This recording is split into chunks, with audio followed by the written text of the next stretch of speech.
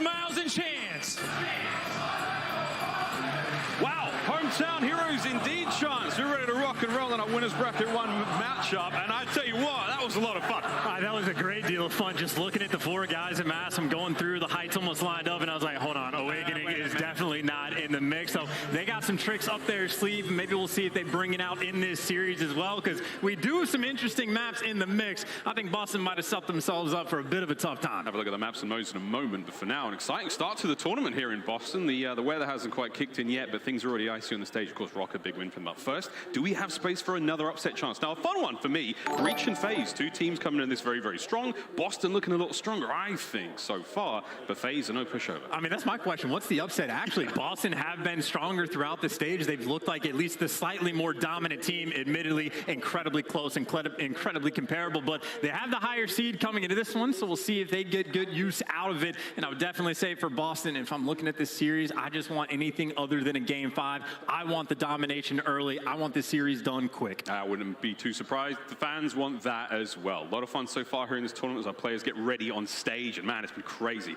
hearing the fans here in Boston. It was kind of quiet when New York was playing. I don't think there's any love there for the New York team in this part of the States, but here's the stats coming into this one. Is our season record so far.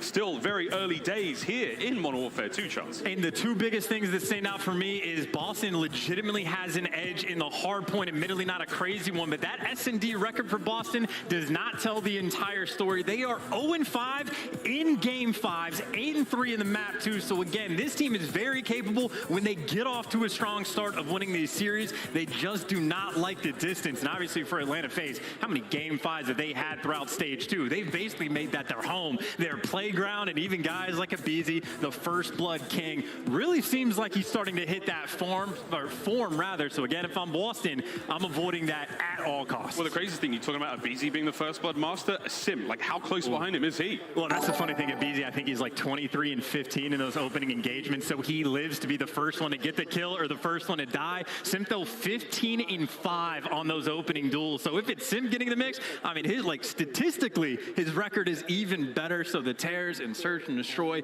have really started to crank things up. Two teams in fine form coming into this winner bracket matchup. Excited to see how this one goes down. A little nervy, I think, in the crowd for a lot of those Boston fans. And I would say if you got the Tears on one side, Vivid and Nero on the flip side have been like the absolute force in the units for this team throughout stage 2. Even in the matchup that these guys played, Atlanta FaZe was their first series of the year. That was the first look at this team, and Boston Breach took it to them.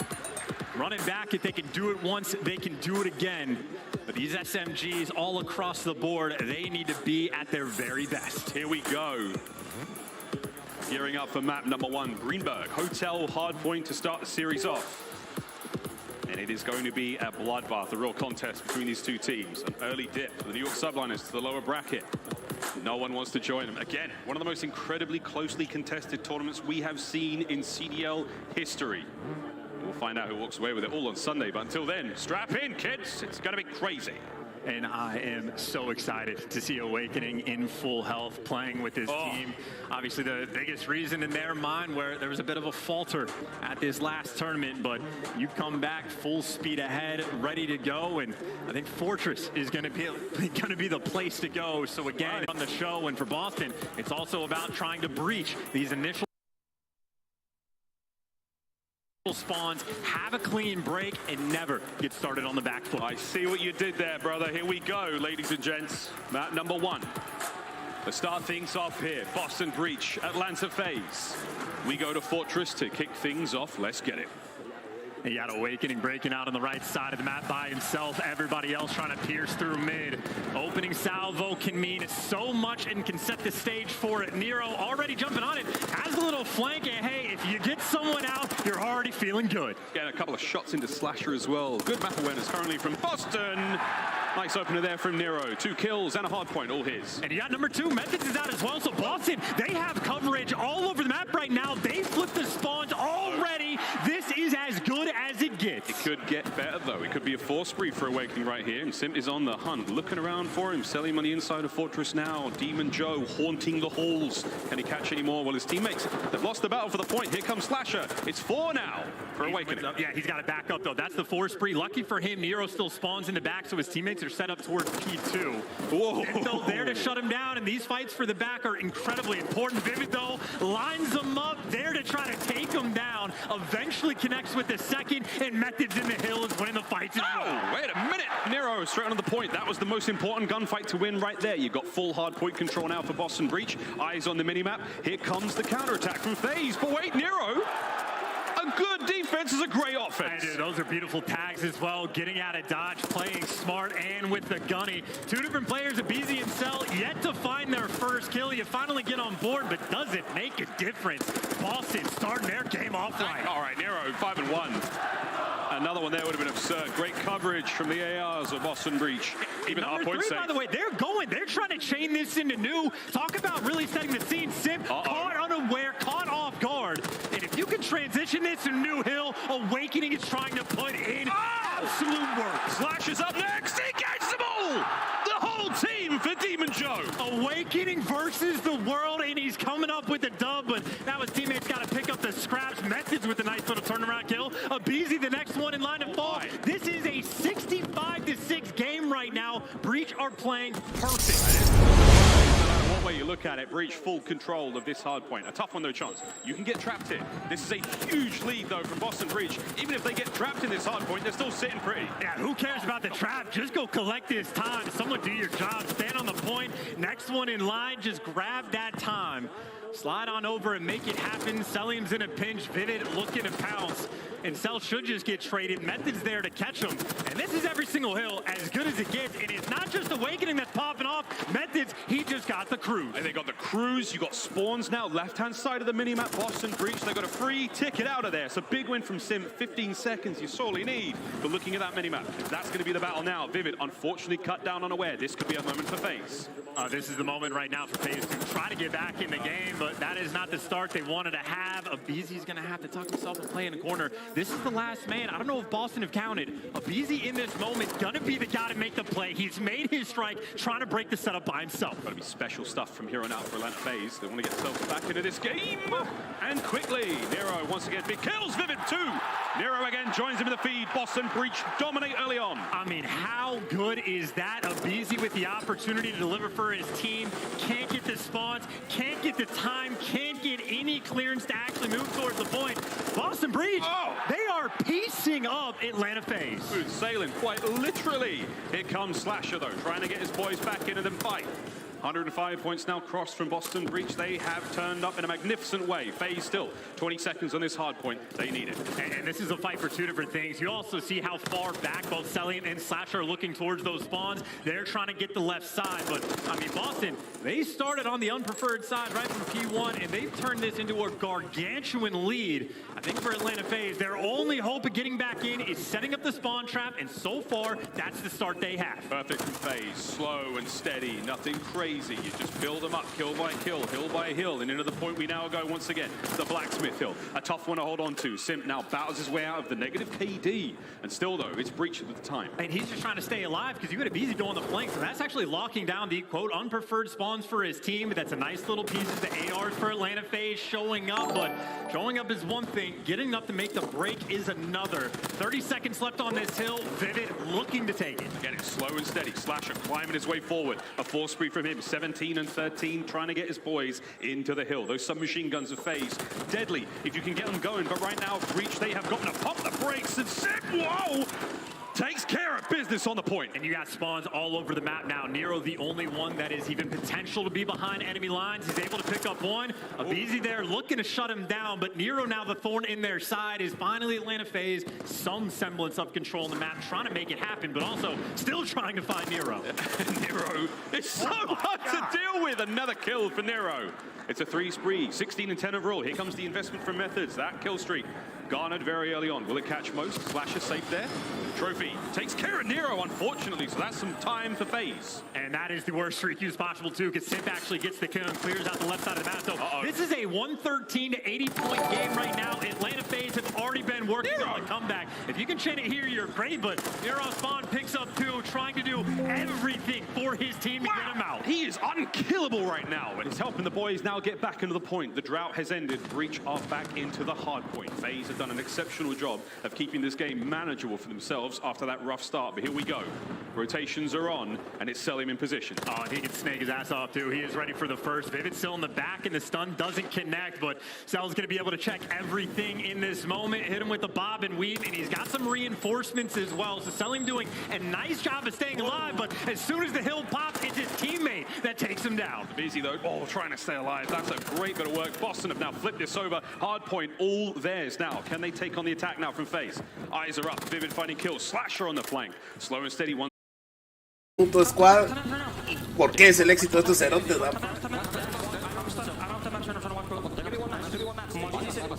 Y ahí es donde están hablando estos en alabanza, cerotes.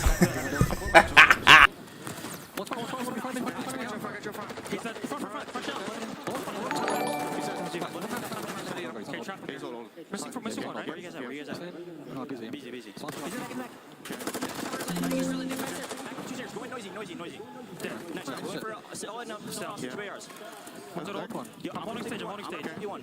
Watch me back, right? Give me the back, right? Watch my P1 crouch, yeah? I can cross. I have dub hop. I can call up bottom art as well.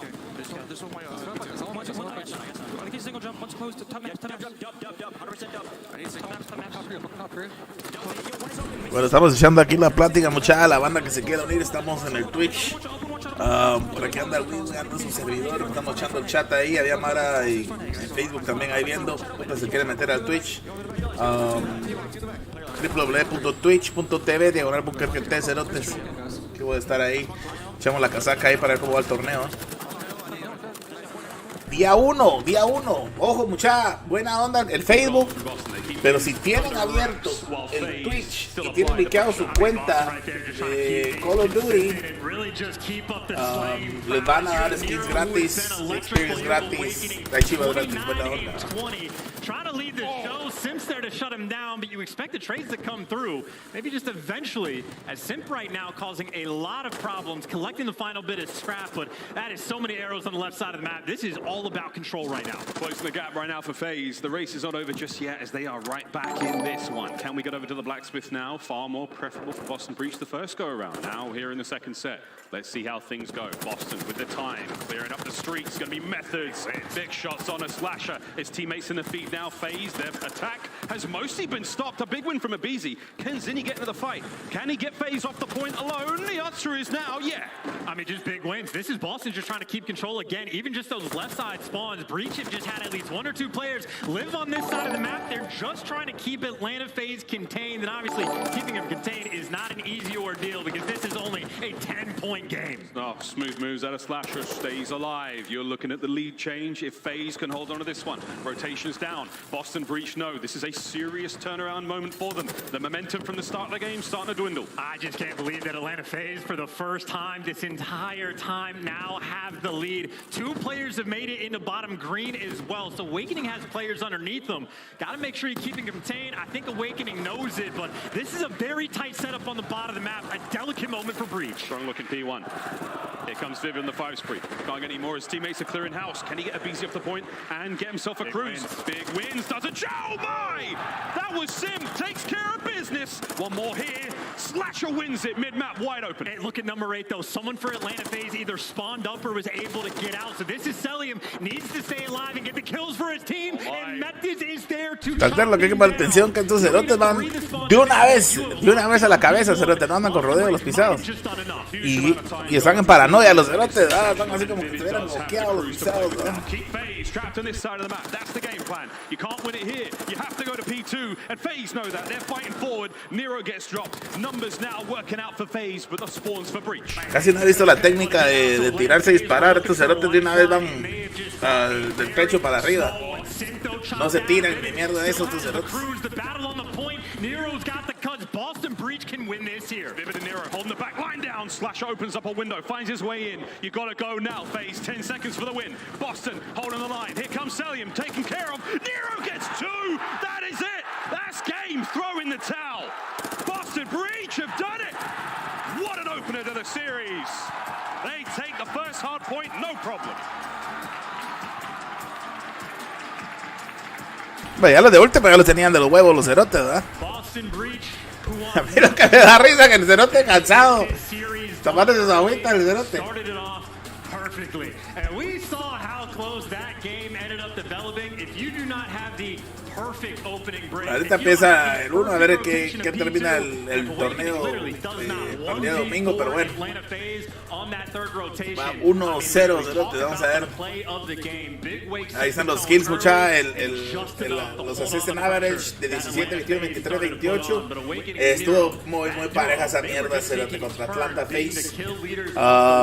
Boston Breach tenían un total de daño menor que los de los demás. Pero donde dieron verga fue en lo que dicen estos cuates, el jugador es el Simp. Tenemos a Pete, tenemos a Meadows, Overking. No me gusta estos cerotes, están jugando con los... Primero están jugando con su skin de squad, que esa mierda ahí está a la venta para que los quieran hacerse su pisto, ¿no? Pero las armas están... También las tienen con comparten los skins también. Está bobo esa mierda.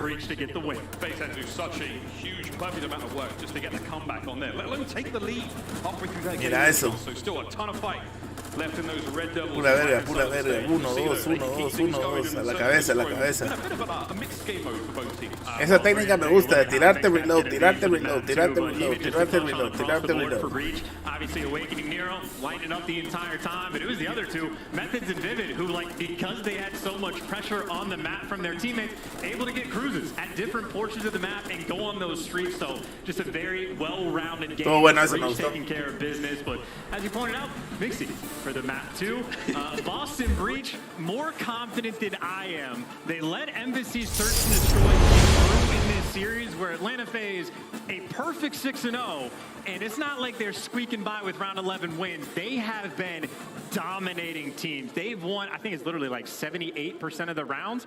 I mean, godlike numbers, statistically significant because they played it 6 times, and they're also playing it against some of the best teams in the game. Atlanta FaZe have been straight up different on this map, so I don't know. Boston had to have let it through for a reason. Hey, Boston come in with that BDE today, ladies and gentlemen. Those bold, daring engagements in the map picks, and shout out to the coaching staff for making that one. How are we doing, Boston? You look good, and we're close enough. We can smell you. You smell fantastic as well. What an incredible day of games we've had already, and now Embassy Search and Destroy. A ballsy pick from Boston Breach. We'll see if it pays off for them. FaZe chance very strong on this one. You have to be leaning towards their success. Yeah, without question. If you're an Atlanta FaZe fan, you love watching them on this map. Again, it's not just like at BZ's First Bloods, but Simp is in the same vein of like the Tears absolutely run the show. His stats completely absurd. I mean, again, they played it 6 times, and he has a 1.7 KD. That is absolutely bonkers. And BZ is one of the sole players like across the year that barely averages above like a 0.2 First Bloods per round. And that's like the best in the game. He's nearly doubled that up on this map. So I cannot possibly express how absurd those numbers are. And even though he's fallen down to 5th for only winning 3 out of his 4 opening duels, Simp is even better. I mean, again, 15 and 5 across the board. So those two on this map, disturbingly good. And I know Boston, like a major theme from stage 1 to stage 2, it's been their map pool for Search and Destroy. It was Outback or Fortress early on. That was really the only map they could play. They've expanded. They've shown good stuff on a map like Embassy. I just don't know if it's going to be enough, but maybe the man on your screen, Vivid, can be that guy. Loves to pull out the sniper, can absolutely make an impact. We've seen a lot of shenanigans early on here in Embassy since MW2 has dropped, and expect to see plenty more in this matchup, ladies and gentlemen. Here we go, map number 2. FaZe looking for the bounce back here on Embassy Search and Destroy. We'll see if they've got it in them. Or can the hometown heroes Boston Breach push the series forward 2-0? Let's find out. And again, I mean, 70% first blood rate compared to 60. That to me is going to be the entire game plan on this map. You have to shut down Abizi. You cannot let this man go crazy. So Vivid or Nero, in my mind, those are the two guys to figure out who's going to be responsible for trying to contain the first blood king. We know who's responsible for the first ladder action. It's Celium. It's he and Abizi now upstairs. Whoa, paperwork flying everywhere.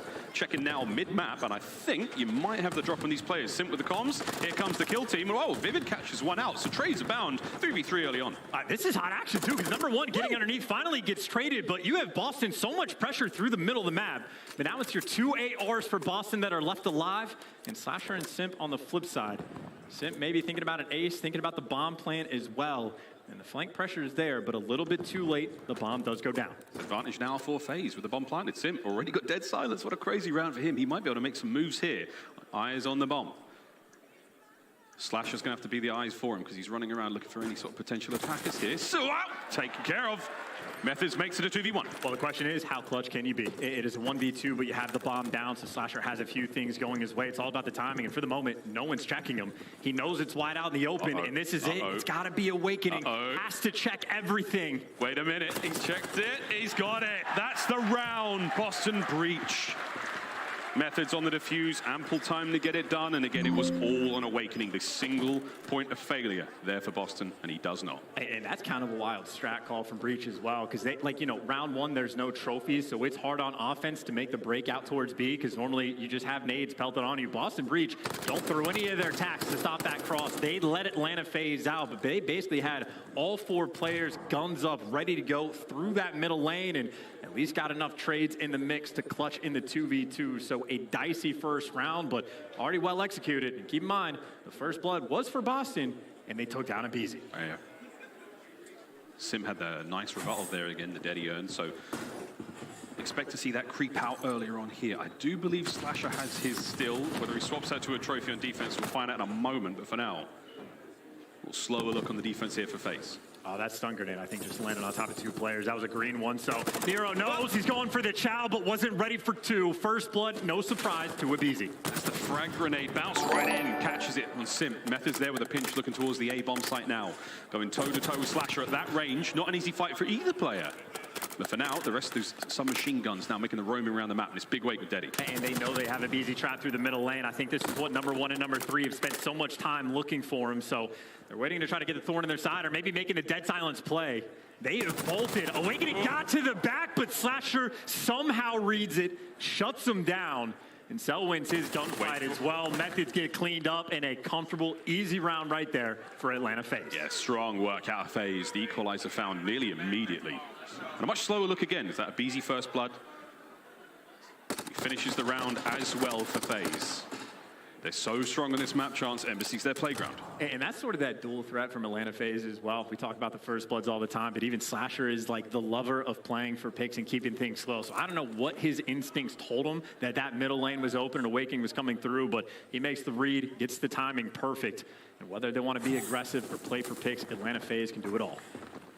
Another round up. Here we go. FaZe on offense. Ooh, Abizi catches a little bit of a love tap and an aid. 9 HP. What? How did he do that? First blood. His teammates find another one, sell him in the feed. Also, my good God, it's a 2v4. I don't even know if they threw a trophy. They just do not care. Atlanta FaZe are bullies on the map and just gunfights like that.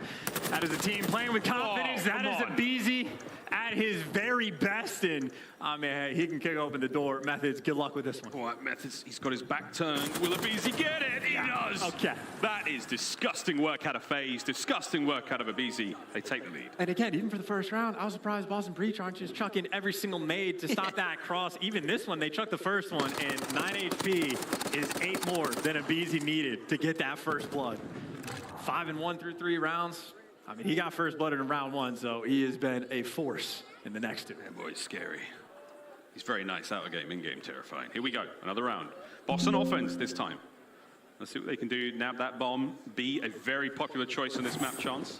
Let's see what they do. Yeah, 1 away from the cruise missile as well. So a lot of things going right in this moment. And aggressive as can be. Doesn't care. Not a care in the world. Gets the cruise. The other tear gets the trade. God. That's Methods home. You know where he's going to be.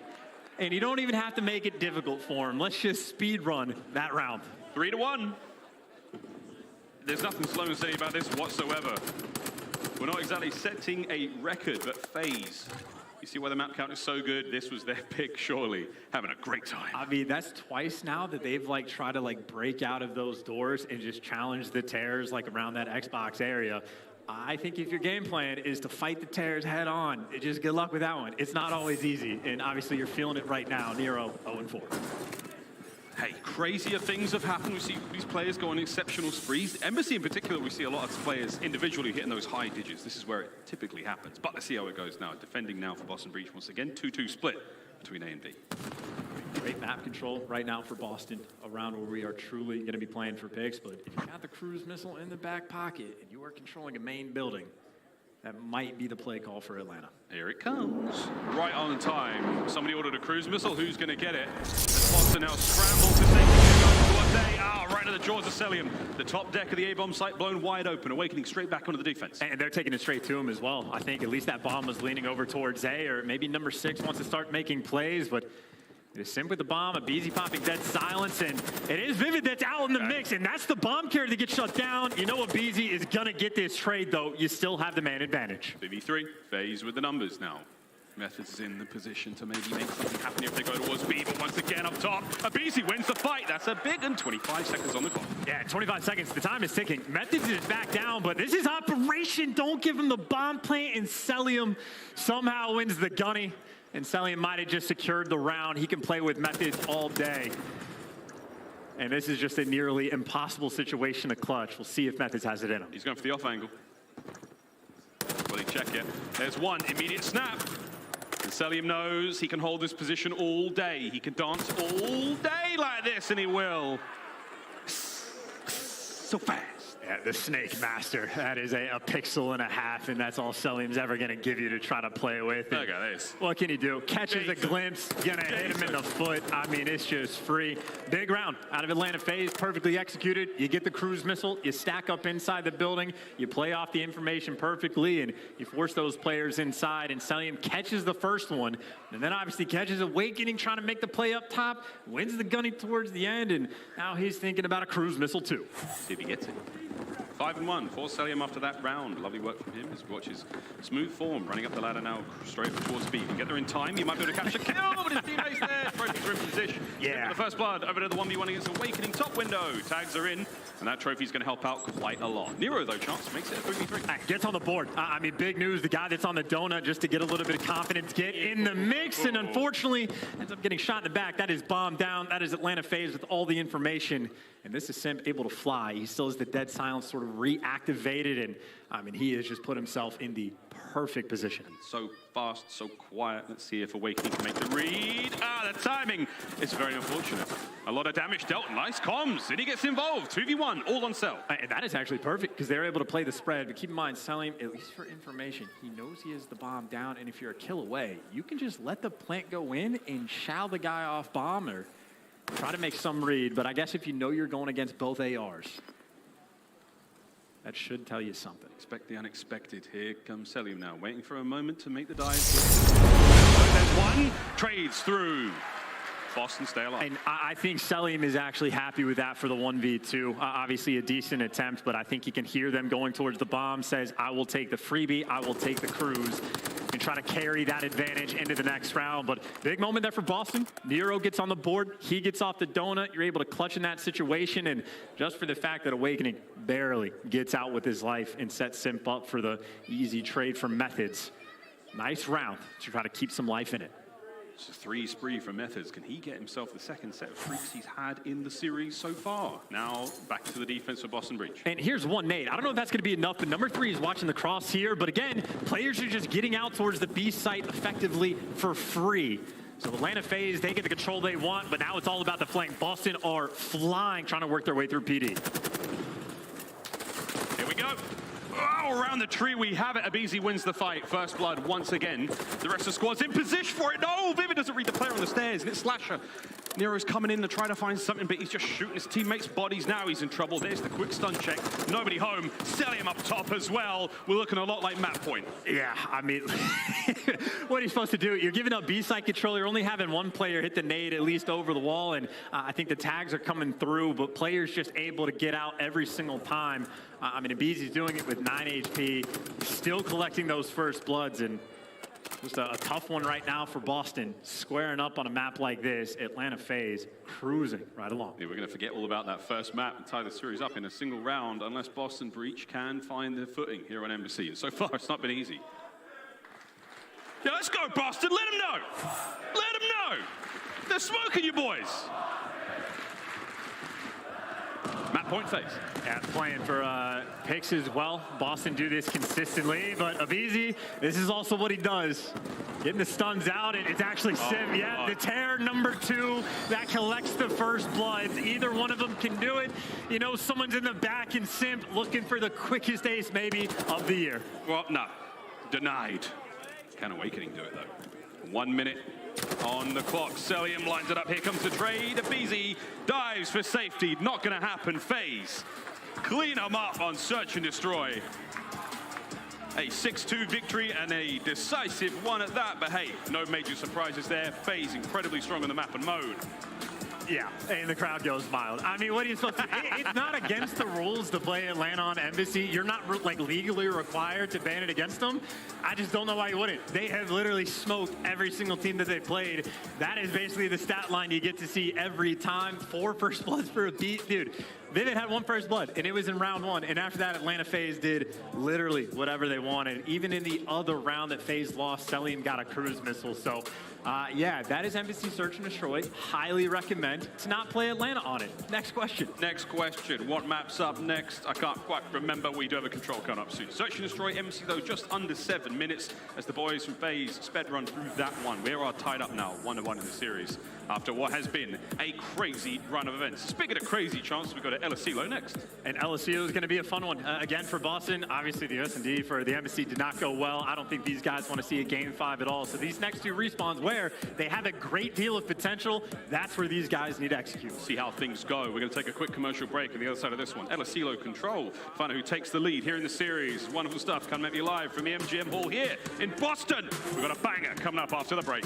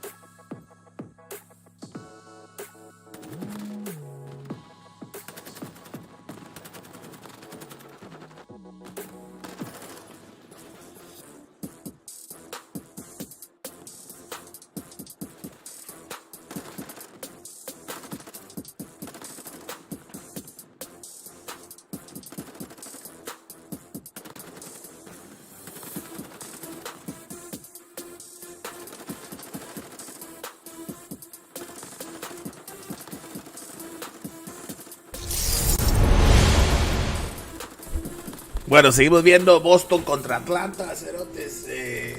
Boston se ha visto muy superior. Estamos viendo como que el resumen del round 2 o de los juegos, de la mayoría de juegos y puntos versus kills.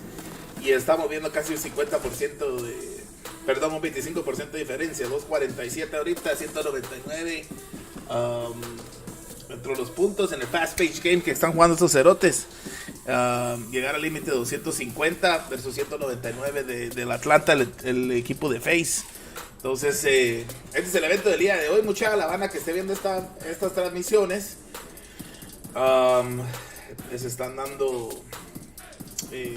skins, están dando chivas ahí solo por ver cualquier cosa ahí con respecto a los torneos. Entonces, ahí les contaré cómo me fue con eso. Yo, porque como estoy transmitiendo, en teoría estoy viendo también. Entonces, vamos viendo en popa. Yo, la verdad, estoy esperando el juego de Los Ángeles, a ver cómo le va a esos cerotes. Pero en fin, a ver qué nos prepara el destino con estos cerotes. Ahorita viene otra vez la segunda partida de los Boston Bridge contra Trata Face. Ahorita están en el break de esos cerotes. Me imagino que se fueron a echar una mía. Cerotes.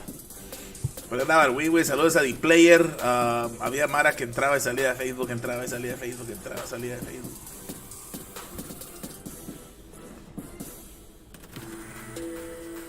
Yo creo que parte de las alegrías y las excepciones que me ha dado el juego, esto es parte de mi get back y del support también, para ver cómo compartimos un poco de lo que está pasando en este mundo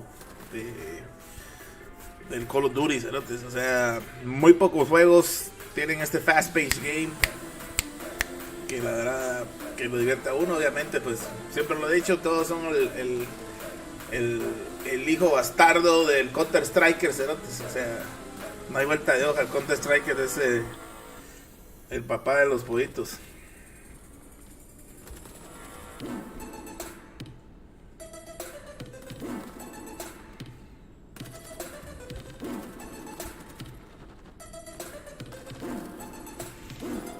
Vamos a esperar un ratito en lo que salgan esos cerotes y a ver qué revienta.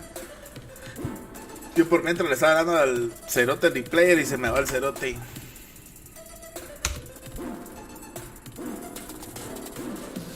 No me dejan tirar a mí mismo diamante los cerotes. En la tarde tenemos evento. Entonces yo ahorita quiero tirar ahí y compartir en las diferentes redes un poquito del torneo. De Mara que se le hace más fácil porque tienen Facebook gratis, lo pueden ver en Facebook o lo pueden ver en YouTube y no pueden acceder a Twitch. The Call of Duty League is presented by the GMC Hummer EV Pickup, the world's first all-electric. Ustedes sean pajas, no compren esas mierdas, cerotes. Señoras y señores, ustedes estamos viendo el torneo, muchacha, de Boston contra Atlanta. Entramos ahí a ver cómo va la onda. Y me gusta poner los efectitos así caqueros así. Incredibly difficult to predict at the very least, so it'll be a bit more exciting like the end of the game. Exactly how that was going to go down on paper. That's exactly how it went down. But the next two maps, we have very little information, pretty much from both of these teams. It's like their most auto-vetoed map in control for both sides of the stage right now. So not a ton of information. It's just going to be all gunning, and we'll see what they can do. Well, it's bound to be a lot of fun. Here we go, ladies and gentlemen, into our next map here in the series, LSC Control. Someone's going to take the lead after this one. Let's find out. The boys are ready to roll, gearing things up. Let's get into the game. And I just think, players to watch on this one. Maybe swing it back to the ARs just a little bit. While Avizi had a slow start, map number one, Slasher was there the entire time, but it was Selling who finished 18 and 30. Bueno, cerotes, tenemos a Boston contra Atlanta. Empiezan los morongazos, cerotes. ¿Vos a quién le vas? Yo lo estoy transmitiendo vía desde Boston porque a huevo le estoy yendo a Boston. Esos chavos ya lleva rato siguiendo yo la tipo de modo de juego como jugado y me parece interesante el fast page, el teamwork que están haciendo los cerotes, ¿no? Saludos a la banda de YouTube, muchachos, tengo banda Facebook y tengo banda Twitch, buena onda, cerotes. Espero que lo disfruten, cerotes. Yo voy a estar echando casaca fuera de en cámaras, pero sin casaca. Only have 2 kills. If you're ever a Vastnev player squaring up with a guy on top tower, that is not a good sign. Atlanta FaZe getting punished straight off the rip. Running out of time as well. 45 seconds remaining here in the opening round. All we'll have to Boston do is hang on. Maybe take care of those 24 lives FaZe have. But for now, you're holding all the power positions. You're looking great. You're on a B, though, for FaZe. Yeah, they've actually completely left that zone open. I mean, zero pressure on that side of the map for Boston, so very stacked up for the A push, but that life advantage that they built up off the rip, well, that is now gone. Tied up on lives, and that'll be nearly 2 ticks of that zone already through. Methods is trying to flank, but honestly, I don't know how much you can actually do. Oh, it's a good nade. You get a couple of players off the point, but for now, B is looking pretty much cleaned up. up. Can Nero get there in time to hit the contest? No, Sim wins the fight. That's the B point taken care of. Another minute to play with. And if I'm Vivid, I am dipping out and trying to get to the other side of the map as quick as possible, but he's going to fall. Good news is Atlanta FaZe does spawn on the top left because Awakening does get towards the tower, so Boston controlling the spawns the way that they want. A minute and a half, how long they have to hold on for. It's going to be a very solid headbutt between both these teams. Everyone's lined up for this one. FaZe making the maneuver now through the inside of the warehouse. Nero, first man in. Uh-oh. Sim stays alive at large. That's a problem. He loses the fight. BZ wins his as well. Bueno, aquí hay banda preguntándose qué putas, por qué se pueden ver los otros cuates en blanco y todo ese rollo. Esa mierda es solo para los que estamos viendo en vivo. No son para ellos que están jugando. Es como decir, te estás haciendo un torneo y estás haciendo cheat, no se puede. Bueno, sí se puede, pero en este caso no es el caso. Este caso es para nosotros que lo estamos viendo en vivo. Ese es como que el chiste de esta onda.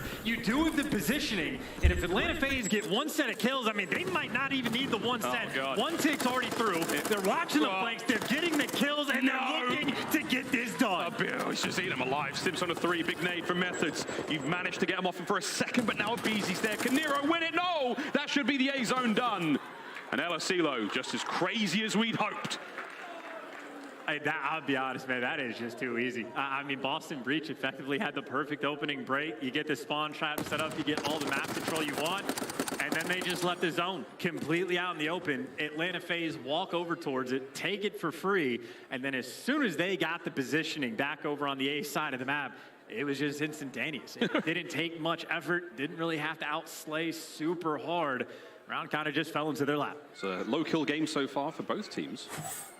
An interesting sign of things to come. Here we go, though. Atlanta FaZe now on defense. Boston attacking both A and B. Let's see which way they lean this time. Of course, B was taken care of pretty handily in that first round chance by FaZe. And now Boston just trying to set up for the opening break. And A to take down a BZ. That's a good start. A lot of pressure now on the A side of the map. Slasher, last one standing. Gonna be able to get it done. And maybe now Vivid opportunity to flank. But as good as the opening break was, Atlanta FaZe just trying to keep things stable. Stable is good. FaZe like stable. Can Vivid get this kill? Nope. Cell, clean work on the inside. Keeping these numbers down, but you've managed to get one player on A. Nero wins a couple of fights on the inside. That's a good look now for Boston. You saw Nero down low as well. The pressure in the bottom of the building. Sasha, though, just waiting for the kills to fall into his lap. And looks like Atlanta FaZe. Bueno, para la banda que esté preguntando dónde puta estamos chateando, estamos en el Twitch, www.twitch.tv/bunkergt cerotes. Ahí está el chat. Igual ya ahí estoy viendo yo también ahí banda y vergaza, pero la mayoría de banda está en Facebook cerotes, por si quieren saludar. Y podemos hablar mierda, están chateando ahí con respecto a esos cerotes. Estamos viendo Boston contra Atlanta cerotes, los campeones. Bueno, los futuros campeones. Yo le voy a estos cerotes a ver cómo me dan en el bet. Y bueno, soque la que no es mierda. Vamos a saludar. A gets secured. Vivid the opportunity to try to put some pressure on. And he's got players shooting at him. He's calling players on the cross, but all he was good for there is a little bit of information as a BZ. Shuts those two players down, but just as we said for Atlanta FaZe, so much time for Boston to work with and a 4-life lead. You worked hard to get that space and time, and FaZe snatch it right back again. Abizi in the kill feed. Nero, this is a moment for him to try to cause a bit of discourse in that back line of Atlanta FaZe. Let his boys get forward as he roams around the halls of LSilo now. Same thing for Vivid on the other side. Taken care of there. 10-10 overall in the kills department. Nothing bad whatsoever for anyone here. Yeah, Nero looking for a hero play as well. Unfortunately, number 6 actually just spawns right behind him, but gets the first one and now just wants to be annoying and maybe try to drag some pressure. Or maybe he needs to fly. He's being ignored because everyone else is just focusing on his teammates. Made it to the back truck, but gets cut down. And now Method's the most aggressive player on the map because Atlanta FaZe right now, they are living inside of Boston spawn. It's exactly the same thing on the other side of the map right now. It's all under Sim. He's the player on that side. Method's the player on this side for Boston Breach. I mean, you're hoping to just slow the flow of reinforcements, 12 lives apiece here in this control game. I mean, yeah, Method's is hiding in a corner, but Atlanta FaZe happy for it. They got so much pressure on the top side of the minimap. That's a great. A mí lo que me gusta ver es cómo juegan estos cerotes todos juntos, cerotes. It's only the Terrors left alive. Less than 30 seconds to go, and Abizi's got himself a sweet. Si están hablando, cerotes. Abajo, si se dan cuenta del nombre de por ejemplo, de este cerote, ahí están los skill stakes. Ahí te va 2 skill stakes. Oh, there's a big two. You got to stop the clock, though. Someone needs to actually stand on the point. 10 seconds and ticking. Vivid. No llega, no llega. You only got one player waiting near the point, and he's going to fall. Someone Ya está. has to touch Pasó. it. Finally, with 3 on the clock, Boston get there. Nero and Methods, they're getting the job done. Here comes Simplo, the kill team forward. Vivid now trying to get the stack going. Can you get at least one segment? That would help a lot. Nero, oh no, they're off the point. Time stopped by Nero. Oh my God. Ooh. Spin in place right now, Boston. Casi se nos... Got to say a lot. I mean, Awakening, next one in line. You just have to find ways to get there. You don't have the trophies. You are getting tagged up and barely. You got the second tick. Atlanta FaZe are not here yet. And it's still holding it. He got up for a second, a quick contest. Dive, Nero. Oh my God, they get both. Ah, the kills. Wow, what a round. And FaZe may win it. But that was incredibly close for Boston. I'm seeing giggles on Celium. I'm seeing giggles on Abizi, and he had so many different directions to look. I mean, they finally had pressure towards the end, but barely any time. Too much for Atlanta to work with. And now 2 rounds up. And back to the attack where, I mean, again, Atlanta FaZe, round number 1. Pretty clean and easy. Tienes que hacer cuenta que la mayoría juega con control. 1 round away from going up 2-1 in the series. 2-1. This is map point for Atlanta FaZe. Boston have come so close to the offensive rounds. Let's see if they can get a defense under their belt and try to force one more. Here comes Abizi. Eso cale, Dios. Pero todos juegan con control, Cero. Loses the fight downstairs. Oh, and it's sent with a 2. We're looking towards the B zone now. Well, yeah, good news is Vivid did get a second kill before he fell, so Vivid did his job off the break. So Boston, decent stuff again. You get players spread out across the map, and they are ready for this 2-front fight. If Simp is playing with the idea of working towards B, Boston have it covered. And Celium now on A, putting the pressure on, gets chopped down. Everyone from Atlanta is going to fall. And Nero, ready for it. Never a stranger to the chat. That's a big fight. Great work from Abizi. Again, that front line for Boston. See those green arrows? That is as far forward as FaZe want him to get. No further than that. Here we go. Abizi trying to keep his boys alive and kicking. Methods finding the shots down low on the inside of the warehouse. Simp now trying to push them forward. Abizi catches a stray Awakening. That's the time to go chance now. Well, they've cleared out their base, and now it's just Nero they're trying to hunt down. Nero, no stranger to the chow, flies out into a pre-aim, and there's the break Atlanta FaZe were working for. Took a little bit of time to set up, but 32 seconds is plenty of time to try to capture it. It's the terrors on A, man. I mean, look at them working together so well. Watch those little heads swivel around. Make sure they've got all angles covered. No questions asked. The second segment is done. Nero, here you go. Has to break this, can't get it done again. FaZe run the A zone. And Abizi on a 4. That's going to be chalked up. And number 1 and number 3, Vivid and Awakening get pushed up into the white building. But even Celium in his own spawn is ready for these pushes. So Atlanta FaZe, again, just like round 1, a minute and a half to work with. And they have players all over the map. This is it. Boston all comes down to the B zone. Try to hold it as long as you possibly can. Just over a minute to play with. Big wins. Boy, it's 17 lives left for Boston. Nice and secure. Abizi's the cutoff man in the middle of the map, and everyone else for the breach going to be coming off spawn. So now the gunfights in the map gets a little bit easier to orchestrate. The gunfight doesn't though, and Awakening takes Abizi down. The front man no longer on clock. Celium trying to be so sneaky towards the back line. He could be very dangerous here. He can soften up the defenders, makes a bit of noise. Awakening wins another massive gunfight. That's huge. Simp, next man up. Can he be sneaky?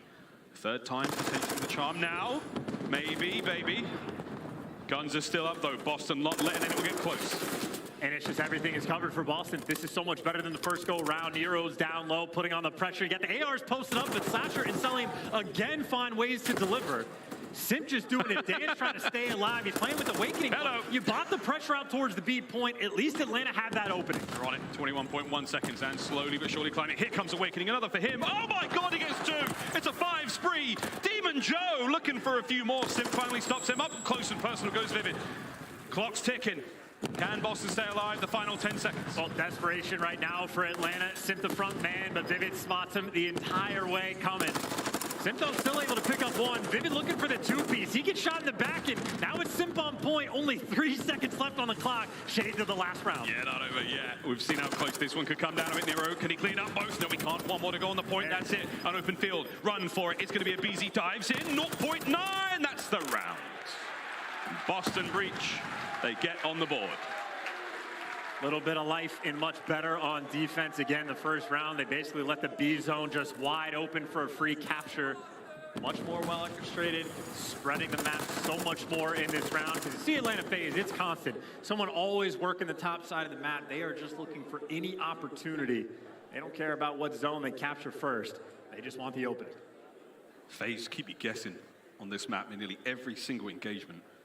17-13 for Awakening, though. He's been keeping it together. And Vivid, by the way, 24 and 21. So what a performance out of him as well, just trying to keep up with Sim. But make no mistake for Boston, again, fearful of the game 5. They want to get this done with the respawns. They want to make this comeback here. Stay away from the search and destroy. That's the game plan right now for Boston Breach. And hey, man, rounds like this, can they force that final here on LSE, though? Vivid dancing the dance. Whoa! He takes 2 to tango. He wins that one. Here comes his teammates to back him up, and it's Nero again in the feed. First segment gone at A, and you are starting to pick up pace, Boston. Oh, he is flying as well, focused in the eventually, BZ makes the read, but once again, the opening breaks from Vivid specifically have been phenomenal. 27 kills, buys them the A zone, and 2:15 to work with to try to capture B, and obviously Awakening. I mean, he's looking at your spawn. Boston have so much pressure on the map. Yeah, we call this area the map party. And he is the party pooper right now. Force spree comes to a close. 2 minutes to run around here and have a good time for Boston. Get themselves over towards B. Can FaZe hold it? Maybe it doesn't get spotted. He has found a little bit of an opening, and him and Nero down low working together as these SMGs. Not an easy fight, but Dane delivers. That is a massive win. That backside of the map now all yours. Boston, opportunity to dive on a B. Still trying to find those kills. They're playing this one slow, but they're dealing with all those members of FaZe. Now you're on the point. And now you're spawning him out. You have so much time to work with. You can let the solo stack for a moment. That's why you got Vivid playing for control. If you keep Atlanta FaZe on these distance spawns, eventually you feel like you can convert. Awakening's just trying to stay alive, literally fighting for his life. He tucks a toe back into the zone, maybe able to get the first segment on a B.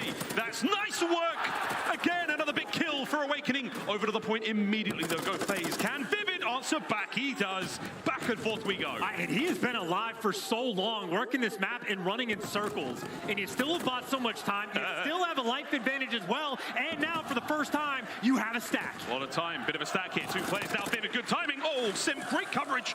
Forward to the point you now fly. Nero, reinforcements surging forward. The cavalry's here. Kills are in. BZ keeps the fight alive. Demon Joe, and we're going to go to a final round.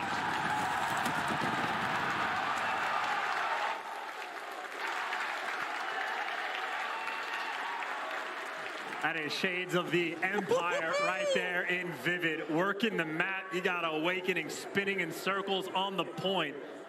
And the comeback might well just be in. Boston Breach, wonderful bounce back in these past 2 rounds. Trying to get things in the mix, and offense or defense for that team, I don't think they care. I think Vivid's got to be the man to watch. His opening breaks have been class so far this game. You managed to rip 2 straight rounds like that. The momentum now surely in your favor. Vivid 30 and 23 off rip here. And we go once again now. Boston Breach on defense. Can FaZe stop the reverse sweep here in control? This is only halfway through the series. I tell you what, friends. Here we go. And Vivid mixing things up. He's been up top every time, so he makes an adjustment, but so does FaZe. They want to deal with methods by the tower. But this is your guy that's 10 and 19. Try to take him down first. Instead, he's outside. He's managed to touch some grass, but will he make much of it? His teammates in the feed. 2 from Nero. Slasher brought down in a moment. Can Ziddy stay alive? Here comes the pressure from FaZe. They're not out of the woods yet. Yeah, trying to get cracked, and Slasher not far enough up, so Method's able to stay alive. And again, you have #1 Vivid now rotating over towards the B zone. So Boston made that adjustment from round 1, trying to keep the spread on the map and keep them contained. They're feeling the pressure, though. Method's been dancing for such a long time, but he's the gunny, him and Awakening getting it done. No way, FaZe, they set the play up so perfectly. Ruined by the huge 2-piece there from Awakening. Can they do it again? That's a 5-3 from Awakening as well. So talk about how big of an impact a cruise missile could have, and Awakening is feeding for it. Pressure on B, it's a BZ and Celium right next to this point. Awakening maybe wants to drop in from the sky. He might do this if he comes in from the right time, and it's going to work. There it is, streaks. Assassinated immediately, though. However, over to Methods now, trying to keep A safe. Big snap on a Slasher, but that's space now for FaZe. They should be able to get A. And still, though, pressure on the flank. Down low, BZ, perfect reads, trying to keep the middle of the map contained. More players in corners, and that is a massive stack by Atlanta. Oh, wow. A zone, without question, getting captured. A minute and a half to work with again. Every single round for Atlanta, seemingly. This has been how much time they have to work with. Now it's just that extra cruise is the extra problem. It's a war of attrition here towards the B zone. One final chance for both these teams here in this map. FaZe trying to break out, they do. Sim, Slasher kills their way. Nero trying to keep the numbers up. Slasher on the back line. Oh, Nero was a big one, that's huge. FaZe forward, last man alive on the field of BZ.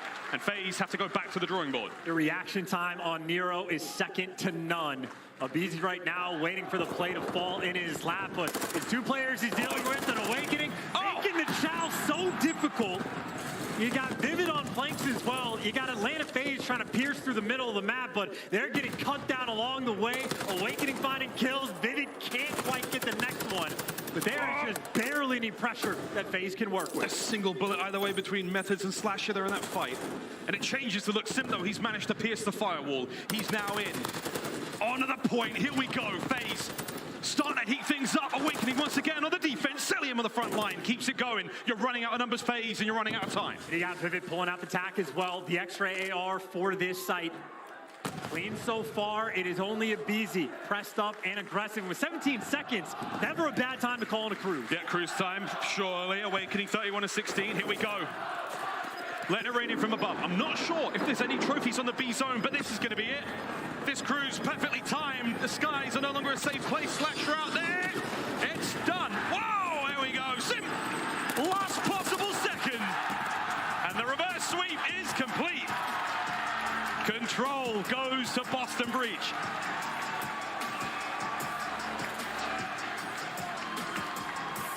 And for a team that has had problems in the clutch, they don't love the round. They don't love the game 5. Aquí, bueno, falta uno para ganar. A lo que entiendo yo, bueno, estamos haciendo 3 de 5 o la mayoría de 5. Y bueno, ya van para adentro ahí por aquí podemos ver la mayoría del damage que tienen estos y la mayoría de kills. 26, 10, 28, 19, 14, 20, 21, 17. No, pero es que estos cerotes... Lo que es el Methods, estás hablando que hizo 10 kills con el high speed de 4, pero tenés a este cerote que hizo 28 con el high de 6. O sea, el cerote, lo que es el Awakening, como se llama ese cerote, no sé. Pero, puta. O sea, tenés que considerar que esta Mara es Mara que solo se dedica a esta mierda, ¿va? Está jugando con control. Y dos, yo juego con mouse. Y dos, los otros también son cabrones, pues.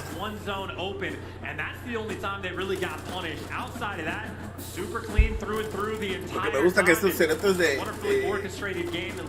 los juegos le pusieron los shades de esos blancos cerotes para que uno pueda ver como que por dónde viene otro cerote y no se pierda esa reacción sorpresa, ¿va? Puta, viene el cerote, ¿va? No entiendo, y eso sí no me pasa todavía que el otro cerote ha saltado así por estúpido atrás del otro. Eso es una novateada de la gran puta. En serio, cerote, es una novateada de la gran puta. Fine victory of an incredibly formidable opponent, Atlanta FaZe. Good work. Siguen echando verga los cerotes, ¿no? Breach and for FaZe as well, man. I mean, those opening breaks incredibly difficult to deal with. The first 2 rounds, they took care of business so fast. That opening round chance, crazy stuff from FaZe. They weren't quite able to get back into that side of form towards the latter half of the control. But here we go, man. Another map. This is also a map, by the way, I mean, this entire series, you could talk about the pick and bans for such a long time, because for El Asilo, both of these teams, it's been their primary veto. The fact that Boston let Embassy Search and Destroy through is a talking point, at least for me, but that Mercado hardpoint, this is going to be the first time Boston Breach have played this the entire year. A 0-0 record, but it's not like it's been their auto veto. They have let it through. It's just never worked out in a series to actually see them on the map, so they're not fearful to play it. But it is going to be our first time, which means we have no idea what to expect other than the fact that, I mean, at this point, we're just expecting Awakening to fry. Well, he's looking great, man. I mean, everyone in Boston's looking good. We're seeing very strong individual performances from nearly everyone in this series. So no one is being a sort of dead weight right now. That's what you love to see. Let's see how we go, though, into this Mercado Las Almas hard point. And 2 players we're going to be keeping a close eye on. It's the main ARs for both teams. It's Methods and it's Slasher. And that is, wow, I was going to say, I thought Slasher was Mr. Consistent because of how well he was performing, at least in the first hard point and spot as a loss, but suffered just a little bit. That control did not go his way. And honestly, for Methods, I mean, his KD suffered on that control, and he's still around a .88. So overall, again, in the respawns, Boston have been super solid, get things done. And on Mercado, these are the guys that you just are desperate to get them in good spots. If you get them posted up on the rotations, they can fry, but if they just find themselves in bad situations, oh, those KDs will suffer. Those KDs will suffer, but again, kills aren't everything. These guys aren't playing necessarily for these high kill games. If they're finding a ton of kills, that's not necessarily a good thing for the team in general. You want to find those guys holding back, making sure spawns are going your way, and that is essentially their job. Want to see them go wild here on this hard point. Match point for Boston Breacher in winners round 1 phase to force the game 5. And I'll tell you what, mate, another game 5 wouldn't be a bad thing. Not at all. I mean, maybe for Boston, but maybe not for the fans. Well, even maybe for the fans, at least in this venue. We get to see, but I'm thinking about the opening breaks. Perfect on Albagar Fortress hard point for Boston, right? They just go on a massive tear right from the ¿Quién quiere churros y agua fresca? Cerote de churros, hay churros. Me cago la risa cada vez que miro esa mierda, cerote. And now the opening break on this map can be an absolute difference maker. Boston need to keep these bottom side spawns and need to keep Atlanta FaZe contained. Simpto, he had a different idea. Open things up with Esto es lo más frustrante, cerote, es cuando te estás socando así, vos no sabes de putas, qué putas. Banda de Facebook, si pueden compartir, buena onda, el share ahí, esa mierda es gratis, cerotes. Si le pueden dar like, si me quieres seguir me vale verga, pero también se agradece, cerote. YouTube y Twitch, puta, esa mierda así, puta, hace falta, cerotes, pero bueno, buena onda, cerotes, sigamos viendo el juego, It is all about like spawn management and just a small player a little out of position. I mean, Methods is 4-0, that's great, but you're going to a money hill and you need to start chopping these players down if you want the opportunity, because the kills are great. If you don't have control, this lead is going to change radically at the start of this P2 hill. Yeah, P1 on this map is nothing really of any interest. It's towards the second we now go. FaZe in the hard point. Cantina's all theirs. Here comes the hit from Boston. How good will the break be? Through the barbershop? Nope, Nero's not got a problem there. Abizi. He was the demon barber of Ramasa. He's looking to get it done here on Mikado as well. Yeah, well, that stun should not have gone that direction. That is not how physics work, but Abizi stuns himself and ends up getting sprayed out. Pero por ahí me están preguntando dónde está el chat, cerote. Estamos en Twitch, www.twitch.tv/bunkergt. Ahí estamos chateando, cerote. Ahí tengo chat abierto. Ahí, por si quieren, ahí está. Estamos en el Wii Player, estamos hablando de Casaca ahí. Awakening kills there. Late break there from Boston Breach. 20 seconds to be had. For now, but at the very least, you still need to hit the top of the map. I'd say I'd take that for Boston as well, because that is a big moment just to keep this game close. But obviously that rotation, not looking like a fun mini-map right now. 3 players grouped up together for the breach on the left side, but they're going to be dealing with 4 in total.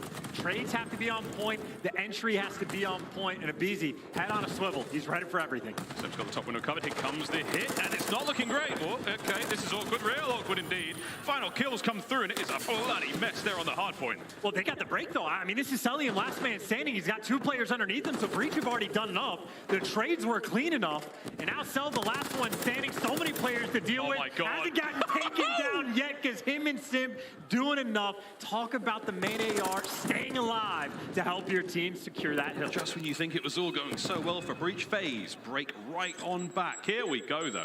25 seconds here, and so far Boston got a lot of time. We've got eyes on New way in advance. Both teams committing to this one. It's a 1v1 on the hard point currently. That's a lot of time now grabbed from Cellian. 15 seconds. It's also, yeah, I was going to say, little things add up. So Cellian winning that gunfight over towards Gold just bought his team like a 30-point swing. And now Simp on the rotation, who is 10-5, is looking to cut them down along the way. Atlanta FaZe have pressure all over the map. Still have the bottom side. Oh! Still get the 2-piece, and the rotation is now perfect. Atlanta FaZe back to back on these rotations have been so clean. So fresh, so clean, so dangerous. Can Slasher join him? Hello, Zinni. I found that one. There's a second for him. Can Slasher get the third? No, not greedy. A true vet. Backs on up. Allows his boys to soak up the hard point time and keeps Boston uncomfortable. Yeah, they've been trying to make the play, though, right? If he knows he's spotted, wants to try to pierce the hill, and only is able to do so for a second. Boston Breach, no love in the kill feed right now. They are struggling to get their way to this point, and you got Mr. MacArthur with the Vaznev trying to lock things down in the hill, but it's Awakening. Gets gets it done. All that, though, for 20 seconds. Look who's ahead of the rotation again. FaZe, top side of the mini-map. Boston Breach are going to get there, but they're going to run into a lot of adversity, a lot of trouble. A couple of seconds going their way from old. You love to see it, but can they make the break? Nero checking every corner he possibly can. Method's backing him up, and Abizi wins the first fight. That makes things real tough for Breach. Boston had the swarm, though. Not a lot of trophies around the point. Methods is about to come up to try to get this inside the hill. That could have been a massive gunfight to win, but Atlanta FaZe, clean house, keep the control, and again, that is why rotations are so key. Only a 30-point game right now, but now for Boston, it's looking like they're starting to flood a little bit one by one. Not going to work like that. You got to group up together. The Atlantan firing squad as FaZe just keep finding kills, no problem. Very difficult to break into the point. You're seeing it on screen, how hard it is to get even close to this thing as Celium is devouring them. I'm not even sure if he's chewing at this point. I mean, he just lived over by 10, right? Both hills. Whoa! He's just doing whatever he wants. I mean, Sasha and Abizi 9-9, the other two feeling great in the kills column, and we've been playing the rotation game this entire time. Atlanta FaZe has literally won the rotation to every single hill. Boston, you have to break this one down. Easy, the man at the top of the stairs. He's giving you the first problem to deal with. Gunfire there from Slasher. Here comes the trade through. Zinni hits the stairwell. Immediately traded out. It's once again Abizi in the feed. You've got Awakening on point, though. Abizi knows it, and here comes the fight. Slow and steady.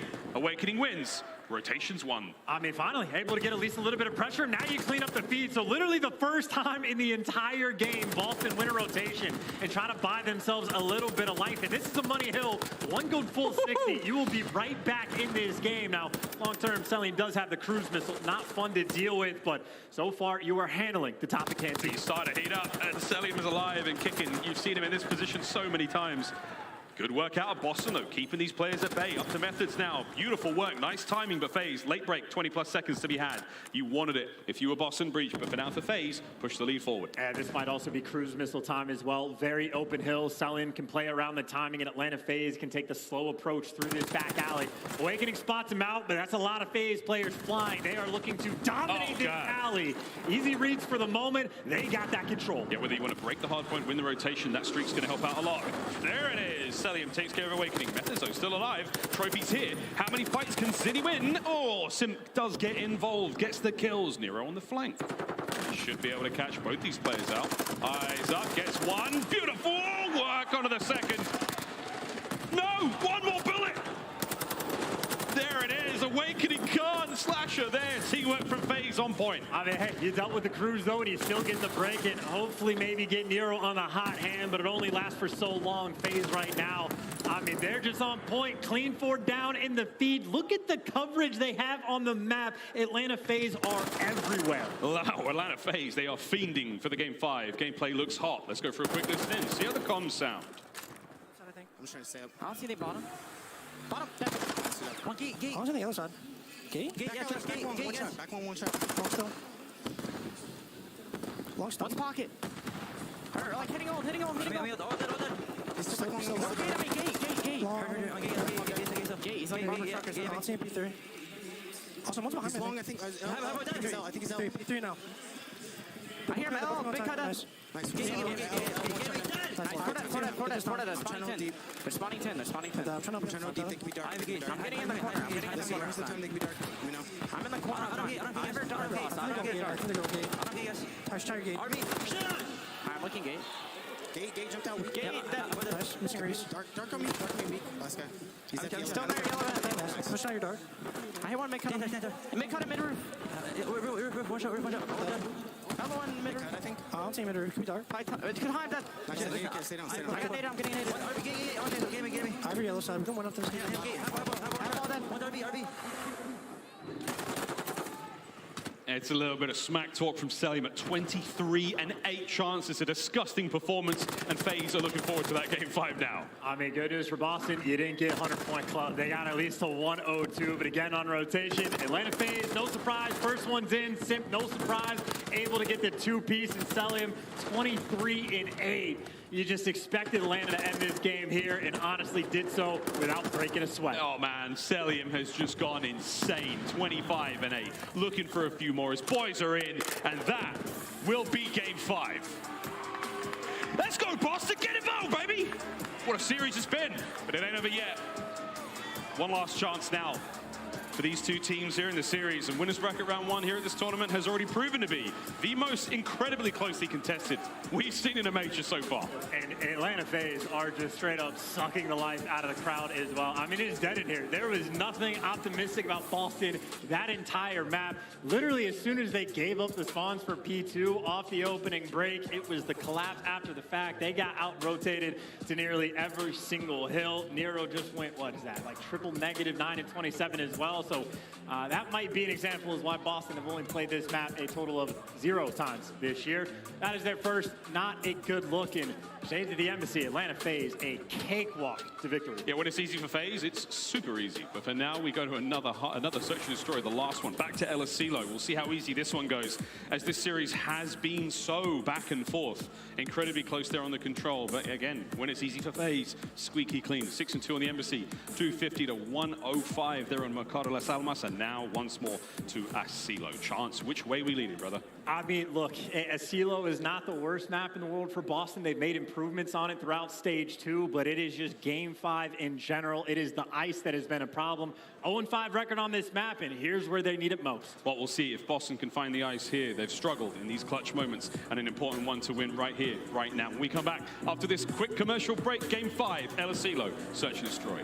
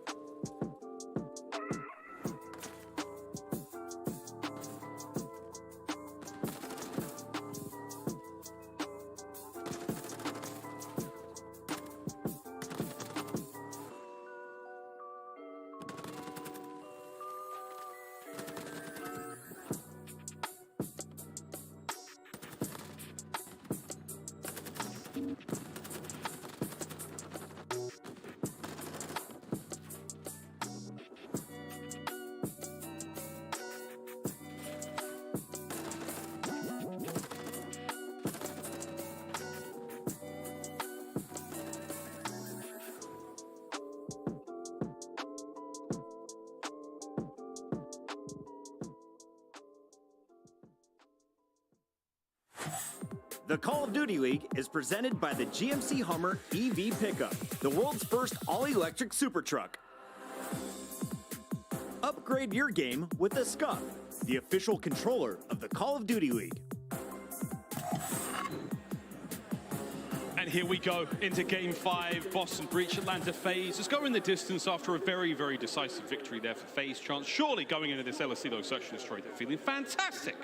You know, the prediction for it to go to a Game 5, I think, was on everybody's minds. Atlanta FaZe has lived in the Game 5s throughout this stage. And again, you just have to say it time and time again. It's just been the thorn in Boston's side. How different their year would look if they were clutch in these moments.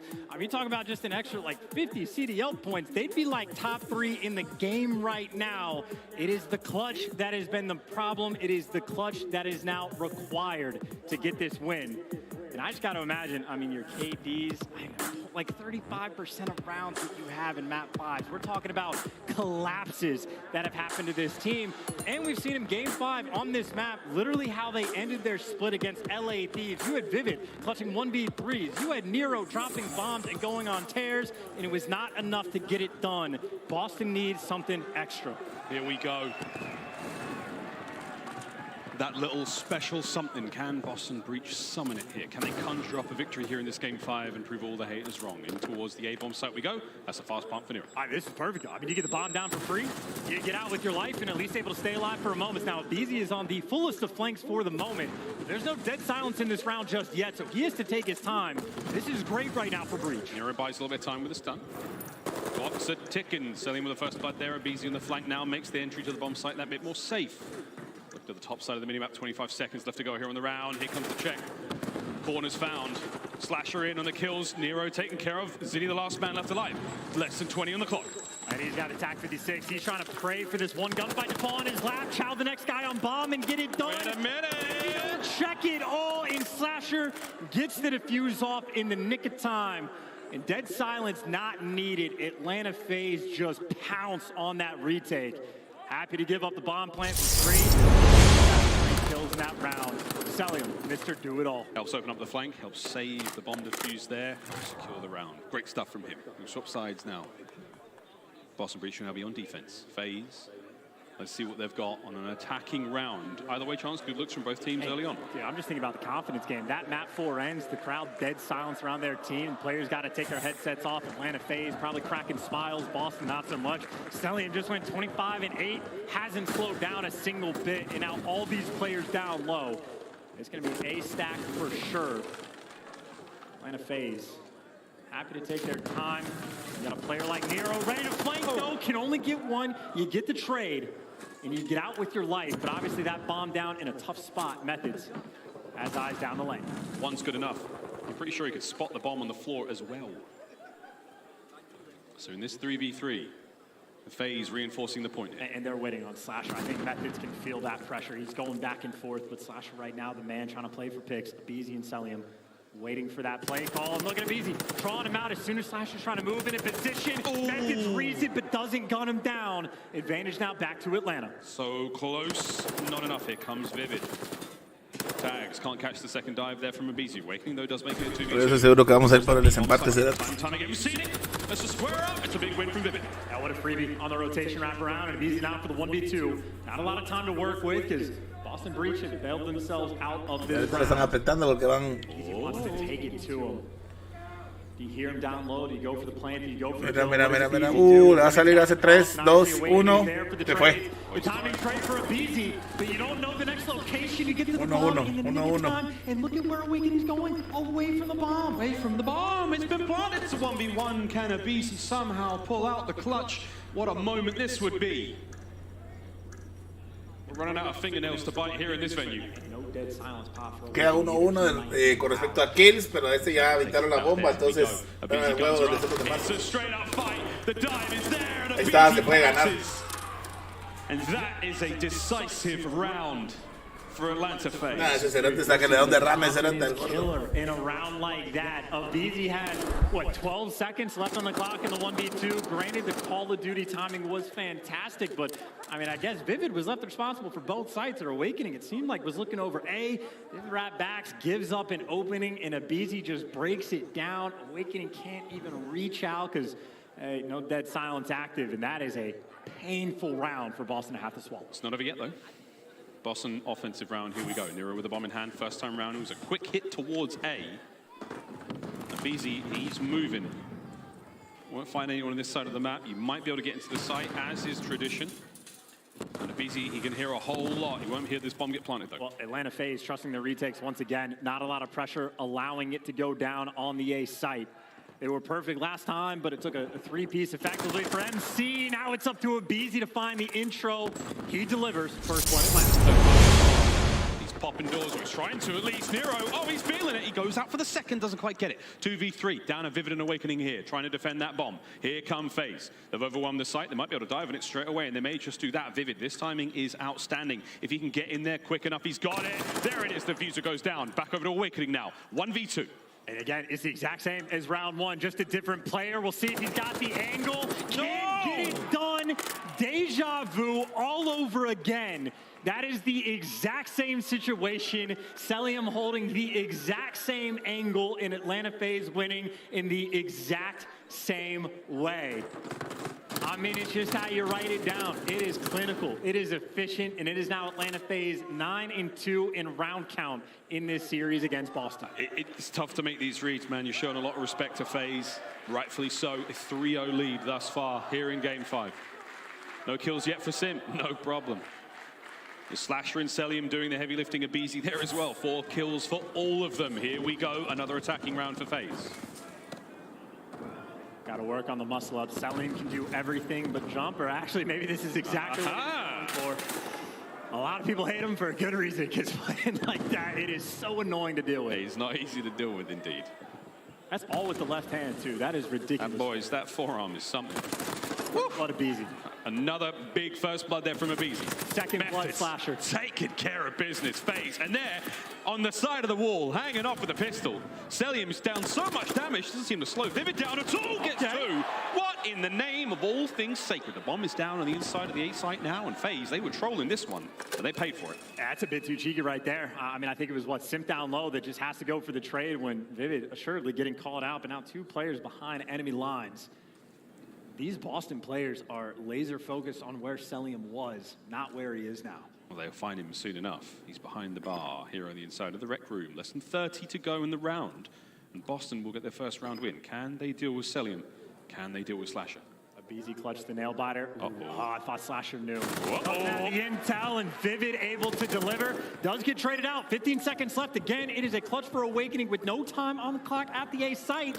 These rounds are happening in the exact same way. It's Groundhog Day wasn't too long ago. Chance bomb planted, 1v1. Stun's gonna land. Oh, here comes Awakening. No way! Oh, my God. No way! You are smiling if you're FaZe. 4-0. I mean, offense and defense. It is 2 rounds that end in the exact same situation. We're just trading around a couple of different players. Whether it be attack for the clutch or a Vaznev Slasher with the tag, this go around the stun doesn't make a difference. The clock does not make a difference. Atlanta FaZe right now are the difference makers, effectively doing it 3v4. I mean, Sim is playing. He's here. He's His present. controller works. Doesn't have to do a whole lot, though. His teammates are outstanding thus far. Atlanta FaZe, 4-0. Now, we have seen this happen before, Chance. If Boston get on the board, who knows what will happen. Hello. Hey, just, okay, Oh, Jesus. you want to make it easier for him, you could try. Nero got clotheslined out of his gaming chair there. A BZ and Simp now full controlling And A that's site. what break that. They're not even throwing stuns in the site. They're not even checking corners. They're sending Nero into death. The game plan is falling apart. The game 5s have always fallen apart. Oh, no. They are not shooting back at Atlanta FaZe. Playing a pub. Cruise missile at the ready now for Slasher. It's a 4v2. Can Vivid and Awakening turn this around? Here comes the next kill, potentially for Slasher with a perfect timing. And passing on the information as well. Pressure now onto Boston. And you just have to get the bomb as well. I mean, Atlanta FaZe have just swarmed down low. The tags are good. Abizi's going to fall. And Simp is going to be weak and caught out. So this is a 2v4. They're trying to clutch, but Slasher, I mean, he's on a tear. And Celium shuts the door in your face. A suffocating round. Anything Boston do to get a little bit of life.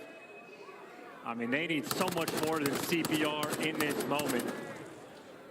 a cakewalk in the search and destroys. It's a savage performance thus far from Atlanta FaZe. Match point. One more round. It's going to be a perfect 6 on El Asilo. Here we go, Boston. It has to start here. 36 round win percentage in the round 5. That stat looking like it's going to drop potentially significantly. Nate's coming out for Atlanta FaZe. Nobody home next to those steps. Everybody down low except for Celium, responsible for the top side of the map. And you do number 4, Nero, making a play. I think this guy's going to spot it. And if not, the cruise missile's certainly going to give you the intel. Oh, we have to scramble for safety right now. Abizi's going to catch Nero out. That's a great start. Here we go. Threads the needle. Bang! Takes care of Vivid. Magnificent work from Slasher. I mean, 4v2, the hot 6-0. Awakening gets killed. Method's last man standing. Gonna have to 1v4 Atlanta FaZe. And Atlanta FaZe, even in a moment like this, making the perfect play call, getting that bomb down over towards B. There is simply nothing you can do. They're giving nothing to Boston here. Not a single hope. Method's gonna have to challenge out wide. He's gonna come across Celium at down range. Here it goes. Beautiful shots from Zinni. You at least force him back. Abizi, the next man in on the site, and Slasher, the island player. He may be coming out now to take care of business. No Zinni, no Winnie. We'll find out if he's got what it takes in this very difficult situation, and he's moving. Oh, that's a bad time to reload. And that is the series. A 6-0 slaughter on El Asilo brings the match to a close. Business as usual for Atlanta FaZe. I mean, yo,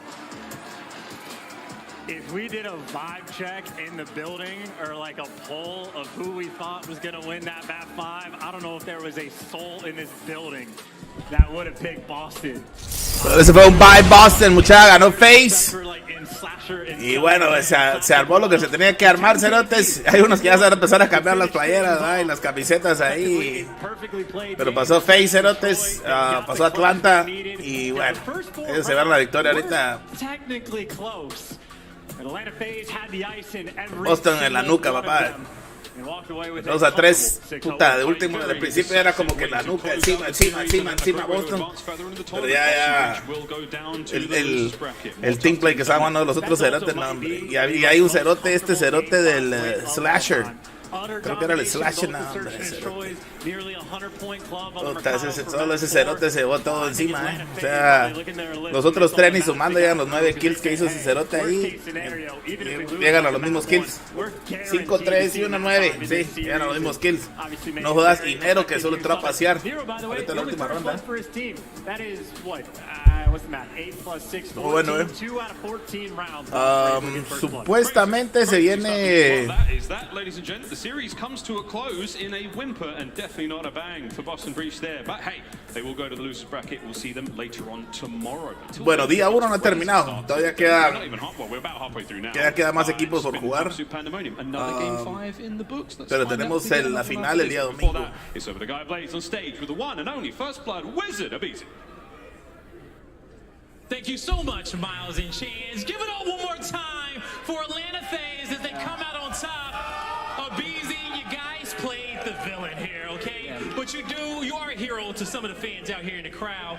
Now, when it comes down to this series, the real turning point, what was going through your head after that, and how did y'all really snap back to it into that match? Rounds in the control. I mean, it happens sometimes, and they brought it back. So, but after that, you know, we played lights out COD. Yeah, so, it definitely did, and that went into that game number 5. I don't know if there's really much to break down on how y'all did that. I think it was self-explanatory up there. But what I want you to do to break down is you guys coming into this event, you haven't had the placings in which you're used to. What's changing for Atlanta FaZe here? I mean, we're just really hammering down on the little things right now. I feel like our hard point is like our biggest like point that we're like working on right now. So, but I think we're doing a good job. So yeah. Okay. Well, hey, you know, knowing you guys the hard points, you know, you guys will make that look easy in due time. Anything you want to say to the fans out here in the crowd chanting your name? Yeah. Shout out to the fans. I mean, I know you guys are rooting against us, but I appreciate we still appreciate the love. So thank you. He don't care how loud you cheer. He appreciates the love. That's gonna do it for me and the Abizi on the stage. Chris, take it away. Some gorgeous gamers right there on the stage. Thank you, Guy Blaze and Abizi. And what a series. Last time we saw the reverse sweep coming in as Boston jumped out to a 2-0 start. This time you go up 2-1, and then the last two are blowouts. FaZe making a statement at the end, and I feel like Slasher letting everyone know, this is what I do. Yeah, he played so well the entire series. I mean, the guy is an absolute phenom. Coming in that map 5, you've got that presence. That's one of the reasons that FaZe did to get him in, to have that captaincy, that veterancy for the team, and putting up a performance like that in the map 5 against this home crowd as well.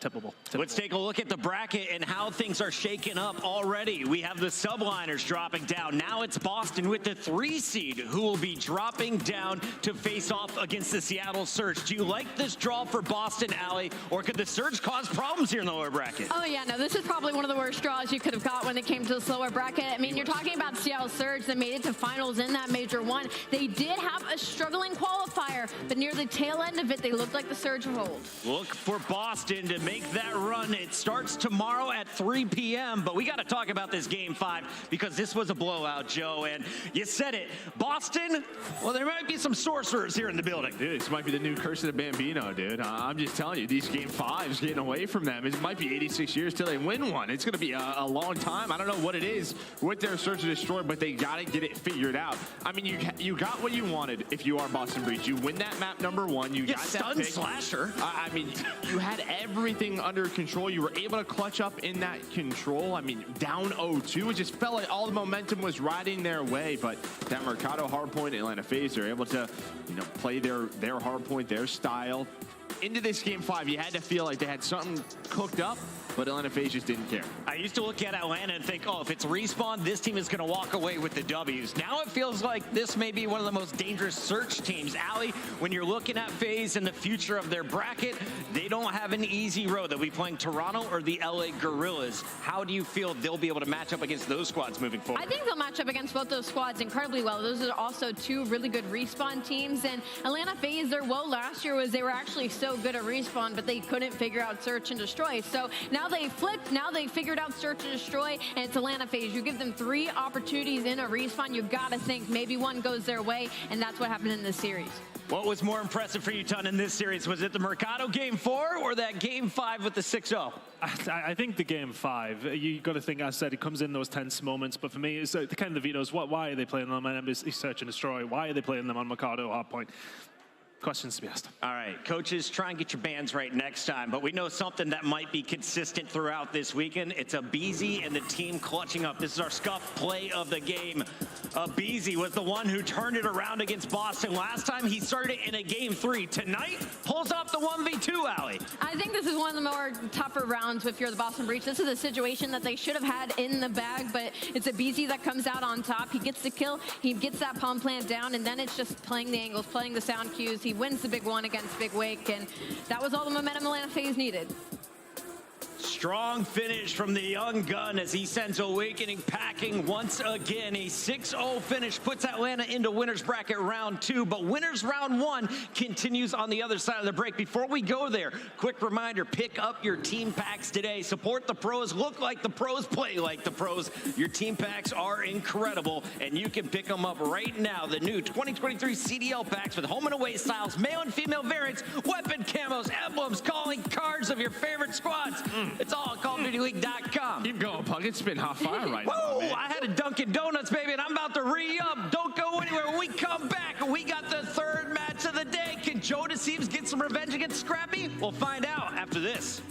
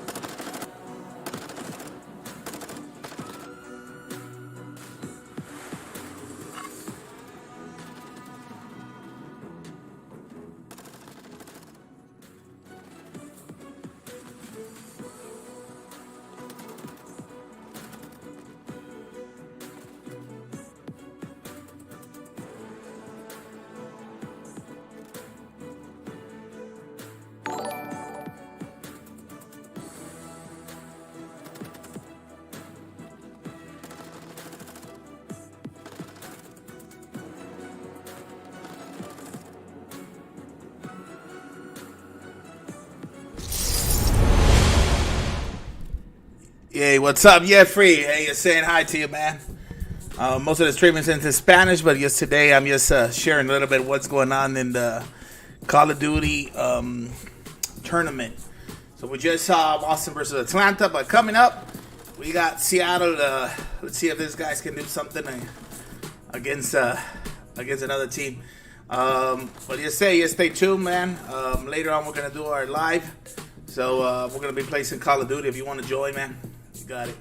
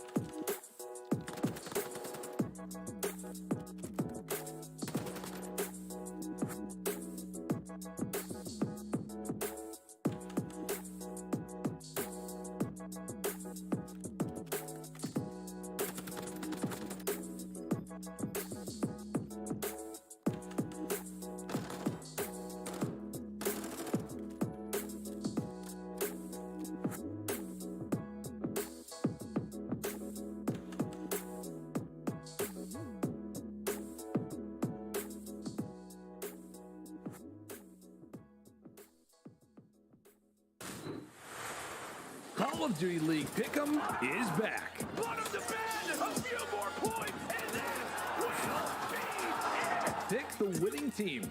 Pick the final score. Now with 2 new features.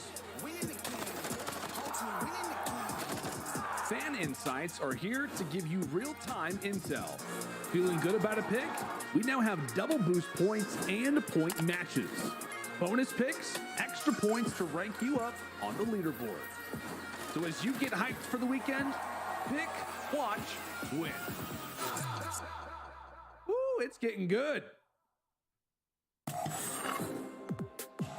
Welcome back, you gorgeous gamers. We are just halfway done with day 1 of 4 here live from Boston. It's Major 2, and already 2 series, 2 game 5s. Are we going to see another one? I'm ready to go the distance because we are loading up with a bad blood rivalry. It's Scrappy and Toronto Ultra taking on Joe Deceives and the LA Gorillas. And we got to start here with the Toronto squad because they're coming in with all the numbers. They've got the higher seed. They've got all the confidence. And Miles, the Ross boss, welcome to the desk. I want to start with you. You've had a chance to cast a number of these Toronto games. Yes. What do you like most about watching this team? I like the Stain talk most, personally. For those more astute viewers, Ultras, you know exactly what I'm talking about. I don't roast beef with dirty undies. It's just something about the streaks they've been going on. I'm kidding. Enough puns about poop. It's the team's chemistry, man. I mean, they've got a lot of fire in game. It's a totally new look this season for Ultra, and I'm liking what I'm seeing, man. It's a pacey team. They don't mind talking trash.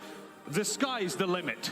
Joe, on the pre-show, you were saying there's a lot of balance, but if you looked at their last matchup, Standy, Kleenex, they were putting up the numbers. As we take a look at Toronto as a whole, though, where are you most impressed with what they've achieved leading up to today's major? Well, I think that they've just been consistent from the start of the year till now, and a lot of teams haven't been, right? I mean, another 4-1, they're another top seed going into this major, and if you look at the last major, where did they struggle against the top teams? It was in Surge. When they got eliminated, they were 0-3 in Surge versus Atlanta and New York at Major 1. We'll see if they look better in Search and Destroy here, but going up against this Gorillas team, I mean, this should be a matchup that they handle. They have not gone to a Game 5 here leading up to Major 2. Will they go the distance today? Well, Scrap's going to try and make sure that doesn't happen. He's been dropping bombs in the respawn, one of the best KDs. He's got the #1 spot right now in the running for Rookie of the Year. Allie, what has he shown you as a player? It's his breakout season. He's shown me that he isn't rivaling with anybody. His stats and the way he plays and his trash talk is a step above, I feel like, most of our players in the league. And when we talked to him, he also denied that rivalry. So I'm thinking the Toronto Ultra across the board are feeling very comfortable in this series. You want to talk about strength of schedule in the Major 2 qualifiers. I feel like Toronto Ultra has been a little bit on the more lenient end of that. Right. But what's good about their first matchup, it's a win they already have under their belt. You've already beaten this team 3-1, but now you're playing on a stage. It's on land in front of all the fans. We got to talk about these Gorillas, though, because they're no strangers to the limelight. They did this back in Raleigh. They played on the main stage. Arcitys, he's been there a number of times, walking away with the rings when it matters most. Not to mention his teammate Assault, MVP world champion. He's been here before, but it's Exceed and it's Joe Deceives for me. We saw him in Raleigh. They look strong. After a little bit of back and forth online, this is their first series as professional players in the CDL. Are they going to fall apart when it matters most? I hope not. Yeah, that would stink. That would suck. That would suck. Yeah. I'm looking at those Game 5s as well. You lost to FaZe, you lost to the Mutineers. Both squads now showing their strength in Search and Destroy.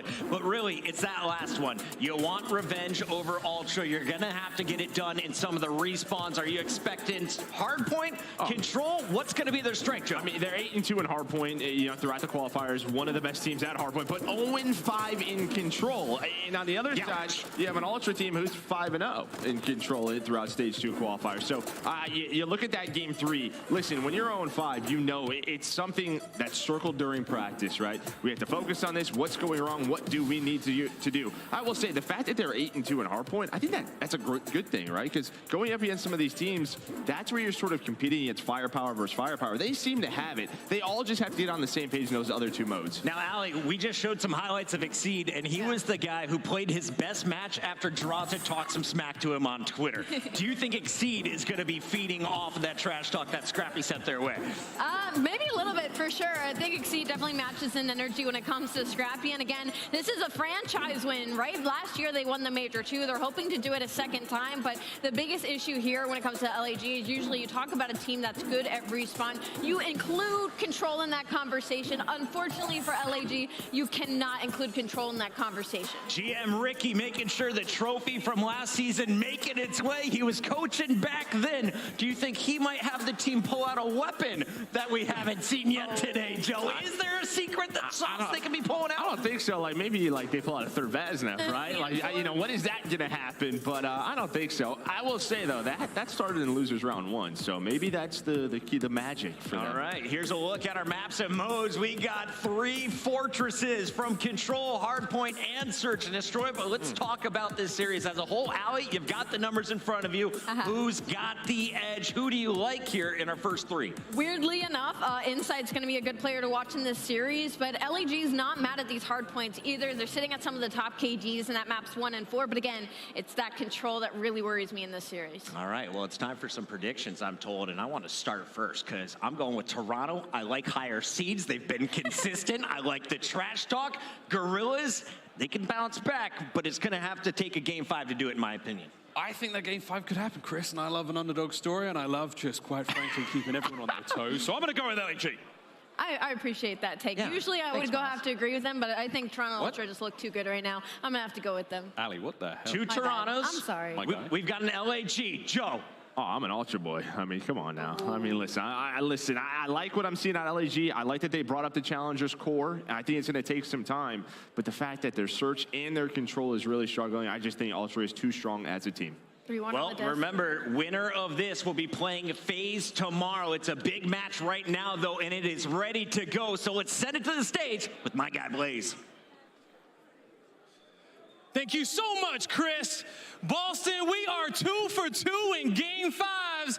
In this next series, I don't think it's going to disappoint whatsoever. Coming to the stage, this team, they are no strangers to the code. Boston, get ready for some more chills, because here comes Toronto.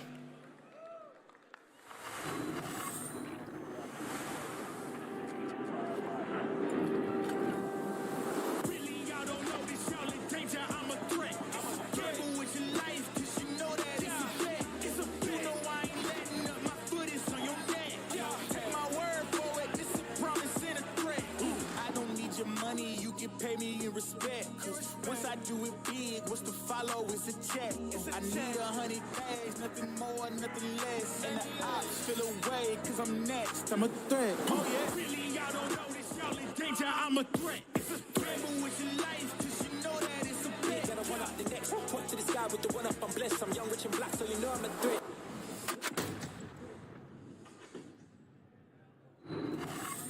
Boston, get loud! Here comes Toronto Ultra. Give it up for Standy, Kleenex, Insight, and Scrap. It's your Toronto Ultra. The boys from the north decided to bring it down with them with the way it's feeling outside. And talk about an icy series. Well, Toronto Ultra's got it. The 4 players on our screen now, they all need their glasses, and they're going to need to tee up here in this series. It's going to be warfare. Bring out the other team, Blaze. You are right, Allie. It's going to be absolute warfare here on the stage. So without further ado, let's bring out the LA Gorillas.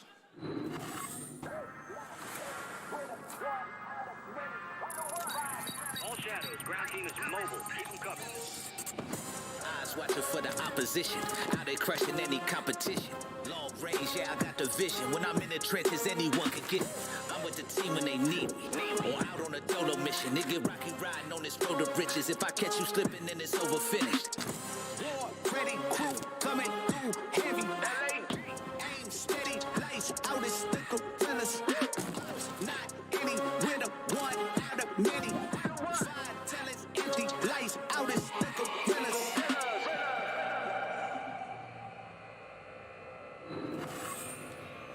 Boston, here comes the Gorillas. We got the man himself in a new color.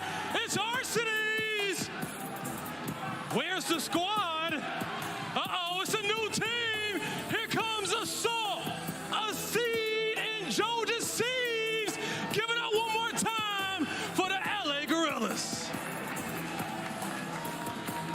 You got one rookie on the other side of the stage with a loud mouth. Don't forget, this is the rise of the rookies here at MW2. Exceed and Joe Deceives looking to shut the haters up and give LAG a big win here. It's a grudge match, Blaze. Let's get it on. Let's get it on, Miles. It's a grudge match. Boston, y'all ready? For your casters, take it away. It's Bryson time. Thank you very much, Blaze. Yes, we are ready. Bueno, aquí es donde empezamos a hablar la casaca fluida, mucha.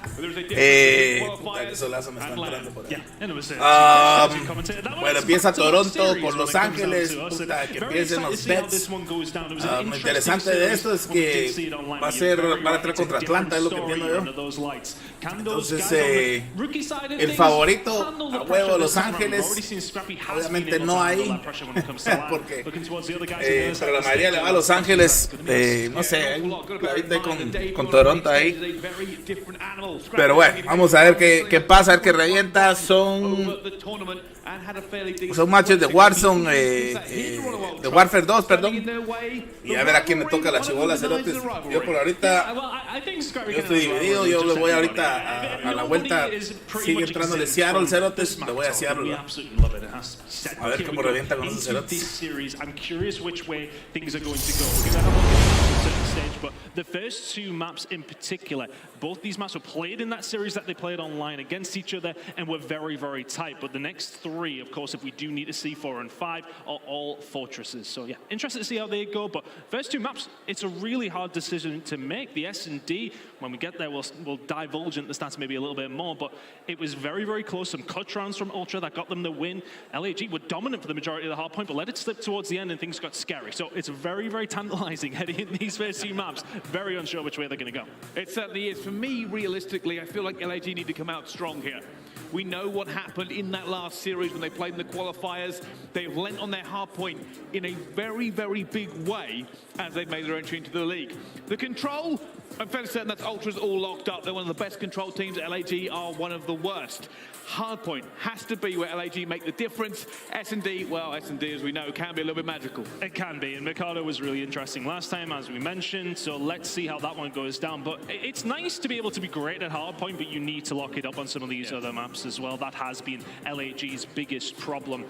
And as we mentioned, Hotel got a little bit scary towards the end, so I think Ultra will be feeling confident. But I'm curious on the last 3 maps when it comes down to Fortress. The stats don't necessarily lean one way or the other, but looking at the season records for both these 2 teams, obviously the LAG teams kind of skewed a little bit with this new roster. Things have definitely been looking on the up, but so consistent across the board for the side of Ultra, specifically in SD and Control. Yeah, and that's just going to be the problem. Like I said before, I have this horrible, horrible feeling that if LAG don't land that first blow, it could be a quick series. Now, don't get me wrong. Boston has provided 2 wonderful game 5s already, and I'll be more than happy to see a 3rd. But hand on heart, it's going to be a difficult slog to get there. It is going to be difficult. Arcides on the LAG team. The experience that does belong to that lineup is countered by some inexperience, but this Ultra side, similar in a certain kind of way. Greenberg Hotel is what we got first time around online between these 2 teams. It was very, very close. And honestly, the story of it was kind of Ultra getting those rotations, which has not necessarily been their bread and butter when it has come down to Hotel. They very much like to break and then hold from there. Rotations were not good though, and that's why LAG were able to run on through them. It was about a 120-point lead that got decimated by Ultra, but not quick enough. Map number 1, it's all in the air. Which way does this one go? Yeah, and as these 2 teams start to clash heads in that first P1, obviously we give an eye for P2, but it's going to be curious whether or not anyone is going to buckle to the pressure. Already, obviously, LAG getting a little bit of time, but we don't worry about that to kick things off. And for Toronto this time around, because of the Hydra that you guys at home, you may well remember, that was usually their auto ban. They went up against LAG, and well, if Cleax is going to be playing like this, it's going to be an issue, but they had such an advantage in that veto process this time around. That's helped them out this time to once again get Hotel. Fortress is an interesting one heading into map number 4, but they would be happy to be on Hotel, considering what happened towards the end of it. Right now, LAG doing a really good job of holding Ultra at arm's length. Scrap wants to try and make a bit of a difference. Already finds that first kill, but he knows he's got to clean out Exceed. It's been called out as well. And one of the things that LAG are doing very, very well here is holding that map control. Can they continue to hold it as the pressure mounts? Big shots coming in from Arcides. And on the other side of the coin, if you like, the breaking percentage for LAG was so good last time around. But are they going to be able to hold here? Standing Co starting to find some kills towards Jewel. Starting to be pressed in. Keep an eye on Kleenex on the other side of things as well. He finds the kill. The pinch is set up. Ultra already in. Stanley 1, and the rest of the team nowhere to be found. Really good play from Ultra. Lovely break. Yeah, Exceed can't even do anything in the back. Gets 1 trade as well. It does thin the numbers of Ultra. But here comes LAG. Can they make a difference? Whoa. Kleenex shutting down the lobby. They are letting them... Se fue. It's Kleenex constantly going to be on that pitch. He's always going to have to... Bueno, la banda que está viendo se preguntar por qué putas están enseñando las sombras esas, ¿no, cerotes? Las sombras solo son para nosotros, para la gente que estamos viendo el streaming en vivo. Obviamente ellos no se pueden ver así, porque si no, que hueva esa mierda, cerotes. Pero esa es la idea, para eso están las sombras blancas esas. Entonces... Kleenex already has to try and get out of there, but he is going to be pinched. There are so many players around him. Hombre. Buena. LAG, who finally secure that spawn and this hill. And Kleenex does his job by just staying alive. He's there to then go when his teammates do start to engage. His teammates engage, don't find anything, but Ultra, for the fact that they are able to start well, is good. Somebody who has not started well is Assault at 0 and 9. And you see him start picking up some kills, and he was so influential. Make that 0 and 10 as the break is just coming through far too easily. That's Ford. dead. Toronto Ultra dominating at the moment, but Assault was so crucial for this LAG team last time around. Had a hell of a game. He's going to need to start playing. Certainly they keep up with him as he goes through this at the moment, but LAG on the back foot looking to try and break into this one. Kleenex diving out, not going to find another trade for his teammates, but they will pick it up. The Sandy says, all right, I'll take the 2. LAG will have to just go for this rotation now and try to get back into this game. So good at breaking, so coordinated. Fantastically well-rounded team, the Toronto Ultra. Right now, running away with this one just a little bit. Scrap, the rookie of the year potential has got to be here to try and find a third. Exceed is there to find 2 of his own though, but look at the spawn that comes in for Kleenex. He's behind them. Kleenex, will he be the difference? Already diving into this hill, looking for Exceed, he finds it as well. Surrounded by enemy players, but still alive, eventually going down to Arcades. And considering how close this game is, when you've got Assault not really ever doing anything, there we go, confident kill for Assault, and the crowd appreciate it as well.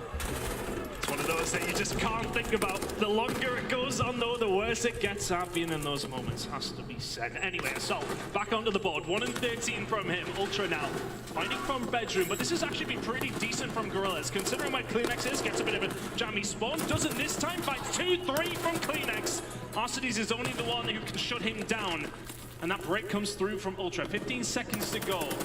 They're holding down this time, and look at the rotation over towards Restaurant as well. Scrap and Insight, they're going to be the key players here as Joe Deceives will be the first man in. Does not do it, but the trade will come through. Exceed takes a few more bullets from Scrap, who is now alone and outnumbered. Reinforcements coming in. Kleenex is going to be on the pitch. He finds the first one as well. Standy gets Arcades. Exceed's dancing around in mid-map, but they do not have the numbers to break this yet. Potential pinch could be set up, but look at Insight just locking down the middle of the map. You can only push one angle. Kleenex ready and waiting. And the difference from him from online to LAN has been quite influential for this Ultra team when it has come down to it. Sitting at 18 and 11 interactions off the chain. Ultra getting points on the board here as well. 30 seconds left to go. And it just feels like LA Gorillas are very one-dimensional now. It's all through the same direction, not setting up any pinches, and you're not getting the job done. Trades are in. Ultra on top once again. Joe Deceives in the point. Good look for this one, but still outgunned. Standy just tears him off the map before he can do any more. And this game is slowly but surely becoming very one-sided. Kleenex, 22 and 13. It's just a nightmare for somebody like Assault. You're getting Kleenex up in your face. There's not a lot you can do. The tack hits hard, but doesn't hit as hard as the Vaznev from Kleenex, specifically when it comes to land. But heading over towards Glass now. Elite Gorillas, yeah, they may well be far behind yet, Brycey, but it's not out of touch. One decent hold gets them back into this game. Kitchen control is paramount. They will find it with Exceed. And Arcades setting up towards lower glass side. Potential break here for the side of LAG. It's huge for Arcades. He gets that first kill as well. They will now be on the point. A little bit of a glimmer of hope as Arcades makes his second as well. LA Gorillas, they need these points. They need this relief to come back into this game and make it a fair fight. Looking for the pinch over through mid-map. You don't want Kleenex to be able to push this. This is why Joe Deceives has to commit to it. Can't get gun, doesn't. Fight comes through. 20 seconds to go here. Heading over towards glass side. And it's going to be about a 30-40 point game. If LAG can keep a hold of this, I say if his Insight finds 2 of his own, Scrap with another. It's just far too easy. The breaks have come like knife through butter every single time for Toronto Ultra as we head into a second rotation of hills. Is a healthy lead. LAG with this second rotation are going to need to find another gear. Joe Deceives opening up proceedings here. You've got to keep Ultra off of this point, but do not lose the spawns. It is imperative that you find a way to win these gunfights. Last time around between these two, I think it was about 120 point difference by the time we were heading over towards P2 for the second time. But look at this from Ultra. It's quite flawless. Kills all across the map. You're getting plenty of time at P1. You've got someone over towards P3. LA Gorillas are really getting taught a lesson here. Trying to find the break over towards Archers. Exceed will find 2. It should help them out, and that should be a flip over towards LAG. Looking that way, but Insight lining them up says no. Big fight coming here, though. The 4 streak, he's already called this as well. I think Kleenex has called it out for him. Actually has lost him. Keep an eye on number 6. Exceed could make a difference with gun before he finds the gap he wants. And scrap time to LA Gorillas, but rotation to Ultra. Nowhere near once again. Ultra just doing everything right here. Exceed will find a good gunfight onto Scrap though as rotation starts to come in. Typically, P2 has been the bread and butter for Toronto Ultra. The majority of the time when they get a hold of this, they do not let it go. And if they can get a full 60 here, they're pretty much in the game. Here comes the pressure. LAG spreading out, looking for this pinch. They're going to try and get the trade in their direction. Exceed first in the door, gun by Standy. Joe Deceives gun by Stanley, and down they fall like dominoes. Nobody from LAG able to crack the defense here of Ultra. Insight's had to do nothing this game. He's sitting at 12 and 8. 20 interactions across the board. Look at everybody else on Ultra. Absolutely running Gorillas over. May well not have done much, but the gunny is still hot. Insight. 5 spree for him inside the point now. The rest of the team there exceed. A couple of bullets missed. Some scrap time gained. Rotation though, again. Ultras all day long. It's 22, make it 23 and 11 from scrap. This has been the dominant performance, and they may well close it out here at Kitchen. Well, here is the opportunity. Kleenex standing in front of LA Gorillas. Scrap backing up as well, and nothing coming through. Kleenex challenges as well. LAG have to play perfect Call of Duty. They have to find something in this game, something they have not found so far in this hard point as they try to get in the kitchen. Sometimes teams just look a class above. LA Gorillas, though, will find the kills. Assault, oh, well, he got 5 kills up to the point and then finds 3 for the break. It's a good time to start heating up, but is it too little, too late? Good hold from Gorillas so far. The break was nice. Ultra will not panic about this too much. 12 points for the win. They're already going on the rotation. They want to set up early for this one. They may well just let Scrap try and break it on his own. Yeah, Scrap's going to try and find something here. Calls the wrong corner, will eventually go down. Sandy will find his trade, but there are too many players of LAG here for him to make an impact. Now, they have to move. LA Gorillas need a clean break. They have to go through Ultra like anything that they have done so far. And here we go. One last roll for LAG. Kleenex finds the first, Kleenex finds the second, and he is mopping them up out of this map with 7 seconds to go. LAG have to move, they have to run, they're nowhere near. This has not been a war, this has been pest control. Oh, he's letting them know, and I'm not surprised. That was abhorrently dominant. And they never missed a beat, Ultra. Every single time. Oh, what, you want rotation? Yeah, we'll break it. Oh, yeah, okay, we've got rotation. We'll hold it. Dominant. Dominant from Ultra. It may well only be 90 points.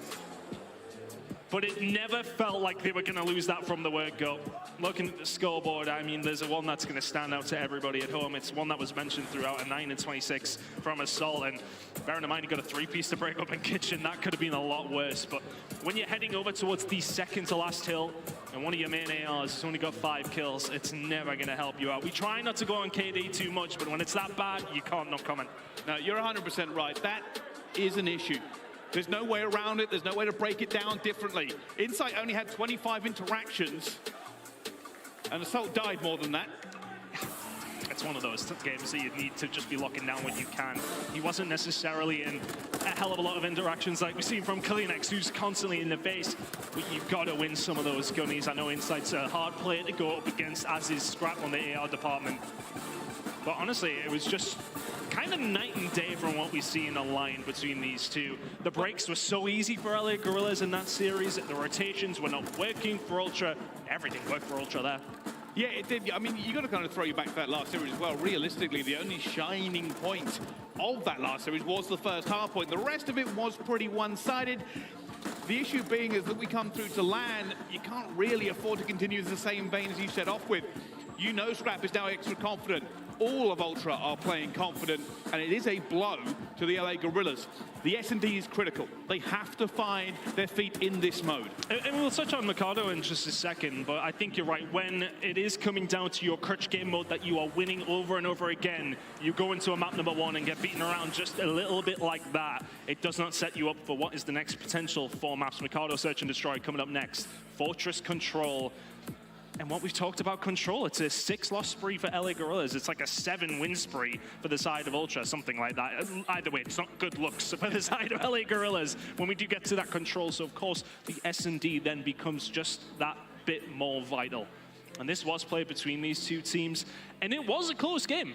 It did go pretty much down to the wire. And one factor that was just that little bit different, Toronto Ultra heading into the final 3 rounds, 2 of those rounds, 2v4. You can't let that happen this time around if you're LAG. No, this is essentially their lifeboat. We have heard from some behind-the-sound staff about the Control for LAG, right? It is supposed to be better. They have been trying to improve the Control. They need it. They really need it now. They have to find a way back into this. It does sound a little bit doom and gloom, but bear in mind that Ultra are one of the favorites coming into this tournament. They are basically, for some people, I think I saw the reverse sweep. I think they said they were going to win the entire tournament, and that was a hell of a performance. Unfortunately, I've also got them down to win, and how my predictions have been going so far, I apologize to all the Ultra fans. But for good reason. They're just very well-rounded. Their hardpoint is good. Their S&D and control are great. They kind of don't miss in any particular game mode. They've got a couple of, I want to say, crutch vetoes when it did come down to hardpoint. We've seen one of them in Hydro last time around. They played LA Gorillas, and it was significantly worse than what we just seen there. It was a dominating performance, 100-point clubbed against one of the best, so-called best hardpoint teams in the game. You can't let that happen if you're LAG, but it gets that little bit scarier. And something I do want to actually point out, if we do see a map number 4, based on what we see in map number 1, I'm not too sure we do, we get to see a Fortress only the second time from Toronto Ultra. We haven't seen a Fortress hardpoint specifically from this squad since the 3rd of December. So that is a way, way back, and I'm curious how good they are on that. It was a question we asked about Hydro last time we've seen them play it, of course, online against LA Gorillas. We hadn't seen Hydro from this squad again for over a month and a half. So they have clearly been practicing some of these weaker hardpoint maps.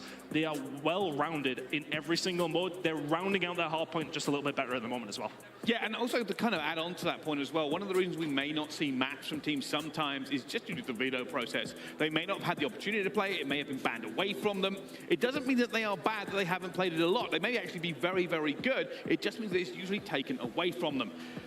And I think moving forward into this one, the story has to be, for me, is that Ultra already have set the pace for the rest of their tournament. LAG are basically now in recovery mode. The S&D, for me, is a must-win. I do not trust their control. No, I don't. And honestly, heading into this series, we all kind of chalk map number 3 up. Yeah. Will be Ultras. If you're LAG, what other maps can you win out of the 4? Well, you need to find 3. There's 1 down. It's going to have to be the S&Ds in a hard point because honestly, if they can turn things around and control it, will be a hell of a turnaround, and shout out to Marky B if they can get that done because that was so dominant online. The worst beating in control we've seen this year, I would say, or at least from my standpoint. Yeah. From our casts, it was so one-sided. One of those rounds took like a minute. The game was over in 6. It was just so one-sided on hotel control. But of course, we are going over towards Fortress. It's very, very different. I'd imagine we'll at least see a round 1 by the side of LA Gorillas. But Mikado last time out, as we mentioned, was a close affair. It's going to have to go towards the LA Gorillas, though, with control looming. And map number 3, it's got to be an issue, and another issue is that performance from Assault. As said, we don't like to harp on it too much, but a 0.35 on a hotel hard point from an AR player, 1,700 damage, not what you want to see. No, but again, a map does not a series make, all right? A map does not a series make. There are still the opportunities in abundance to come back in. There is still always the glimmer of hope for LAG. There is always a chance, especially at these events. Think about what we've already seen. We've already seen Minnesota upset the Major 1 champions. We've seen Boston Breach and Atlanta FaZe go all the way to a map 5. Magic happens on LAN, and it happens all the time. Yeah, hell of a magic trick. Taking away that control. Yeah, I think, you know, for a player like Assault, he has that experience, though. He has a bad game number 1. I'm sure he's able to head in game number 2. I mean, this is an MVP-level world champion. He doesn't just lose that. Yeah, okay, you can have bad games. It happens to us all. It happens to the best of us. And heading into a map number 2, he's really going to have to turn it around. Some stats to divulge into when we do get into the S&D, but this has to be a bounce back from LAG. It is, and I also want to quickly kind of touch on the rookie situation one more time. It is not the easiest thing, especially considering this matchup, probably the worst matchup for LAG, considering they lost it just a week ago. But they're playing in the CDL Pro League for the first time. They are going onto the main stage as a professional Call of Duty player for the first time. They are not robots, they are humans. That is pressure. And they know the eyes of the world is upon them. But what are they made of? That's the question. It's a makeup of a team that, again, relies on their hardpoint. And when you lose that map number 1, it's dangerous positions to be in. It's kind of not in the same degree, but the Florida Mutineers and their Search and Destroys, they lose a Search and Destroy. You're thinking, oh, the series, God damn, how are we going to win this one now? And that is going to be running through the minds of the LAG players. But I think what will give them positivity, this was a close map last time out. Both two teams very much committing towards this A side over and over again. But Ultra do tend to mix it up, and LA Guerrillas had to counter that. They had to start answering the call over towards B. So keep an eye on how things are going to break down there. But somebody who has not struggled so far in this series, Kleenex, at 1.5 KD. So many interactions, and we're starting the game again. We'll get in. Third time is indeed the charm. Mikado search and destroy coming up as soon as possible. Yeah, waiting for this game just as much as you are. Don't worry. We'll start it as soon as possible. But realistically, I feel like I still have to add the caveat, because we have been fairly negative about LAG, is that Ultra are supposed to be a cut above. They are supposed to be one of the elite level teams going into this tournament. I think most people had the teams like New York, Atlanta FaZe, Optic, and Toronto Ultra as the 4 teams that they thought should come top 4. And Ultra has been pretty consistent across it. A couple of results that went in the wrong way for them, but a very strong team in basically every mode. And how much confidence would it give them knowing that, you know, Subliners are now down in the losers bracket? Yeah, you've got a date with FaZe potentially coming up next if you can win this game. But FaZe didn't look lights out in their series. There was some very close moments. Of course, their search and destroys look good. Of course, specifically when it came down to that map number 5, their MC looks great. But I feel like Ultra do match up typically well against FaZe in this game. Maybe not in the past. But I don't think they'll be too concerned if they can find this game up against LAG, but they still have a lot of series to go. They certainly do, and a lot of tournament to go. And realistically, I think Ultra have already made a good stand for themselves. But we do have Scuff Team of the Major already. If you want to start getting your votes in about who you think are the best and brightest in the Call of Duty League, well, maybe this series will give you an idea. I mean, we've seen not that many players yet, so you can get your votes in already. I'd imagine all of those votes may well be going towards 1 or 2 of the teams who are coming up in game number 4 after this one, but we do have 2 more maps minimum to get through here in this series. And honestly, with the way that Ultra played there, still a fan favorite in Arcides for this LAG team, he's going to have to be one of the guys that gets them locked into this one. Especially with this long wait time. I wonder if is this some icing tactics, I wonder, coming from LAG? Hand warmers are out. Well, it's not cold in the venue, but I don't know what they're doing. I'm sweating. It's very cold outside, but hit the QR code on your screen. Team of the Major, get your votes in. And imagine this guy in your screens will be on a lot of people's lips as well when it does come down to this one. Very solid opening from Scrappy, and he is letting them know. And I feel like he's one of those guys, if you can come into game number 1, have that, and then start shouting across the stage, he's in his element. He's primed. He's feeling good. Heading into map number 2, they want to get the same job done. Mikado, I said, third time is the charm. Hopefully, I haven't jinxed it. Heading in now. All right. Let's everybody cross your fingers. Let's hope for a load-in. Let's see how this series does continue. We can see players on the map. See players racking the guns. I think we're good. It does look hopeful. It does look good. Are we starting? Kleenex is looking at the side. I don't like it. I think we're good. Starting in 5. Everybody's in. We're in. We are good. Let's go. All right, into the search destroy finally.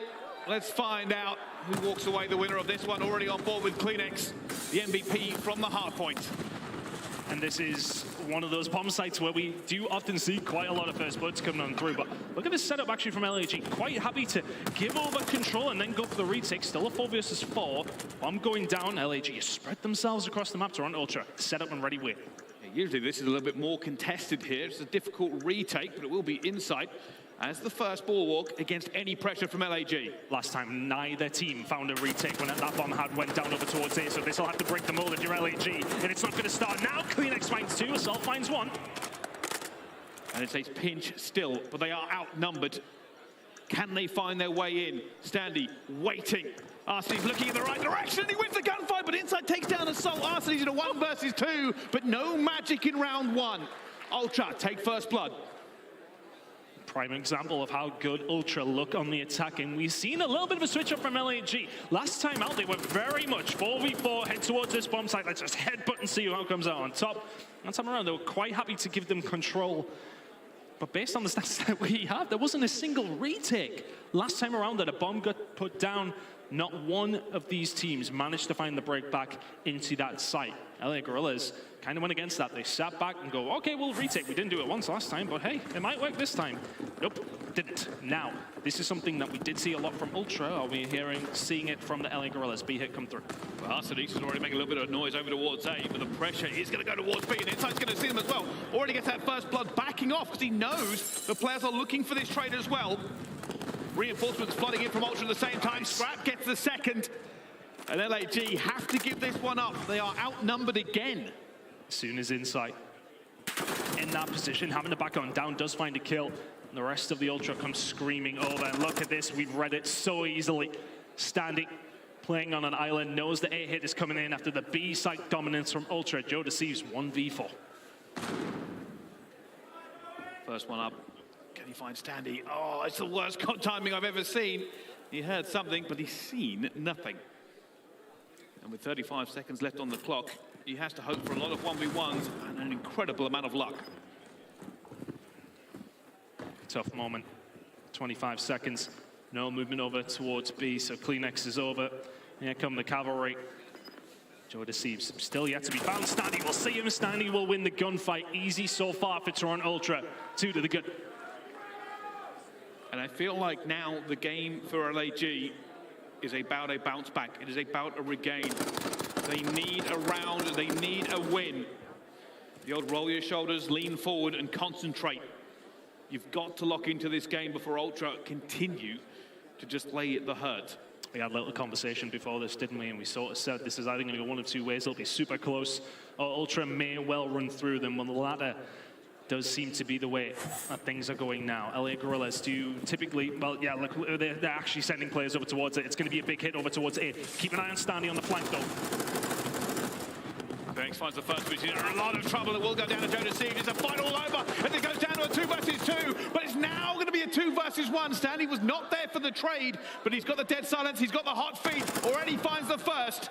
Joe Deceives versus Standy, and it's Deceives. They get the win this time around. The headbutt on the A site works out. And that's those kind of moments where, from Ultra, we see them do that so often. They'll send the majority through. And LAG, the last time out, didn't respect that flank from Standy, but it's no good if he's the last one alive. So really good play from LAG. They get aggressive, they stay aggressive, they find the gunfights, and put Standy in a negative situation. Couldn't get the job done, did find one, but gets cut down. Good stuff from LAG, that's much more like it. Defensive round coming on through. Toronto 77% of their offensive rounds fall their way. That stat will now fall down just a little bit, but it's another big hit over towards it. So it seems looking to just lock this down already. Cantina in his control, but he has been stunned. There's a Chow coming through. He lines it up, but Standy wins the gun. Oh my God! He's got fight. Arsenes manages to get 2 back though. The tray's perfect for them now. Down to a 2 versus 2. 2 versus 4. If LAG can walk away with this one, the 2 ARs getting the job done. They wouldn't mind a Vasnev here. I'd imagine there's a couple on the floor because bodies were hitting it. Assault now. Important kill coming up. CleanX on his way. CleanX gets out. And now the difficulty is they don't have all the bomb. They don't have a great deal of information. What's the play? Assault eventually picks it up. And all the pressure is on LAG because they will at some point have to commit to a bomb site. It takes a player out of the game for a few seconds, but they will feel like an age. Oh. Gunfight towards the back, and Artis is going to get caught. Timing. The solo play, but Assault putting this bomb down, it gives them a ray of hope. He has to 1v2, he has to pick his battles correctly. Ready and win. They have to smoke him out. Assault in Cantina. You'll hear that. We hear it. CleanX first on the chopping block. He will fall. Lights it up to Insight, but he has got the gunny. Insight on a head glitch. You don't chow those. 3-1 Ultra. Big win from Insight. Insight threads the needle there and finds him before he can get away. And it was so close for Assault. The first blood for him in that 1 versus 2. He just had to play around it, but Insight was quicker on the draw. Insight, Chow, yeah, having a really, really good game here. Last matchup, he really did struggle in the search and destroy, a 0.71 in that one, but in this one, sitting at a 5, so that's not too bad of a return this time out. Ultra, though, just seemed to be a step ahead. They were somewhat throughout the whole of the hard point. They feel like they're a step ahead here and heading over towards their more favored attacking round. I'm curious, yeah, it's all 4 men. We're just going to have a child over towards here. Here we go. There we go. It's the headbutt again. Kleenex already going to go out for this one, but he gets stunned. Jonas takes the first blood. Exceed takes the second. LAG in control of this bomb site. Inside looking for somebody, but nobody here to take. He slowly but surely gets all the way around to the tunnel. Is this a great position for him? Arsenal goes down. Oh, it's a full wipe. LAG go toe-to-toe and come out the victors. And I was about to actually say it. Insight's managed to wiggle his way through to a really good spot here, but I mean, you can't forget the absolutely gun Joe Deceives. Trying to get the team back into this one. Been such a big part of the conversation for this new team. And he really is doing the job so far in the search and destroy, but they need to continue to see some good numbers from him. Exceed eventually does get himself on the board. Big gunfight win coming in from him towards Cantina. And these big matchups, when it's come down to it, when it's been the 4-man hit, LA Gorillas have been the team coming out on top for the most part. So I'd imagine that Ultra are going to change things up. Oh, careful. Careful, Assault. Your pixels away from Death Stand. He finds the first blood. Josie does get the trade. A little bit of a snipe fight going down in towards the middle. Assault backs down from inside. Do they have any info here on Exceed? No, they don't. Oh, Kleenex nearly finds him anyway. Exceed backs down. Awkward positioning here for Ultra. It's a 2 versus 2. Oh, they are all over the map. A little bit spread. It's going to be a gunfight. Joe Steve does end up finding it. And inside, find them across. Have to find the 1 versus 2 with the sniper in hand. Oh, he's going to pick this and surely get caught. I respect the challenge of the bomb planter, but LA Gorillas again finding another round. And these big gunfights going on over towards the site. We didn't see a great deal of it over towards A, but the overextension towards B from Exceed works out when he finds that opening kill. Then Inside can't really do anything without his man inside of Tin. Oka positioning Ultra all over the place. LA Gorillas take the advantage 3-3, and all of a sudden this game looks a very much a different outlet. Joe Deceives 5 spree for him. And that's exactly what they needed. If they can put the brakes onto Ultra in this round as well, it'll feel like a very different game. Already a bit of a push coming through. Standing goes straight down the middle and straight into Arcades. And he's in the bomb as well. He's caught out. Inside will get the trade, though. Looked a little bit too long. Down to a 3 versus 3. Will Inside be expecting this, though?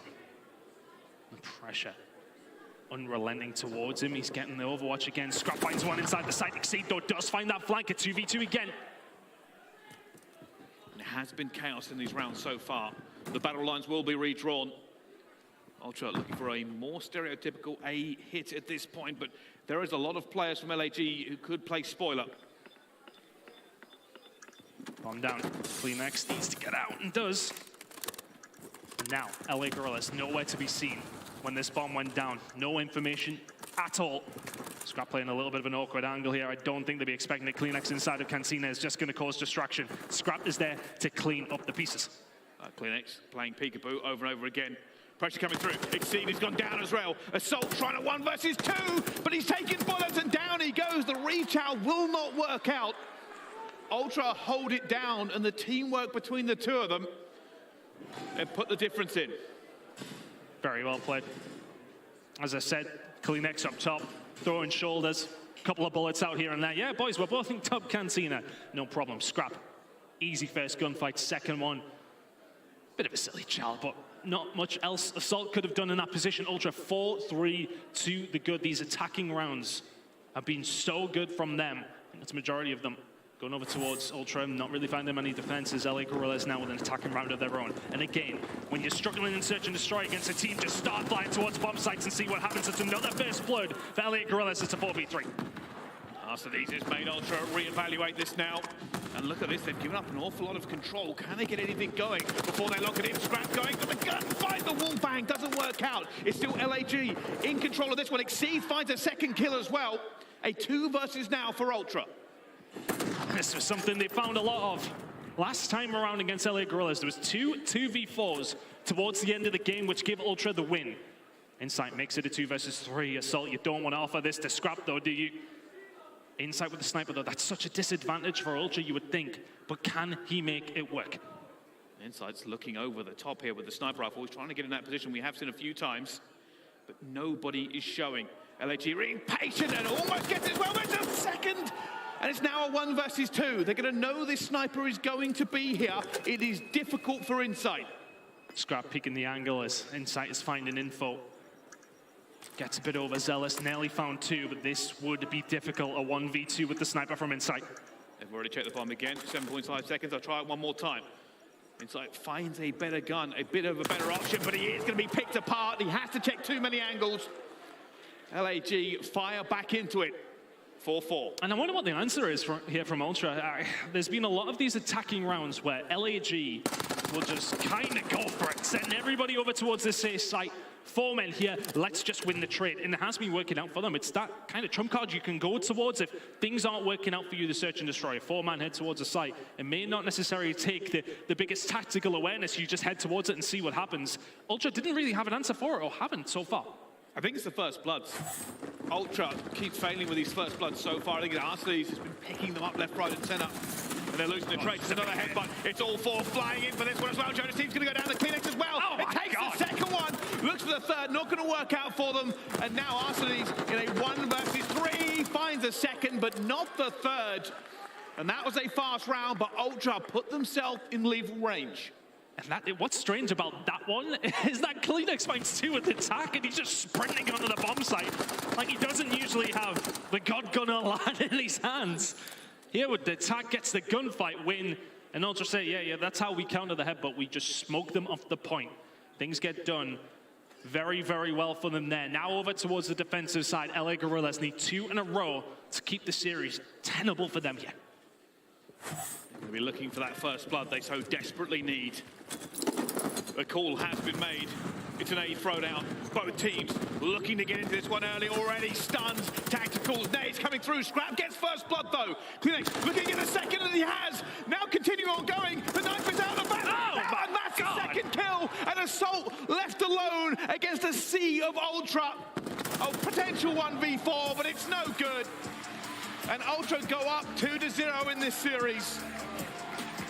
And the headbutt this time works out for Ultra. Close but no cigar once again. It's just not working out for LA Gorillas against Ultra. They very much do have their number. And looking over towards the first bloods, that was something that was so important. When LA Gorillas found them, they won the rounds, but the amount of times they found them was not enough. 3 out of the 10 that we've seen. And as we mentioned, when they were finding them, things were working out great. They were managing to pick them apart. But for the most part, it was Ultra who found them. Ultra finding the rounds. Ultra find themselves up 2-0. They certainly do. I will have to give credit to Arsenal in that series. I do think not only did he find some very crucial first bloods, but usually it was on point for the trades. And it was what was giving LAG the lifeblood that they needed all the way through. It could have gone a little bit different, but at the end, LAG just didn't measure up. And that's the difficulty, because now we're going to map 3, an infamously bad map for LAG and a good one for Ultra. The story kind of tells you that this one should be over, but we've seen stranger things happen, haven't we, when it has come down to land. Let's see how it goes, but LA Gorillas backs very much up against the wall here. They certainly are. Well, this series isn't done, and neither are we, but we're going to go to a quick commercial break. Don't go anywhere. We'll see you right after this.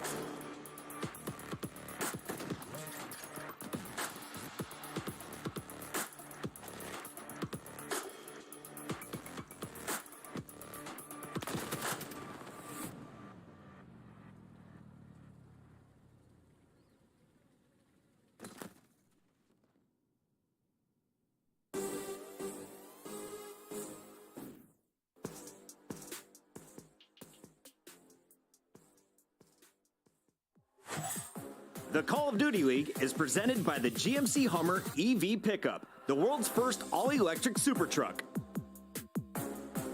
Upgrade your game with the Scuff, the official controller of the Call of Duty League. Ladies and gentlemen, welcome back to the Call of Duty League. We are in a game with Toronto Ultra versus LAG. At the moment, not looking pretty for the Gorillas, but anything could happen. Toronto Ultra, though, are going into one of their favorite modes. They are, and if that's their favorite mode, then I would say this is LA Gorilla's least favorite mode. Control has not been good for them since this new roster came on board. I believe it's 0 and 6, whereas Ultra were perfect across the stage. Tells you the story, but this is Call of Duty and things can happen. Weird things can happen. This would be a tall order, though. We're going to be heading into a Fortress Control. Not a single take. Qué locura la partida, cerotes. Ahorita viene ya last round. ¿Ves cómo le van con estos cerotes? Creo que toca Hardpoint. Y el que pasa, yo, por ejemplo, dentro de las noticias que tengo, cerotes, se viene Rebirth. Puta, al fin se viene mi juego, pues no, el juego favorito del Call. Creo que vamos a entrar con un nivel mucho más superior. Se viene Rebirth, cerotes. Me acaba de llegar el correo de Activision y Call of Duty, cerotes. Puta, Rebirth in the house. Voy a terminar de leerlo y ver los highlights después en el streaming oficial. Cuando termine el evento. Estoy contentísimo, cerotes. A reventar con Rebirth, cerotes. A reventar, cerotes. Canta esa mierda. Y va a ser va a ser una de las islas del mapa actual. Entonces está huevo esa mierda. Para los que quieran saber más, en el streaming después al terminar el evento, yo al nomás terminar este evento, si sigo no me vale verga. Al terminar este evento, yo me voy y al rato empezamos con el streaming oficial de Bunker GT. Pero vamos a platicar y les voy a contar más de lo que se viene para lo nuevo, o los nuevos updates con el nuevo parche del second season también, y para la redundancia de la segunda temporada de la parte 2. Y se viene Rebirth, cerote. Esa mierda, puta, me brincó de la silla. Yo dije, la verga, puta, viene Rebirth. Y es el juego que más amo de estos cerotes. Me gusta más que el Warfare, que el Watch, todas esas mierdas. El Rebirth es lo más cool. Puta, la dinámica, güey, y aprendes y ganas en esa mierda, ganas en todo. Entonces, ahí les voy a mantener tantos cerotes. Sigamos viendo a ver cómo le va a estos huecos. Find any weakness in this defense? Can they find a way to break through and get back into this trade game? And Assault finds one. Scrap already trying to put the cork back into this bottle, though. Kleenex will eventually clean it up. And truth being told, with 17 seconds left to go, LAG have to move. They find a couple of kills, but then that's pretty much it. Big gunfight win from Standy. Assault needs to get his Nikes on and get across from that side. Not going to happen. It's a round over towards Ultra. Keep a hold of it in your mind that a tick did go over towards LAG. Let's see if Toronto Ultra can go one better here. And it was looking a little bit promising for LAG. It's a good start. The break happened. They managed to get out. They were winning it, but I mean, Scrap only died twice that entire round. But you look, it was a dominant win for Toronto Ultra, but I don't think anyone will be getting it twisted. It's a defense on Fortress Control. They are very much expected to win it in that fashion. But is a tick over towards LA Gorillas, so keep that in mind. Ultra have to go one better if they possibly can. But if LA Gorillas can hold a solid defense here after 2 rounds, they're in the lead. That's exactly what they'll be looking to do. Put the pain on the Ultra, pin them in, and just keep on slaying. Already looking at Assault, trying to make sure he can get a trade here, holding the angle over and over again. Ultra trying to find it through, and already Scrap has to back down inside, trying to get this one as well, but Assault holds him back. Kleenex will eventually find it, and he's out. Slow and methodical to find a route through. And Kleenex could be the guy for Ultra that breaks things wide open. Big gunfight goes on. Scrap actually wins it over towards B. He's going to have some backup very, very shortly. Then he popped. Here comes the child, never going to win it. But then that's opened things up over towards A. Wonderfully worked from Ultra. Kleenex can't find the second, but as mentioned, that door A wide open. And that's the key here for Ultra. Keep the doors open, keep the map flowing. LAG looking to regain here, trying to see if they can shut anything down. They want the trades away from it. Already a tick for Ultra. The B tick is also coming in. They have to commit to one of them. Got to make a decision if you're LAG. You make the decision, you win the gunfights. But is the damage done? One tick over towards it, already locked in here for Ultra, but that may well have been their only opportunity. Big gunfight coming through, Exceed gets beamed, and Kleenex still continues his reign of terror. Once he gets into bottom art, he's just such a slippery little boy to try and deal with, as is Standy. Here, finds the kill himself. A lot of pressure from Ultra, but not a lot to show for it so far. The benefit here for LAG is if they can keep this to one tick, it ties the game up. I think the kills are still in favor of Ultra, but a tick could be massive. They've just got to hold them off here. Standy, though, breaking them up already. They're on to B. They have the numbers. And there's nobody from LAG in a great position, but those kills have already come through, and it's Standy left alone. Is he going to get the tick? He gets the tick. So advantage over towards Ultra. The small wins is something you just have to take when it does come down to Fortress control, and there's more small wins for the side of Ultra than there was for LAG. Arcity's putting up a 4 spree. The kills are there or thereabouts. It's a pretty close game so far, but is there still opportunity here for Ultra? Insight finds his way out and finds himself back in the respawn queue. 13 seconds to go. That should be it for the round.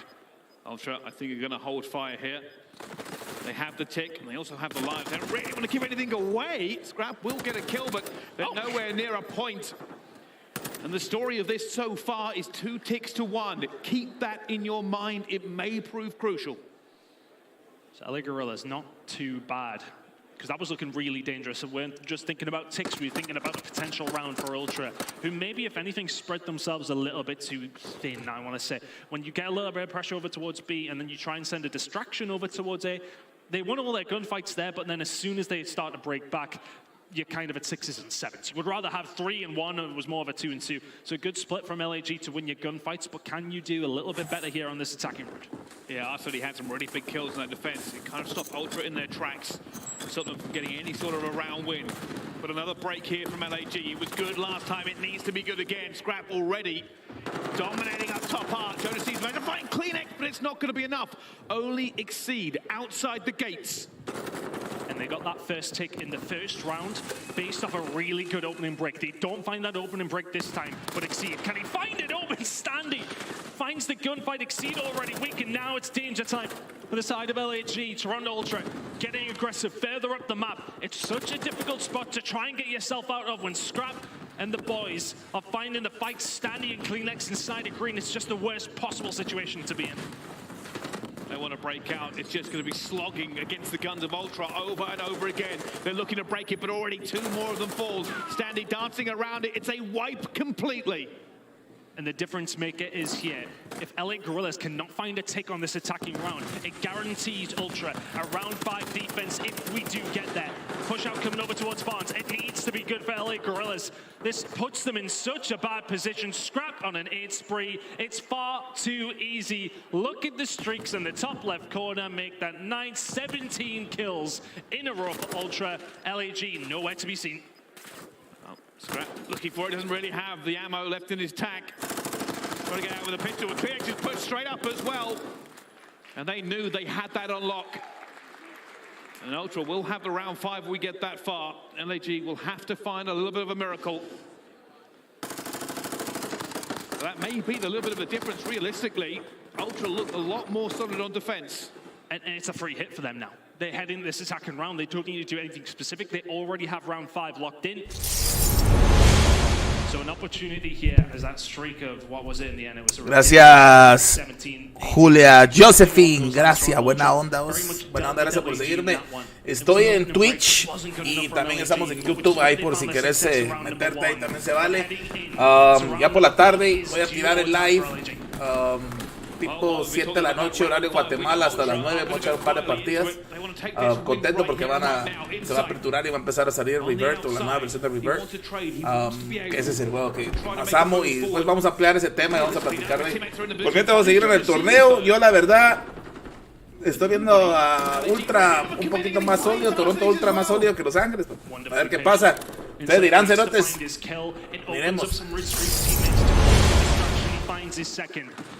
now at both fronts once again. Ultra sending more men over towards A. They may well just leave Insight to do it on his own. He's been doing that for quite some time. 7 in a row, eventually will get cut down, but his job is done. A now under lock and key from Ultra. And now LAG have to recover from this. They have to try and get them back into the bottle. You don't want to leave them out here too long. We're talking about round 5 as well. 3 goes down. It's only going to be Assault left in the middle of the map. He finds Scrap as well. Kleenex will eventually clean him up. But Ultra are looking for the round 5. They are looking for the win. They may well have that advantage, but you are very, very right. They want to close it out here. It's been such a good performance, wonderfully done from Joe Deceives. Gets cut down, A looking like it's going to go over towards Ultra. And that's when things start to get scary for LAG. You're in big, big danger of being blown away by the Toronto Ultra side here. Well, here they go. They have to find some ice now. Joe Deceives holding them off to begin with. Standy trying to push through. He's going to find this player, but gets gunned by Joe before he can do any more. And that's what they needed. Get Ultra back in the bottle. Do not allow them to roam this map. And that may just be enough to get this to a round 5. Inside Kleenex will find kills, though. And we never seen really a relay of kills from LA Gorillas that was just all white down that left-hand side for quite some time. It's given them a chance to now set up. Toronto Ultra still have a good minute and 10 seconds here. It may well come down to lives if they're not careful, but they have the time to set up. LA Gorillas sat back deep. A lot of map control for both two teams. Scrap's gonna invest this. They don't want to see this round 5. Here we go. They're looking for it. Cruise controls everywhere. And he's going to find the first one, but the trophy will deflect it, but not the second. And is that a big enough gap? Ultra looking to move forward on this map. They want to put this series to bed. And they're going for the final. Wow, Standy, that's huge. And they open it up for Assault, both of those cruise missiles. Get rid of Assault, allow Standy into these positions, and he's going to be the one to try and break things open here. 2 kills for LA Gorillas is going to just relieve some of that tension, as Joe Deceives will find another, but Standy is still in your face, and this is allowing Ultra out of their spawn, 30 seconds, 10 lives apiece. LAG have to find the steel in the spine. They have to hold the line against Ultra here as well. Assault and Standy go toe-to-toe, and he gets out of it, and Inside finds Assault. Ultra are piling the pressure on. LAG are reeling, they are losing the kill count. Exceed finds 2, but Standy gets the trade, but Ultra are in! They found a way through. It has to be down to Assault. He's managed to find this push through mid. The bullets are there. Arson needs to clean up. Can only find 1. Gunfight's been traded. 2v2 on the site. The gunny is there. Can Kleenex find a way through? LAG need to do it. Scrap fight 2 are still going. And Ultra are back in. Clock stop, 10 seconds left. 3 lives for LAG. Everyone must be spent incredibly well already. Kleenex takes him down. Assault gets Kleenex. Inside gun by Arsenes. And LAG holds. 2v2 are still going. Oh my God, Assault. He'll find another. The 1v2 is there even time. Kleenex is going to get himself inside. Gets gunned as well. Assault turns up when he needs to. A hell of a round 4. And LAG breathed the tiniest amount of life into this control. They needed every trade to go their way. They found it. But now they have to attack. It has not been pretty. But can it be different? The break could be everything. Cast your minds back to round number 1. The initial break is where LA Gorillas found that glimmer immediately, and for the first time we've seen Ultra concede a tick. We're talking about those small wins. There needs to be a big one here from LA Gorillas. A good opening break is just so crucial. Here we go. One more time into this control, and they're going a little bit different. Joe Deceives opens up proceedings. Through. Going straight through. Inside will shut him down. Exceed though, still alive. Alive and kicking. We head over towards A, but Kleenex always going to be in this position. War is really his playground. But look at this presence from LA Gorillas over towards A. They're very well aware of where Kleenex is, but still that time is ticking over towards A. The time has been stopped, if anything. Exceed getting some time up towards it, but the rest of his teammates do fall. It's a good retake from Ultra, puts themselves in a good position. Joe Deceives has to keep it open. That's 3 for him. The lives of LAG rely on him trying to get some more kills, but he did so much work. And LAG are now going to feel the pressure. Assault and Exceed, though, find 2. They are streaming out of their spawn. They do not want to be locked away. but it is a game of inches. They have to continue to find these kills. They're finding the kills, and they need to keep going. You are very, very right. A lot of pressure over towards A now. Can Ultra deal with it? Exceed will be the first one to get cut down. You can see Scrap and Code just firing the bullets away, trying to slow them down. Good defensive hold here from Ultra, but LAG have definitely threatened more. They have. They're still alive. They're still out. They're still fighting the kills. There's 2 more for Joe Deceives. And they're out. They're back and away. Clock stops. And Sandy's going to win one gunfight. The rest of the reinforcements for LAG are streaming forward. They have not been put away yet. 17 to 19 on lives. The lead in the kills department. Made that 17 to 15. Now that it just is wonderfully played by LA Gorillas. The aggression as well. A locked in. And now you've got to go a step further with B. Is there a series still to be had here? It's in your hands, LA Gorillas. They're fighting him. Strat finds the first one to exceed, though. LA Gorillas can breathe a sigh of relief. They have time, and they have the lives. This game is not over. Even with Scrap going 28 to 19, this game is not over. It takes one decent 4 men down for either one of these teams to rubber stamp this round in their favor. Standing towards the back, will find Exceed, ready to lock this one down. It's a big kill coming on through, but LA Gorillas still have some men here. Keep an eye on Joe Deceives. He's been that playmaker so many times. He's going to need to do it a couple more times if they want an advantage here. Scrap is the first one to fall. 4v3 momentarily. Look at this wraparound here from LAG. It has to be a recovery from Ultra. They're not finding anybody. Scrap does find one. Joe Deceives goes. Oh my God! Turns and burns. Exceed's still alive though. Arsenes finds another kill. Eventually goes down. And Arsenes, the lone man out. And he wins another huge gunfight. LAG finally stopped the clock for a second. But Arsenes wants his teammates to reinforce him. And he is going on a streak. And the problem is here for Ultra, you've got to turn around and deal with him. And then that opens up some lines. It's 11v7. Could they do it? Now here comes the pressure. Inside already finds 2 though. Joe Deceives on 1 health point, eventually recovering. The pressure coming through. He knows it's being contested. He has to look 2 different ways. He's alone on the point. And Ultra Chow, he finds 1 but not the second. It's the last roll of the dice now for LAG. Ultra can only concede 1 more. No more respawns remaining for the side of Toronto Ultra. LA Gorillas, you just got to go fast. You got to go really, really fast. And look where Arsenes at the back. It's a huge kill again. At 2 versus 6. It's Scrap alone at 2 versus 5. But LAG are in. Sandy finds 1. It's a 1 versus 4 for Scrap. He looks for a soul. Guns him out of the hill. And here they come. LAG have the numbers. And they win a control. They have regained in this series. I said miracles happen on land and statistics be damned. We're going to a map 4. Oh, we've woken up now, Boston. That was looking dominant. It was looking one-sided. But all of a sudden, out of absolutely nothing, a series on our hands. And honestly, I want to give props to Assault. And that round number 4 goes huge for his team to stop Ultra finding the win within 4 rounds. And then goes to the harder part where you've got to win your attack. And they never let up the pressure. It was that moment for Arsenes as well when he's the last one alive in any sort of area to find some attacking prowess, to find some attacking pressure, and finds 3 on his own. All of a sudden, Ultra are reeling, never regained control of the map, and LAG walk away with the control. The streak is broken for both teams. Yeah, and I want to give props to Arsenes in that last round as well. Not only were the kills massive, but it held everything open for his team. Ultra wanted to kill him. They wanted to lock the doors. But Arsenes, he was slippery. He was running around with the Vaznev. He kept getting kills and running away. And Ultra could not stuff him back in.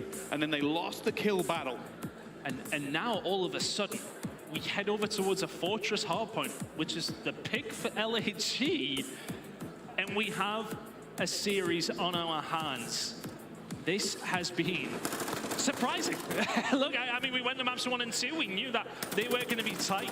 You find Ultra 2-0 up.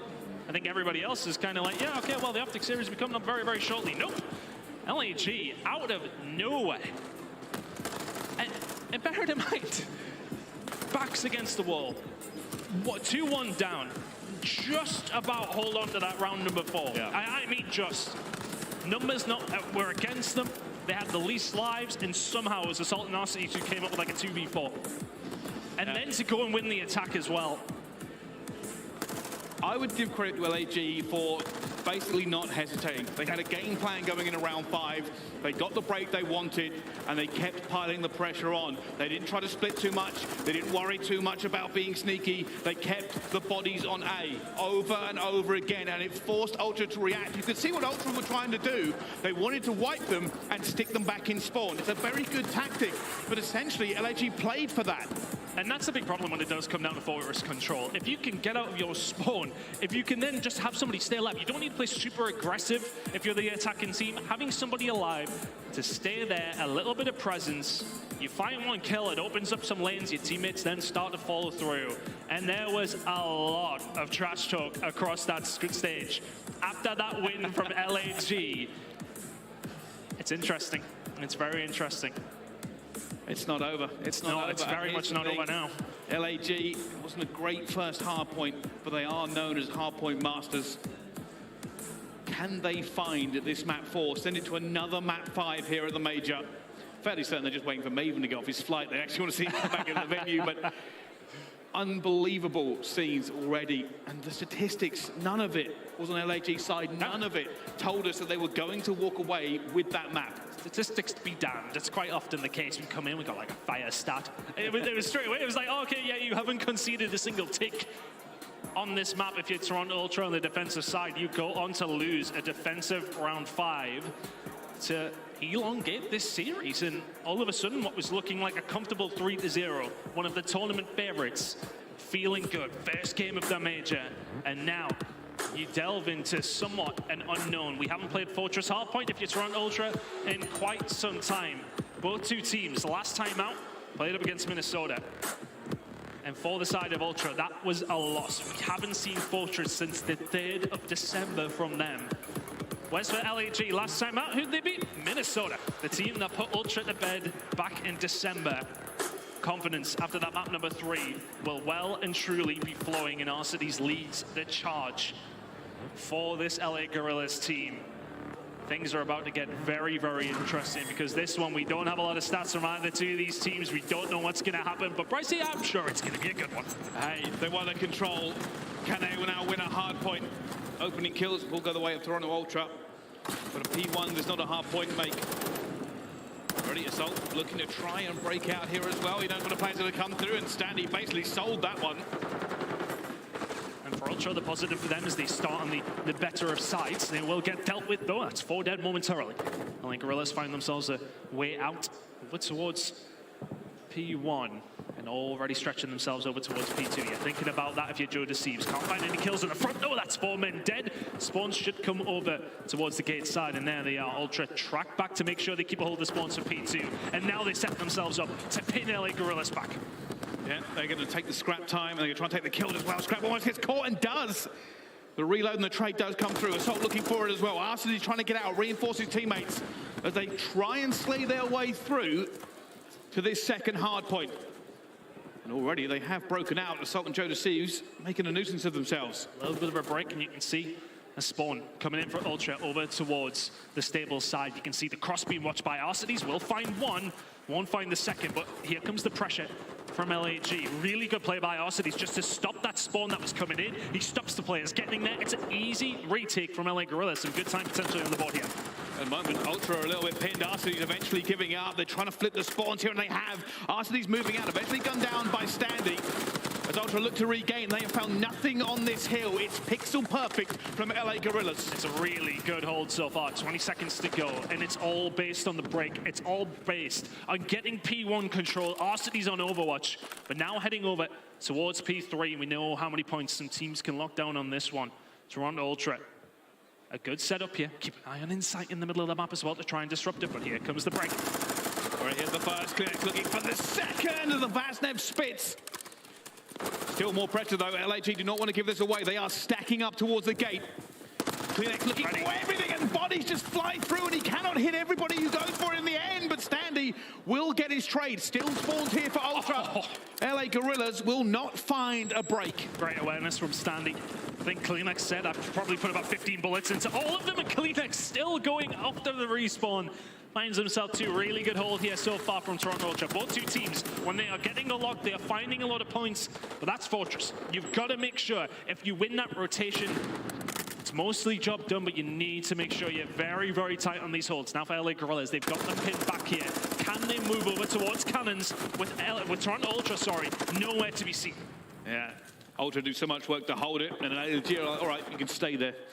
Stay in this spawn, stay away from it, but Stanley has found a little bit of a gap, and Arsenis is going to shut the door in his face. It will be LAG for this rotation. And they'll be looking to gain every single bit of points that they lost on P3. As that timer does tick through, Toronto Ultra not being pinned in whatsoever, and here come the spawns for them towards the back as well. LA Gorillas spawning out, they'll know where they are. The break comes through, it's only Arsenis who was left. And it's a perfect break from Ultra. The first time we've really seen any of these teams be broken, significantly set up, at least anyway. Ultra now can start to stretch their legs in this hard point. It's about a 50-point lead and very much growing. Clearx going to find the first. I think he knew the second one was there as well, but chooses not to take the gunfight. You can see at the moment LAG just swimming around this point, looking for a point to break through. They're trying to make the trade as well, but it's not going to go their way. Ultra continue to hold. Assault will find one, but one is all he finds. And it will be Ultra with this scrap time. LAG do have this rotation inside, looking to push them off it already. And the whole percentage and rotation percentage is very much there for the side of LA Gorillas.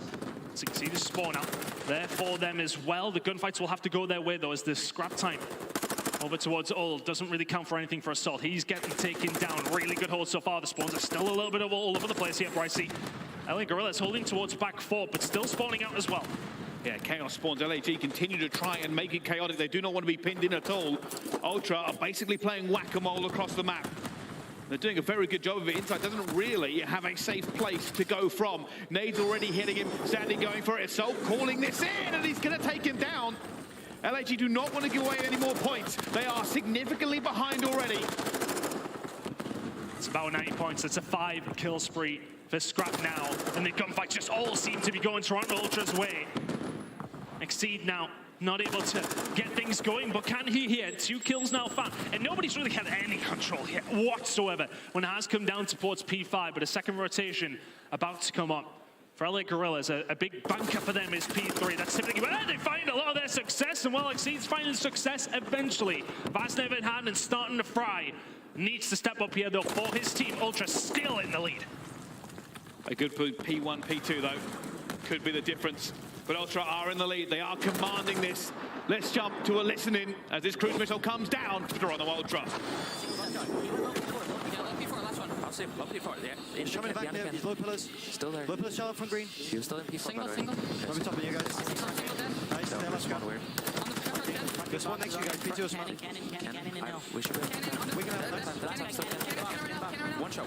Weak. Get spawned maybe, or maybe we can get forklift.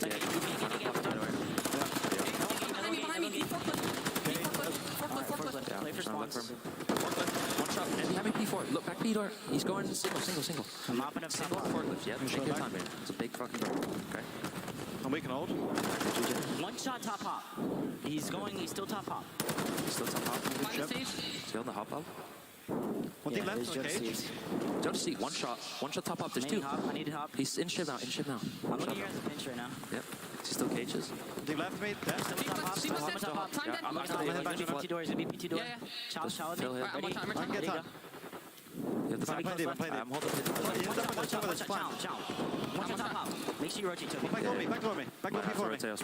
One more deep on you. Still deep on one deep on you. He's on the truck. Really weak. Just play life. Make him back. Pinch close. Close. He's rotating that one shot. Only one. He's running now. Let's go. Go quick. Low green, one shot. Go on top green. Low green, one shot top green. Well, Ultra are still holding this lead. They are still calm and in control. The pressure, it switches to LAG. Let's find out how they are dealing with it with their own. Listen in. Are someone close? Deep like P3 steps. He's still top down, I see him. Deep steps, that to kill him. He's just playing top maps killed me. Okay, one is stone steps, one is hill. Bottom maps. Right here. That's him. That cool weak, him twice. Trophy. Close Yo, we to the fucking front. You want spawn front? I got killed from bottom. Nice. One's gonna be on like the. Just try to kill him off cross. Data kill him. Nice. One time. He's not picking me time. That's too dead. Big 6 right here. We need a full 6 right here. I'm trying to go dump first. I'm trying to go down top early. I'm backing up. You should go out on your truck. 2K, pull up. Per bench. I think he already got out. He already got a P1. Yeah. Alright, I spawned. Considering the pressure that LAG are under, they don't seem to be following that much in the comms, but they are following on this map. 20 seconds now for Ultra to put it to bed. And this is where things really did start to turn around, where Ultra started to pace ahead over towards Cannons. This time around, LA Gorillas are just about holding on with the hair on their chinny chin. It was a really good break that came through from Ultra, but not good enough. LA Gorillas still in control here, but they need to start getting some time. Ultra still only 20 points away from the win.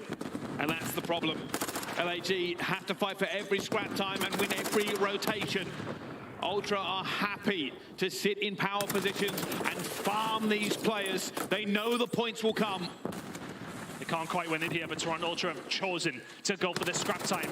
It was Scrappy who found a route behind, and he will quite happily soak up all of this time for the Toronto Ultra side. Assault and Exceed have to fight back. Joe Deceive's grenade is good, but it finds Exceed. Ultra now in control of the spawns, in control of this game. Can they lock it away here in Blacksmith?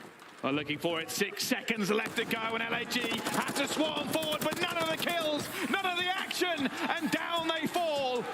Somebody stick red hair and pigtails on Scrap. He's asking, where's the beef? A dangerous prospect is an Ultra team who come out that hot. The control will probably bug them.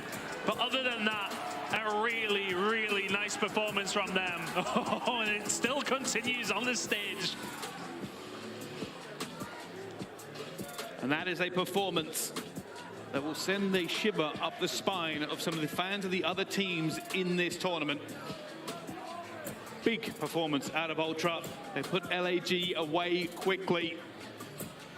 Silver lining for LAG, they want to control. Yeah, they want to control the only map that we really said that they will never going to win. Yeah. So, I mean, again, we just look stupider as the days go on, but that was a really good performance in the end from Ultra. I think they'd be a little bit concerned about that control loss, but on the overall, they'd be very happy with the way that they played. And I think they'll also say for that control loss, it's Fortress. It's one of those maps, sometimes it goes that way. It can be that way on Fortress. It's a bit of a funny one. But other than that, flawless in the hard points every single time. They just seem to have the beating of LA Gorillas, who's supposed to be one of the best hardpoint teams, so they really did not look at that. No, and that's one of the things LAG will have to work on. They've improved in the control, but maybe slipped everywhere else. I will say the S&D was close. We could have had a bit of a different series going forward, but LAG will now have to ply their trade in the lower bracket. Toronto Ultra will keep marching forward. Last time the LAG team, though, went on to win an event. They had dropped into the losers bracket the first time of asking, and then we all know what happened. It was also a major, too. So, I don't know. It might be a little bit difficult, but a really good performance from Ultra. LAG have it all to go. All right, well, it's time to go to the stage. I believe it's Blaze with Scrap. Yeah. Thank you so much, Bryson Ton. Boston, give it up for Toronto Ultra as they come out on top victorious. And Scrap, I was watching you dance all over this main stage on them, and I just got to ask you straight up, what did you eat for breakfast? Because I'm trying to be like you, okay? Yo, Chipotle tacos, to be honest. I mean, I was munching. The first meal of the day, okay. Yeah. All right, well, I got some tips now. Give us some tips here in this game, okay? Because you guys win this in 4 maps. Outside of those last few moments there in that control, you guys look flawless. So tell me, how is it that Toronto Ultra is so good? And with this being your second event with the squad, what do you guys want to accomplish here? I mean, we want to accomplish to win this thing. We're trying to win this thing, of course. But, you know, I just think that we've grinded really hard to get here. And, you know, we're putting in the work, and we're coming for it all, so. Hey, it feels like you're coming for it all. You feel confident up here, okay? You got the fans cheering for you. You got your family in the crowd out here, too, as well. How does it feel to be playing here in Boston? It feels sick, you know. I got my whole family here. It's the first time they're watching me. Playing with my brothers, so I couldn't ask for more. Hey, man, that sounds like so important right there, and so much love out here. Yo, Boston, can we give it up one more time for Scrap and the Toronto Ultra? As I'm going to let you get ready to go and start preparing for tomorrow. That's going to do it for us here on the stage. It's not a rivalry. It's not a rivalry. I don't know why they even talk about that. They're bums, so. It ain't a rivalry and it ain't even close. Chris, take it away. He got my vote again. I don't know how many times I'm allowed to vote for Rookie of the Year, but every time he's on stage, you know entertainment is coming. Never a lack of confidence. And at the end of the series, there were some words exchanged between him and Joe during the fist bumps. He's like, good game. Now here's some trash talk. It has to be said, Miles. It has to be said, and Chris, I'm glad you said it because someone had to say it. But hey, man, the thing that impressed me most about Toronto, the respawn dominance. We gave so much kudos to LAG being the kings of hardpoint. Not today, baby. Absolutely ran the show. Al, it's reminding me of the last week of the qualifiers where the stats, they're starting to lie to us again. We saw this LAG squad looking so strong in hard points. They were winless in control, but that was the one game they win in this series. Yeah, definitely a little bit of an opposite day here. I think that control win for LAG is huge, but when you get smoked the rest of the way, not so much of a light at the end of the tunnel. Toronto, though, definitely looking like a team that's hoping to win this whole thing. And here's a look at our bracket. Joey D, break it down for me because I'm starting to get excited for Friday a little bit early, and we're not even done here on the opening day of action. Yeah, I mean, listen, Toronto Ultra, Atlanta FaZe, I'm pretty sure that's a rematch from Major 1 as well. FaZe were able to take that one, so already looking at that should be a good one. But,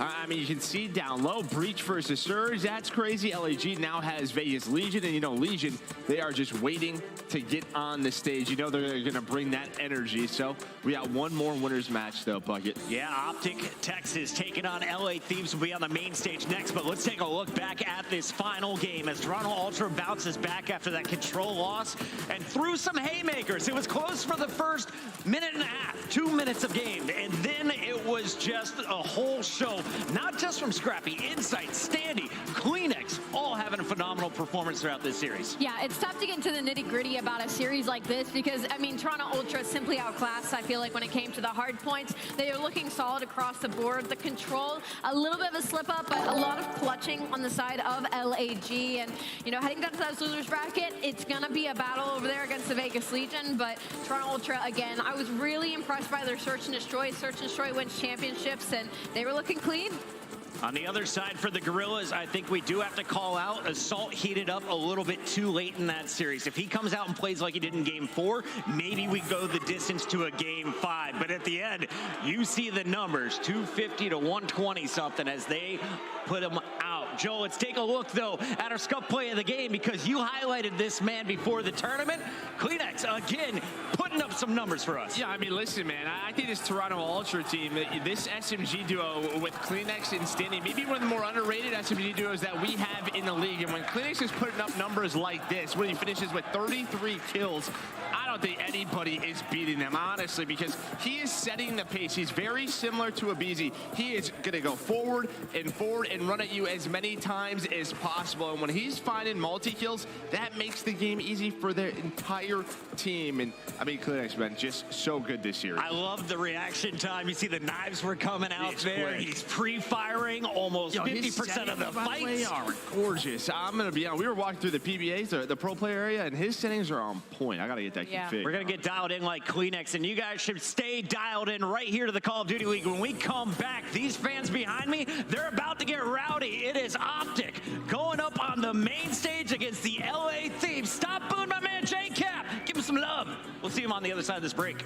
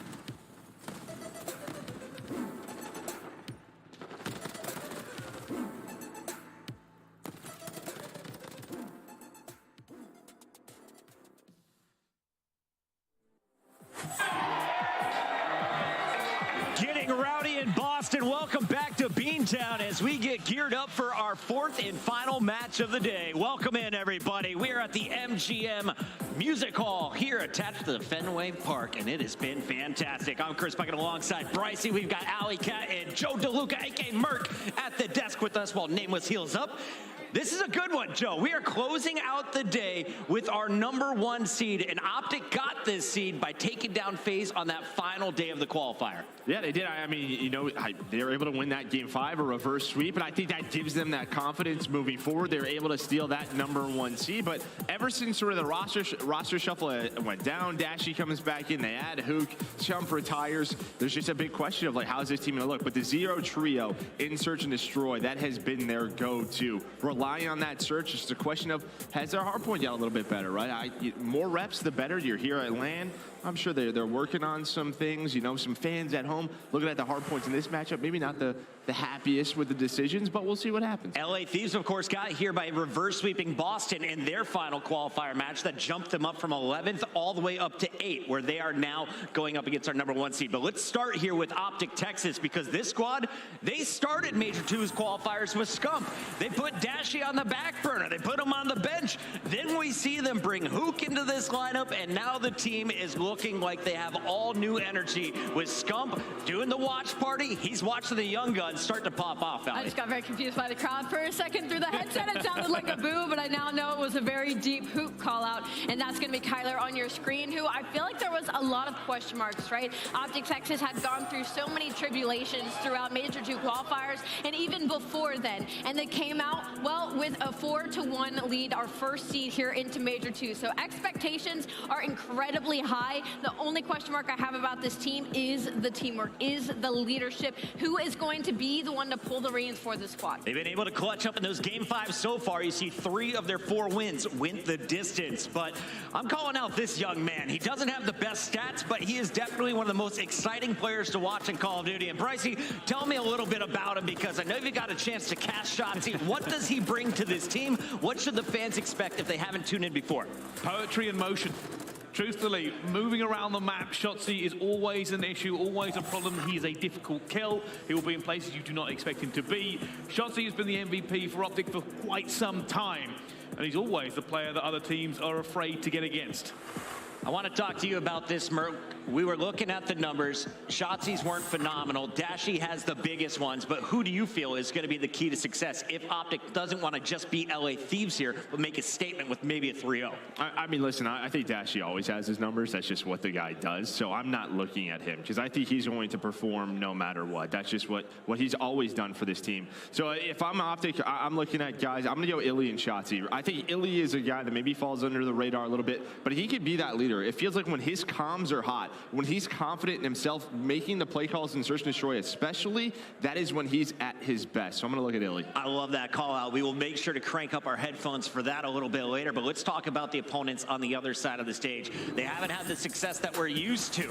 They won the World Championship. They had a major before that. Not the start they wanted here after Raleigh. We expected them to bounce back on the qualifiers. It was a mess getting here, and they were without Kenny for a while of that. Yeah, same deal with the LA Thieves. A lot of ups and downs. Not what you expected out of our back-to-back world champions last year heading into this season. And it's been tough for them simply because they haven't had a safety net. They haven't had a game mode that they can really rely on like they did last year. It was hardpoint at the beginning of the season. I believe they went 9-0 to start off, and that just has not been the case here. They're handed 3 L's in a row, but a huge bounce back against the Royal Ravens, and then the reverse sweep completed against the Boston Breach. You talk about schedule strength, and you're a little bit on the lenient side here when it comes to the LA Thieves, but they also had to play without Kenny for a little bit. But when he did get plugged back in, it took them a second to get back into motion. So you're worried if you're an LA Thieves fan for sure. Kenny is back in the lineup, but the player to watch today is going to be Draza for me. And let's talk a little bit about the skills of this man coming all the way from Alaska to compete. Bro, this guy is their engine, I think, in some ways. It feels like when he's playing at his best, he is winning some ridiculous gunfights, but he's also got a little swagger swagger to him, right? Like, he will talk some ish on the main stage. He plays with confidence, and I think that map number 1, look at how Draza is playing, because against Optic, again, this Thieves team, they love this matchup, but Draza's a guy, if he's comfortable, if he's flowing on the map, that is when he is at his best. Well, we'll see. Will he have to slow things down to deal with Alexa Dashi on the other side? Right, so there's 4 beautiful faces looking at me. Which one is your favorite to watch in game? I often like to watch Octane. I genuinely do. Obviously known as the human turret, I feel like he's the backbone of this team. They have to rely on him to win some very crucial gunfights as they go through. The problem is the Thieves have not been consistent in the winning department. They haven't shown me enough through the qualifiers to really give me a ton of hope in this matchup. But hey, when it comes to a major, magic happens. I just looked over at our predictions in the Twitch chat. We have 12 million channel points, about 8.5 right now on Optic Texas, and the fans haven't even seen the maps yet. So let's bring those up. And Alley Cat, I want to know, should the fans feel comfortable here when we see these 5-map series? How far should it go statistically?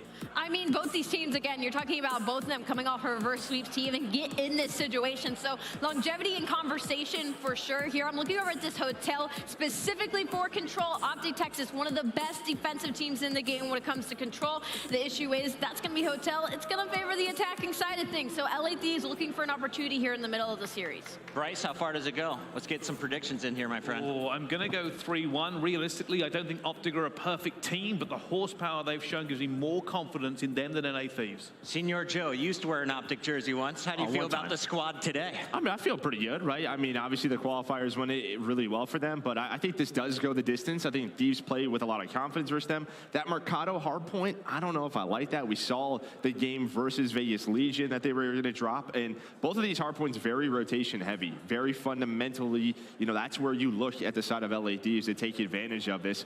But the search and destroy in the control, I think that's where Optic are going to take this one. So I got Optic in 5. I want to give a huge shout out to the Boston production team, everyone working behind the scenes, and especially our stats wizards. They have been crunching the numbers. They've been putting out graphic after graphic, and I'm told we've got some new digits to take a look at. Let's break down some of the big ones coming into this series. LA Thieves going up against Optic Texas. And as you can see here, when it comes to the map count, LA's been 28 and 28. Optic didn't have a hot start, and they've gone to a number of game 5s at 26-25. So when you said this has potential to go the distance, I think the numbers are agreeing with this story, Brycey. Yeah, they certainly are. Both these two teams really need to start solidifying themselves. We talk about benchmarking games. This is a benchmarking game for both of them. Optic need to polish out the mistakes they've been making. For LA Thieves, it's redemption time. They're the World Championships from last year, but that was a long time ago, and they're yet to show that form again. Thank you all for tuning in. This is the final match of the night here at the CDL. Before the match kicks off, we got to give the players a moment for a bathroom break, so check out some epic content before Game 1 kicks off. Yeah. Go.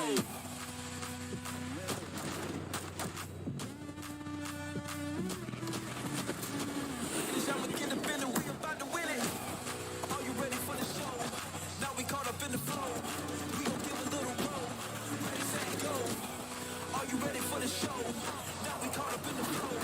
We gon' give a little roll. Ready, set, go.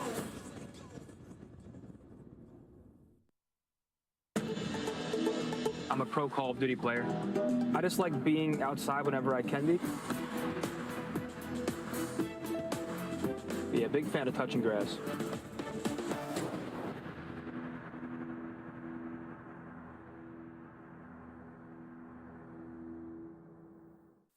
The Call of Duty League is presented by the GMC Hummer EV Pickup, the world's first all-electric super truck.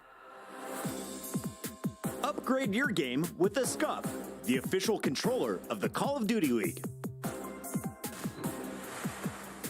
Boston, make some noise, because this game is just a few moments from kicking off as we bring our players out to the main stage. Before we do, Allie, real quick, we were talking during that content piece, it can't just be Draza, right? If you're going to see an upset here from the LA Thieves, Who do you think is the X factor in this matchup? I think it's going to be Kenny. I think if any player is going to pop off, it's going to be Kenny. And I think when he does incredibly well, the rest of LA Thieves can kind of take a seat back, just focus on the fundamentals, and let him have control of the map. So keep your eye on the Kylo Ken. Joe, you agree with this? Do you like the Jedi? No, I do. And obviously it just depends. Him in the roster takes a little bit. Hopefully he's feeling well, comes back into the roster. That Ken might be a little bit off, but Kenny is a guy, when he finds his flow while lying on the mat, just feels like he's playing a different game. Sometimes just like Shotzi, it's just a question of can he find it. I feel like it's sometimes Ken is a guy who's very much, hey, are we on the same page? And I think he maybe tries to overthink some things, do a little bit too much. If I'm Ken, just focus on myself, win my one-on-ones, the map will come to him. Is it a Kenny versus Shotzi battle, or are you looking at someone else to worry about those positions? No, I agree with Kenny being the X factor.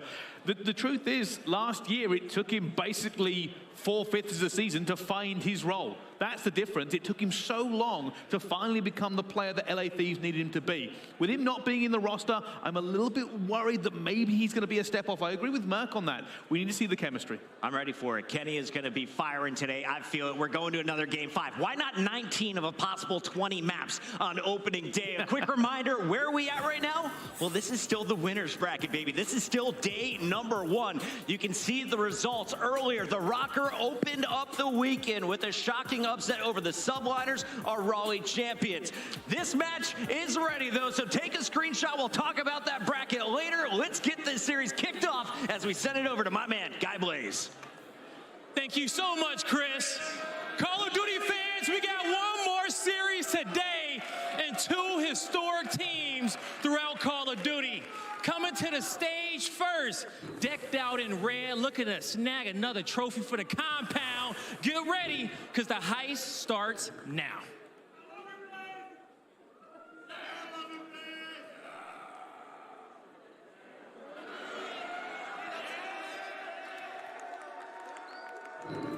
So what's the plan? Same crew, but this time, we take everything. Dylan Allen has picked up 3 in a row, looking to take care of the entire squad, and he's done it.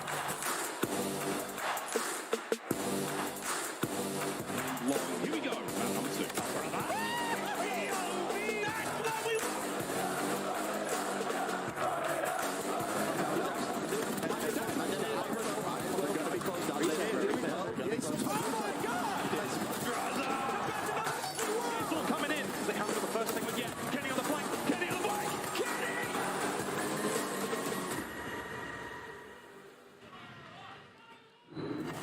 Boston, make some noise for the LA Thieves. We got the man himself, is Octane, the Alaskan assassin, Draza, Kenny, and Envoy. Give it up for your LA Thieves. The slow burn that is our back-to-back champions from last year in the LA Thieves. Another slow start this season, but when you look at this roster, you have the Dark Prince in Envoy who can change the flow at any moment. And Blaze, I don't see a king on the other side of that stage. All right, now it's time to bring out their opponents. You know them, you love them. Here comes Optic Texas. Give it up for Illy, Shotzi, Dashi, and the final piece of Zio, it's Hook. I give to you, Optic Texas. The green wall to rule them all. And while the king may be resting, this team looks to make their own legacy here on the main stage.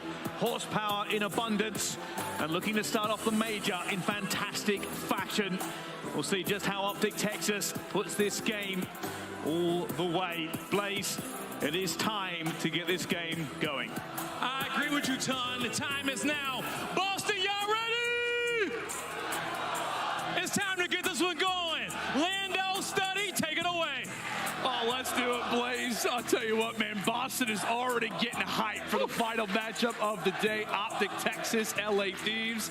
Chad, I tell you what, man, the stories are there. Stories are everywhere when it comes down to this matchup. Oh, man, I'm so excited for this one. Obviously, Optic Texas, they complete the reverse sweep versus Atlanta FaZe to get the #1 seed. Yeah. And on the opposite side, Thieves, they complete the reverse sweep versus Boston Breach and get that AC to make it into the winner's bracket. This is a grueler of a series, man, because you don't want to be playing either one of these squads in your very first round. You're going up against the world champions if you're Optic, and then if you're Optic, you're literally dominating so far, especially in Search and Destroy. So this series is going to be insane, man. Yeah, it's going to be a great one. Obviously, we've talked about it, right? Throughout the qualifiers, Optic no longer with Scump. Jay, this is the very first matchup on LAN that Optic has played without Scump in the lineup since the MLG National Championship in 2011. It has been 4,000 days since Optic has been on a main stage without the King. I wasn't even a pro at that time, man. Like, that's insane, Some people weren't man. even alive, I think, in that time. Definitely a couple people probably. No, definitely none of us, but super excited, man. Obviously, this King isn't here anymore. Whole new roster for this Optic Texas team.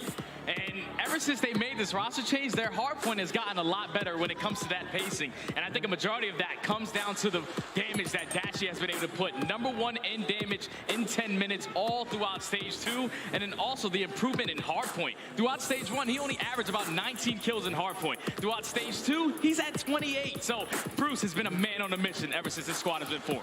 Without a doubt, my friend, it's the final matchup of the day. Boston, get loud as we fly in here for Mercado.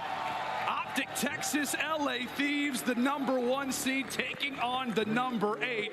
Optic Texas will start off with preferred spawns as we jump in to game 1. And when you take a look at the maps and modes in this series, I'm pretty sure like all the respawns can go either way. The S&Ds for me is what's going to be able to be that turning point. For early start into this game, it's the Thieves. They start off on the bad side. They win a majority of those gunfights, and spawns have already flipped. Spawns have already flipped, at least for the moment. Optic looking to lock things down for the time. LA Thieves, as we said, a huge matchup for them coming into this one as well, Jay. As hardpoint, it feels like nothing really seems to be their strong suit right now. No, yeah, especially when you talk about this new Optic roster, the only thing that they really do struggle with is their rotations. And that's the same thing on the other side for the Thieves. They are dead last in rotation in hardpoints.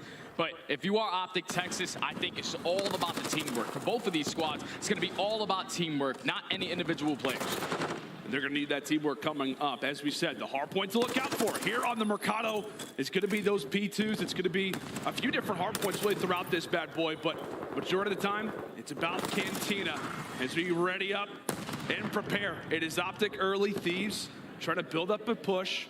Now making their way through the back alley. Illy, first line of defense. He's going to be here. Slowly weakened, but still up. Yeah, you got to stay alive if you are Illy.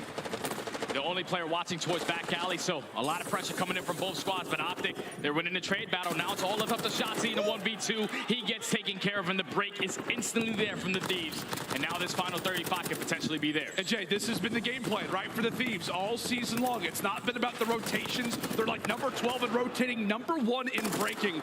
I know on Mercado, the stats don't necessarily suggest that it works out all that well, but it absolutely does here off the rip as Draza starting things off at 6-3. He finds himself on the 4 spree. Meanwhile, it's a 2v2 on the top side of the map.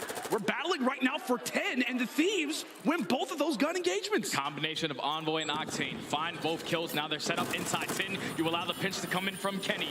So it would look like to be a great rotation from Optic. Texas is instantly broken. All right, great teamwork from the Thieves. They find every single kill, and now Optic are forced to break. Preferred spawns also in favor of the Thieves. Yeah, great situation now for the Thieves. Draza and Envoy quickly find themselves on 4, and Optic Texas is struggling just to really make their way past the 50-yard line. Shotzi wins that, and now things get a little bit easier here for Optic Texas, but they've still got to jump inside of the point. Shotzi with the nade over the top. Hook as well. Everybody getting involved, but it's a majority. It's going to be that SMG duo. Granted, a team kill comes forward, but Optic have broken. LA Thieves knocking on the door as they've got man count right now. Yeah, and that's a big break right there from Optic Texas, because on this map, they are 9th in break percentage. And they made that one look easy. Got themselves right back into this game. Even though they lose the final 20 seconds, they win the rotation over towards Barbershop. And this is where you need to set up a good hold. It's going to be the Thieves trying to push out through back blue. Shotzi finds that first kill. Illy with the second. And so far, this has been a flawless rotation. Optic should be fully set up. And this is really what you want to see out of this team, Jay, right? I mean, it feels like the one time we saw them on Mercado was versus the Las Vegas Legion in our Major 2 qualifiers with this new squad. They've been a little late to adapt. And right now, they've got that set up locked and loaded over at the Barbershop. It can be chaotic from time to time. And that's exactly what Draza is going to attempt to do. He drops. Optic still with time and threat of taking the lead. Optic still with time, but LA Thieves, they're getting surrounded by all the players from Optic. Kenny finds 2, can't find the trade onto Illy.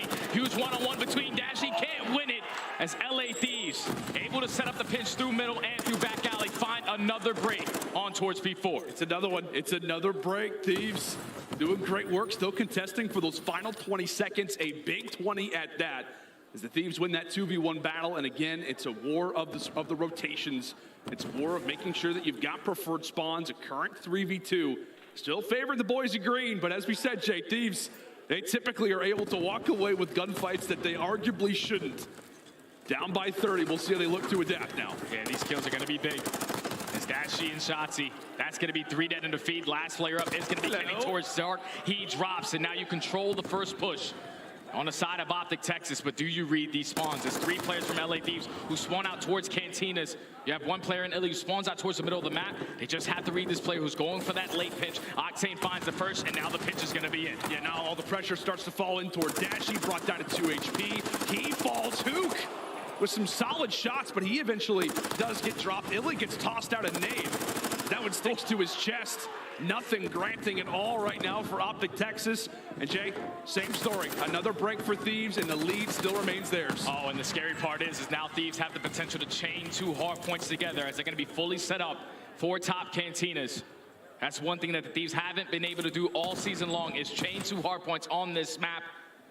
When you do that, you're able to grow the lead the way that they are trying to, as all-out Optic Texas trying to put pressure through back alley. Draza and Octane combined for 2. Kenny with the 3rd. Only 1 player in the position is going to be Dashi. What can he do? Oh, and Dashi trying to make a play. Kenny nearly with 2. Optic Texas trying to jump on forward, but Jay, they've got no angle for the Thieves. You've got players in all of these windows, envoys pushing out the cuts. Looking at that mini-map, there is nobody close right now for Optic as they continue to get pieced apart. And these are just money hills. Goodness. Oh my, Draza finds himself on a 7 spree, already earns himself that cruise missile. If they hold this remaining time, they're gonna put themselves up by 100 points. Every single hard point is so crucial on this map. If you chain 2 together, that's the scoreline that we're currently gonna see. The Thieves, flawless hold at that P6, and they're trying to find a couple rotation kills towards P7 as well. And here comes the cruise missile. Draza looking to invest this. Does a little bit of damage, at least maybe even just for a bit of information is all it is as we continue to battle 100-point advantage right now for the Thieves. Let's step aside and see how those comms are sounding as Kenny is frying.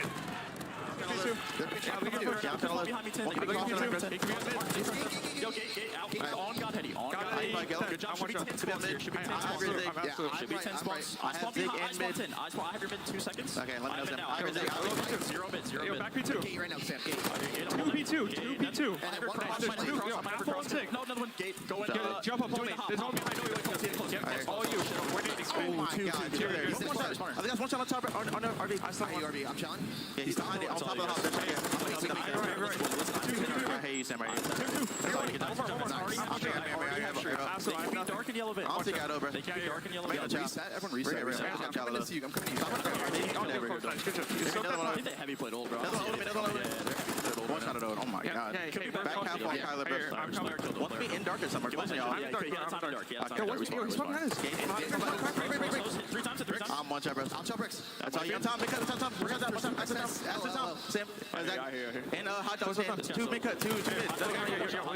Yeah, let's reset. Yellow man, push out 10. Push down street. I'll give you a trick on me, bro. We can play God Heady up the time. I'm still playing mid. We'll give you I'm trying to go half wall. I don't see anything half wall. Yo, internal daytime.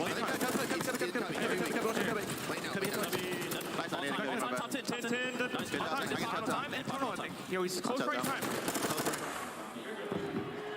Oh, my word, that sounds like a well-oiled machine. The Thieves, it's not even just Jalen. They're calming out like, hey, this guy's dead. I killed him over here, whatever it may be. It's just like the intuition, the call-outs from everybody telling us when to calm down, where the likelihood of where Optic Texas could be. It is just picture-perfect work right now out of the Thieves, Jay. It feels like they are very much prepared right now for this matchup. Yeah, those comms right there from the Thieves show why they are world champions of last year. Small talk on small talk. They're making sure they're keeping track of every single situation that could potentially happen, controlling the spawns, controlling the power positions. But just haven't been able to find anything off of that P1. This is where Optic can get back into the game. Dashi finds himself on a 3 spree. They win that rotation over towards bottom Cantinas. And now only being down 80, this game is far from over. Yeah, I mean, if they grab all 40 of this, we're at like 190 to 223. That makes it look a whole lot better than it does right now. But Dashy, by losing a few of his teammates, has to hop off the point, and that allows for the LA Thieves to inch ever closer, now to 250. Bit of a crossfire toward the outside of the cantina. Shotzi has pulled out that tack, and he's putting it to good use. Able to put a few in the dirt, as now it's a 1v1 inside of the point. Bruce is able to take it, and as we said, Jay, that score begins to improve, but it's all about that fight that's toward the top side. LA Thieves just got close spawns. Oh, LA Thieves, they have every single player on this side of the map, so it's all left up to the SMGs for Optic Texas. They have to go big. Octane with a huge one-on-one. Unfortunately, who cannot find the trade? Now it's all on to Illy with the SMG in hand. Finds it first. Almost hits the snap onto Octane, but that's going to be the Thieves winning that rotation gunfight. I was going to say, you might as well write the hard point off there. Yeah, Optic making the comeback if Illy hits a shot like that. However, continuing to put Optic Texas in the rear view mirror as Thieves continue to build upon their advantage. Now less than 5 points away. Octane winning another crucial 1v1 as it's all going to come down to one more break. That's what it's been about for the Thieves so far throughout this Mercado is on breaking, and it will end with it as well. Dominance early from LAT.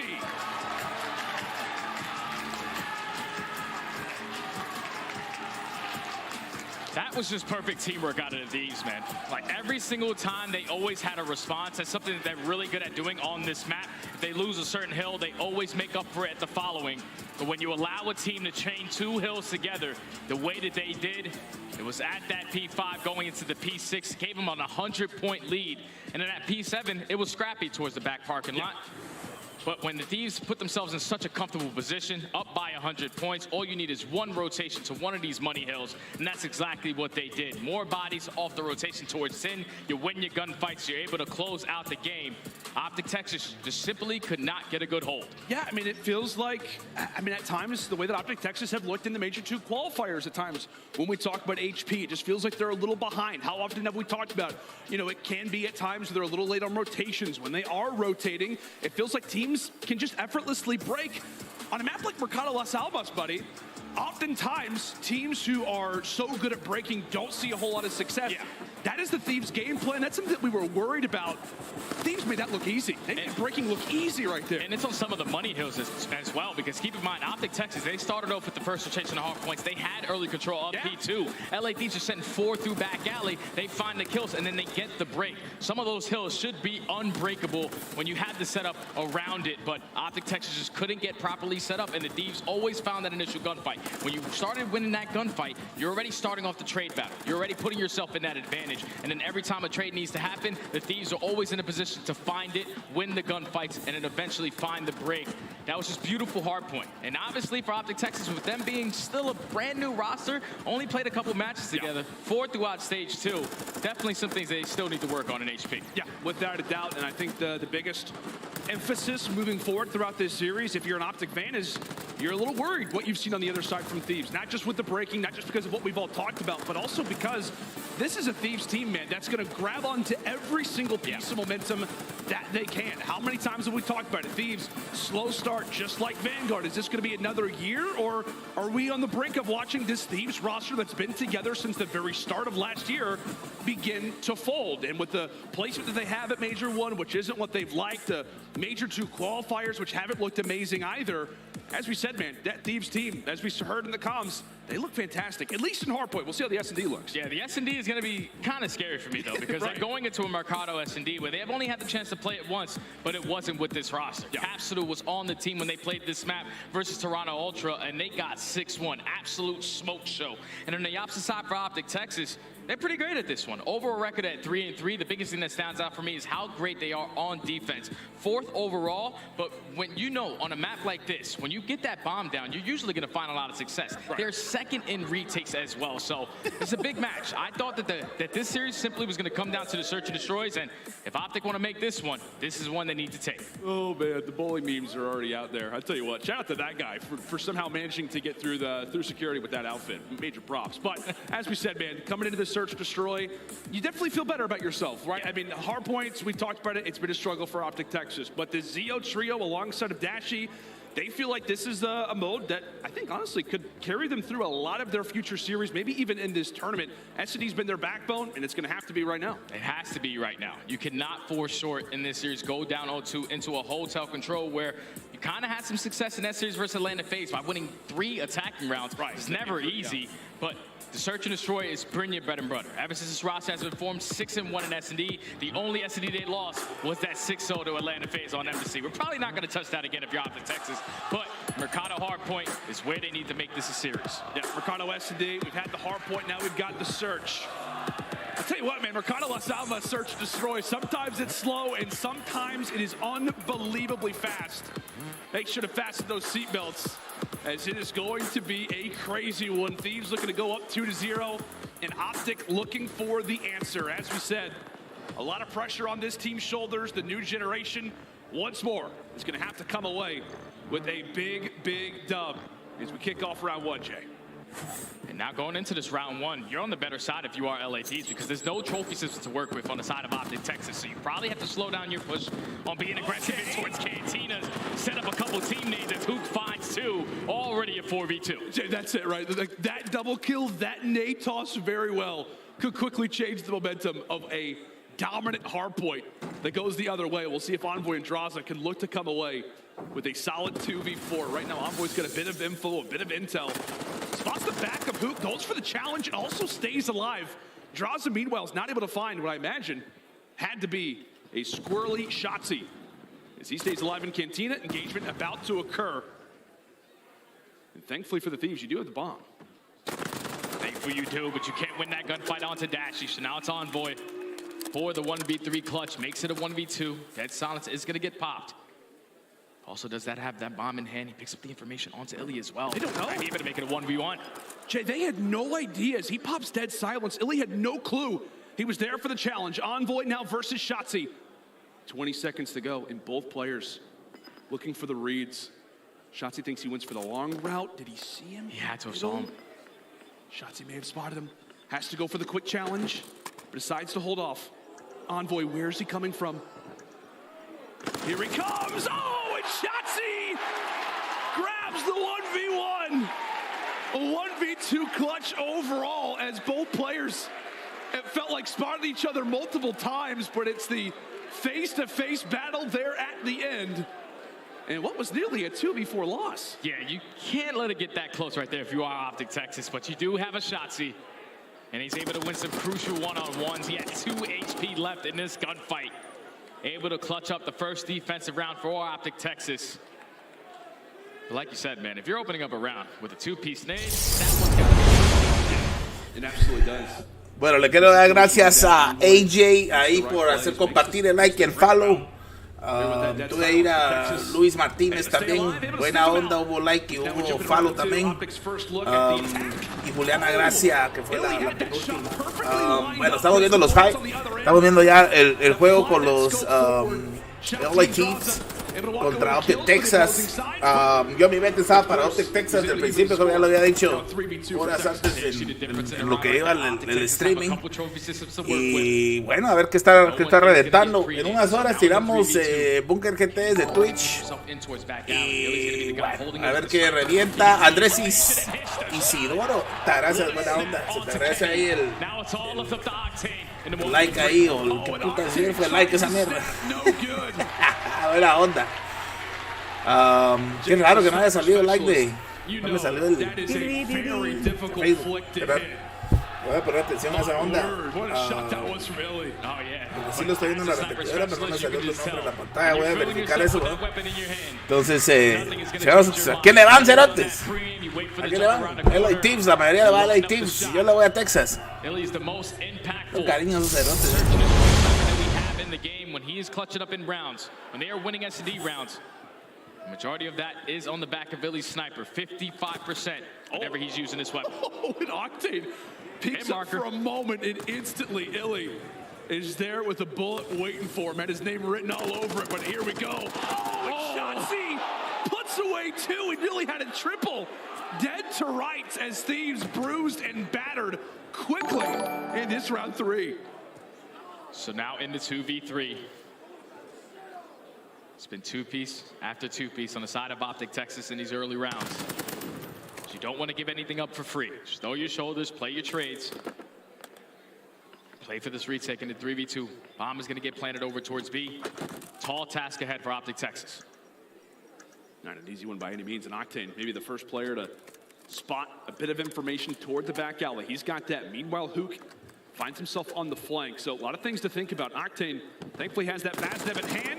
He's got to put it to good usage. Great flank as the pinch will work out from Hook. Envoy last alive 1v3. 1v3, 20 seconds. The bomb is going to be stretched, so he can potentially see it from middle map. He's going to be able to line up a couple shots. Can't find the kill onto Illy. 1 HP.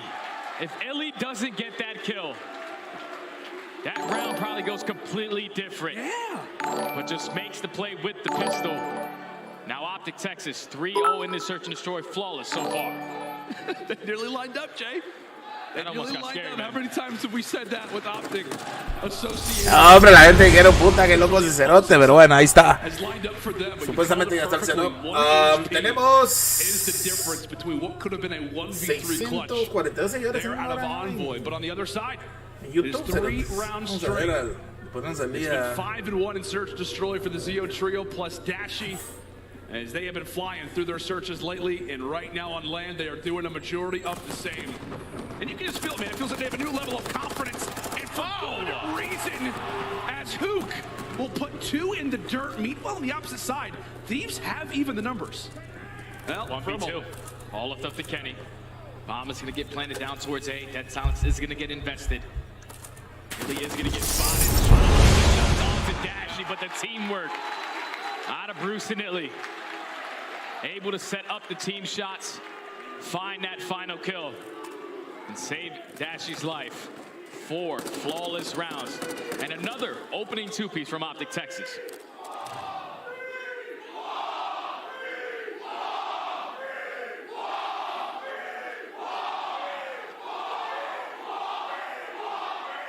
It's fair to say, Jay, Boston has awoken.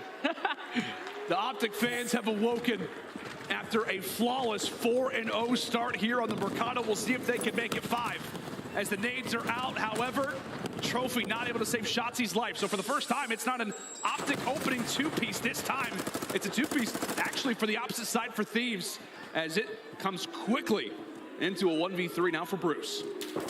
Bruce all left in the 1v3. Gets the information to have at least one player crossing towards that site. He finds the kill on the Envoy. 1v2. Pops that Dead Silence. He can catch the timing. Oh, he absolutely can. He's going to spot him off the bomb. He's going to wait a minute. Bomb does not get planted. Oh, it's a 1v3. Oh, it's so close. Octane has got to be on a sliver of health. Jay, I swear he won this fight. It's got to be like a bullet that goes through that lantern. Yeah, Dashy definitely wants to fight with that light pole right there, because that light pole just held him back from clutching an insane 1v3. This place would have gone nuts if he clutches that. Definitely made it an opportunity. But you'll take that. They're able to get the first round on the board. Wasn't easy. That's what it takes, right? That's what it takes to search destroy. You're down 4-0. You don't care that you nearly just got 1v3. You're happy the fact that you finally have a round to speak of. And off the start, it is player number 5 in Illy. Bomb at his back and the sniper in hand. 3-2, but those kills have been impactful.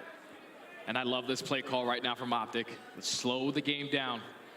Let's try to catch a couple players from the Thieves, trying to get aggressive, trying to hit a flank through B.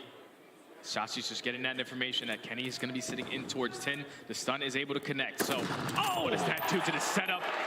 Forces a couple players from the Thieves to hit that early rotation as Illy finds the first blood. Illy cracks the whip.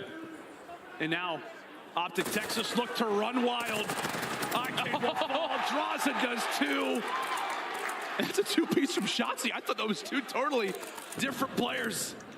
And now it is Kenny all by himself. A 1v4. Illy pops his head up for a quarter of a second and hits another snipe. This has been downright dominance, as we'll watch this snipe again. And a few extra bullets from Hook, 5-1. He's just lining him up, man. He's lining him up. Illy with that sniper in hand. is changing the way that this Search and Destroy is being played. Finds the first blood, finds the final kill. So now Optic Texas are 1 round away from tying up the series. If you're Thieves, it's just like, can we just not get two-pieced off the start? Can we not just allow for Illy to line us up quick? Can we get something going, please? That would be great. Thieves down, but technically not out. We've seen crazier comebacks happen previously, but Hook, another first blood for Optic Texas, 7-4 now for the Nuke. So now in a 3v4, not an easy task for the Thieves players. You have one player in Draza who invests that dead silence, already pushes his way up through elbow. But you have a player in watching that position. It's going to be Dashy. He gets the information. The stun is able to connect. As Shotzi finds another one, 4v2. Draza gets sniffed out. All up to Kenny to try to keep them alive. All up to Quavo Ken, 1v3. And a best of luck to Kenny, considering where he's at, considering the amount of time left on the round. As he just prays that somebody from Optic gets over-aggressive. But it is a perfect reply there out of Optic Texas as they answer back on a Mercado themselves. A 6-1 performance. And that, Jay, that is the Optic Texas that we have seen online now to land, as this new lineup now improves to a 6-1 record in this mode. They just took over in that Search and Destroy, man. Early on, you're thinking Thieves start off on the attacking round. We're going to put a lot of pressure towards Cantinas and try to get this bomb down. But when you get two-piece landed right off the rip, then it changes your entire game plan. Optic Texas, they had the aggression early on, and in the later rounds, they started to slow the game down, pick them apart, read their setups, and then allow a couple players to walk right in front of Illy with that sniper rifle. That was just a perfect game plan from Optic Texas. Yep. Obviously, if you are LA Thieves, you only played this map once before, wasn't with your full roster. I don't know if you you're lose at playing it 6-1. Yeah, and now you get your full roster and you lose 6-1 again. So you probably might have to get rid of this one from now on. Yeah, I think you may want to go ahead and maybe remove this one from the map pool for a while. Capsule or not, Kenny or not, Thieves struggle mightily on this very map and mode. Not a good time for them here in this game number 2, but it's a good time for us because we've got ourselves a 1-1 series, buddy. Hotel Control up next. How you feeling about it? Oh, I'm excited, man, because we saw Optic Texas versus Atlanta FaZe. They're 11th overall in attacking rounds, but to start that reverse sweep, they won 3 attacking rounds in that control. So it's up in the air for me, man. I'm excited we're going at least to map 4. Absolutely. We got ourselves a guaranteed map 4, but could it go to 5? I think there's absolute potential for it, ladies and gentlemen. Make sure and stay with us. It is the final matchup here of day 1 at the Boston Major. Optic Texas, LA Thieves. Stay with us. Control up next.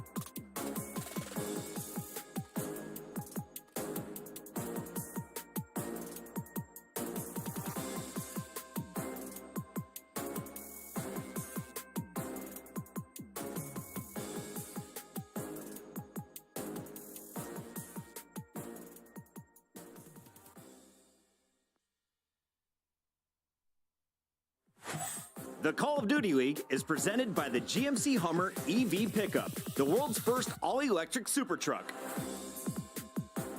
Upgrade your game with the Scuff, the official controller of the Call of Duty League.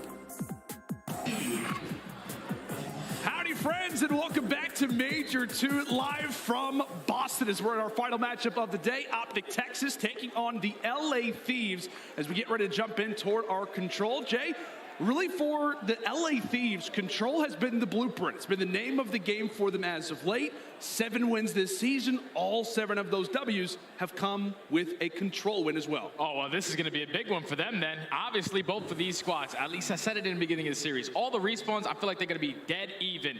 But this map, whoever takes this one, at least in my opinion, is going to be able to walk away with this series. Optic Texas, we know what they struggle on. It's their attacking rounds. Yeah. But the last time they played it, they take 3 versus Atlanta FaZe. And then on the opposite side for the Thieves, they're pretty consistent overall. Yeah. Attacking and defense, 5th best in the league. So it's going to be all about these attacks for me. Who can take more? And whoever takes this map, in my opinion, takes the series. Absolutely, buddy. It's going to be a fun one. So far, though, throughout this series, we do sit with a 1-1 scoreline, but it's been downright dominance on the Mercados.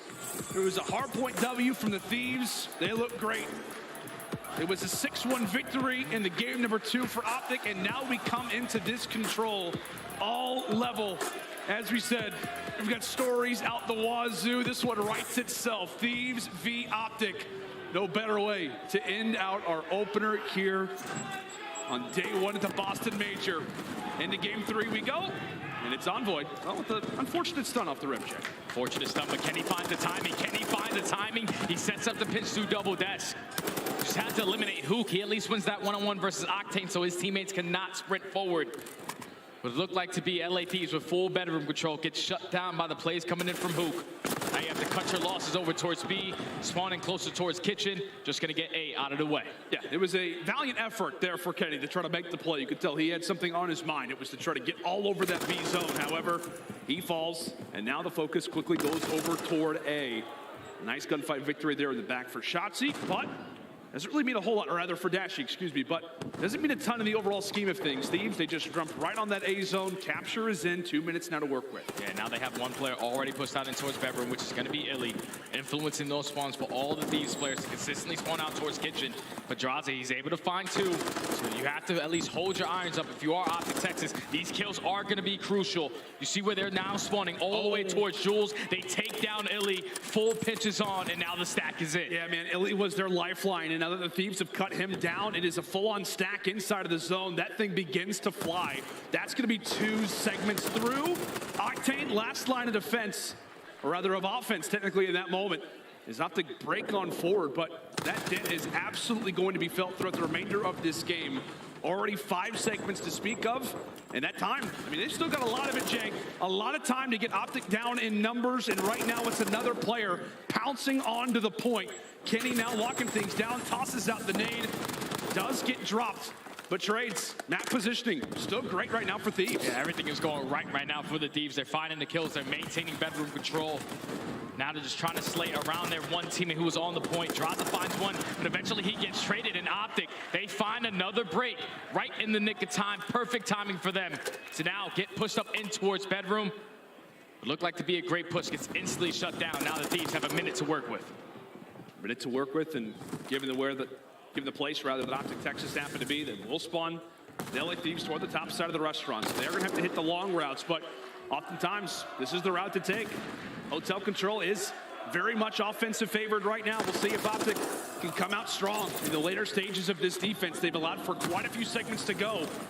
But can they come up clutch? Thieves, they have stacked themselves into the point, and nobody from Optic is even there to watch it. That is a clean 4 down and a sprint to the finish there for LAT. A commanding 1-0 to start. That was just a perfect play call right there from the Thieves. The teamwork right now is working out beautifully in these respawns.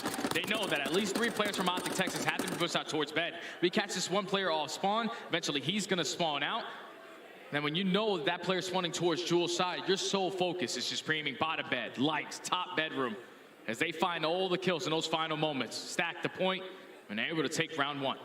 And you've always talked about it too, man. I mean, we know that the LA Thieves are obviously the defending world champions. They go back-to-back to close out Vanguard, but there's something to be said about this team's teamwork, right? To be constantly labeled as a roster last season that just was not good enough. Everybody should be dropped. They've gone through a lot together, and they've learned a lot about each other through that time. As you said, man, it just feels like whether it's hard points, if it's search destroys, even just maps in general, they could be down 2-0, 0-2 in a control, and they just always have that composure. They display it in that round 1. We'll see if they can make it a commanding 2-0, as it is a solid start in terms of the kills for them. This has just been a perfect goal from the Thieves. It's already been 35 seconds, and Optic have nothing to show for it. A lot of map control right now in favor of LAT. But with that 2-piece, it's now going to open up this 8.4 Optic Texas. All your focus is just taking down Kenny. He's just being such a nuisance towards Catwalk. And Optic Texas at least win a couple gunfights over towards B, and there's 3 plays on that side of the map. And that's a great pick for Hook. That's really going to be one player now for Thieves that you have to think about who could be rotating over. Octane wins a big fight as Shotzi looked to get all kinds of comfortable inside of the Thieves' space. One player left on the point. Optic, they do grab a segment. And thankfully for them, player number 6, that's going to be Shotzi, has made his way over at the restaurant. So pausing time really is the biggest factor. But Thieves, they are here. Kenny tries to get aggressive. Same thing can be said for Octane. He's looking for a few. And I think the last player who could try to cause a bit of issues is Draza. But he quickly gets found out. This looks to be an objective that should go the way of Optic. And Shotzi once more gets sent forward.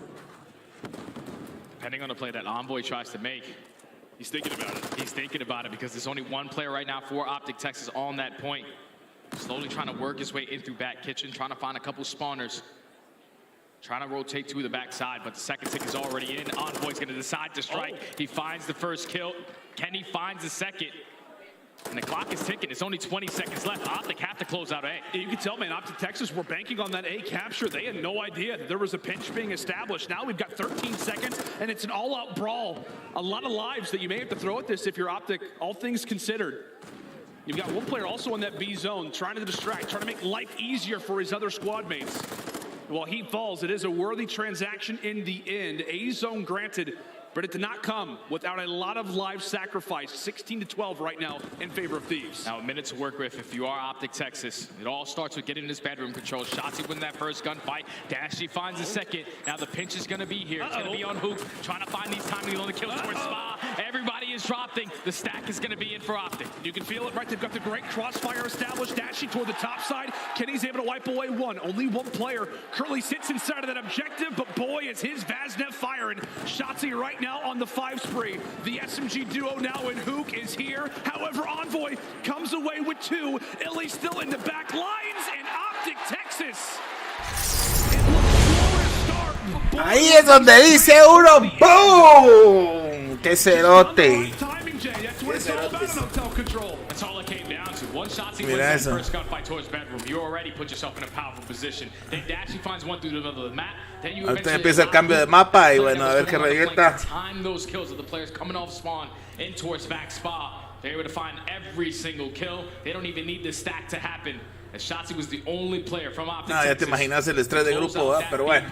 16-9. Regresemos ahí a la lista One kill. He earns that cruise. del juego. Me gusta El uniforme That's esos just a cerotes. benefit, right? Me gusta. I'm thinking Démosle ahí. to have a player like Shotzi for plays like that, and that will be the cruise missile acquired.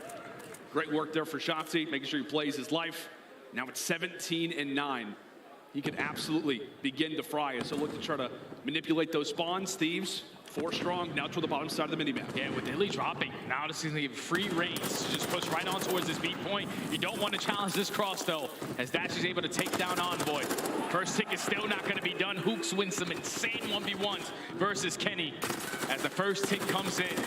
All of LA Thieves spawning on the better side towards bedroom. They're trying to flood out towards B, but Dashy trying to hold strong. Yeah, it felt like for a moment, I think like 3 players in Optic Texas all had the right idea, but they all make the same play at the same time. Gives Thieves an opening at that B zone. And really, you've got 2 bodies on either side of the map right now for Thieves, but it is a nice triple in the feed there for Optic. By the way, Shotzi's still yet to die. He sits at 8.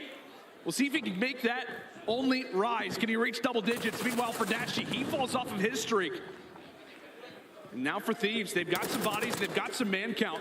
Now over at B, as they jump on, stall the time for the moment. It could be Illy to make the play. Stunned out, trying to find one. No. Nothing guaranteed, tosses out the nade. Says a prayer, hoping to find a pick, but nothing granted. This looks to be the B zone acquired. Oh yeah, B zone is done and dusted. LA Thieves, they get the stack going. They're able to extend time by a minute. So now Optic Texas have to hold strong on the defensive end towards A. You want to always have 2 players in towards kitchen, so you can influence those spawns for LA Thieves to spawn out towards bedroom and try to hit that overextension. Straight beams coming in out of Dashy in that 1v1. It's a bit of a frustrating moment, though, for Optic, considering it just felt like Thieves had free reign over at B. Now things can begin to get complicated. However, Dashi able to find a few players making their way on the flank. Same thing can be said right now for Hook. He's in the back. Spawn eventually does get traded out, but you see what his life does. It allows for the rest of Optic Texas to inch on forward. Illy a bit aggressive. He ends up falling. It is a full-on headbutt. Now into the restaurant we go. It's a party of 8 as we fly on forward. And right now, Jay, Optic Texas are winning the fights. Last man here is Kenny. Oh, he's able to win his 2. Kenny finds 2, and look at the pitch coming in from Envoy. Have 1 player in Dash. He reads the play beautifully. He knows that 1 player has to be pitching from Jewel. He doesn't win the gunfight. So now LA Thieves have the man advantage. The pitch comes in from Jaza. The stack is now going to be here. Closest player is going to be Shotzi. He's taking the long route. He's hitting the long route, but Thieves, they all are on that objective. Shotzi's going to have to get a move on. He's going to have to get a move on. He gets found out. Can anybody from Optic Texas dive into the point? They will, but it's just a sliver too late, as it is all about attack. And this is what we saw in the last series for Optic Texas, Jay. On this very map and mode, it was 5 for 5 in attack. So far, it is a straight 3 for 3. I don't know what it is, but Optic on Hotel, but nobody is taking defenses. Yeah, right there was just on that 2-piece from Kenny. Once he finds that 2, all of Optic Texas now spawn out at Spa. You had Envoy go for the pinch. He wins a huge 1-on-1 versus Dashy. And then the last player up is Hook. You take care of him towards kitchen. The stack comes in. You know, they're spawning all the way across the map. Perfect teamwork right there from the Thieves to now go up to 1. See what they can do with it. A huge spot for Thieves. Back and forth we go. Each team saying anything you can do, we can do better. As Optic handed a haymaker when it came down to that last round, and a great start ultimately here for Thieves, but a lot of it's going to be based off this 1v1. If Envoy's able to take it, that would be big, able to do so. And with those spawns, Optic Texas now have numbers at B. They have numbers at B. You just have to get past the human turret as he's staying alive towards top. God, Eddie, you take him down, so now you can sprint forward. You're also eliminating these players trying to set up that pinch towards top bedroom. So now the stack is potentially going to be on in. First segment is about to be complete. We got 2 players on it, and you can see Optic Texas trying to prepare for the brigade that's about to be the Thieves as they rush on forward. Illy needing to win this fight, able to do so. He drops, still a 2v1, now making it 2v0. Shotzi's here, and they tell him to rush on forward.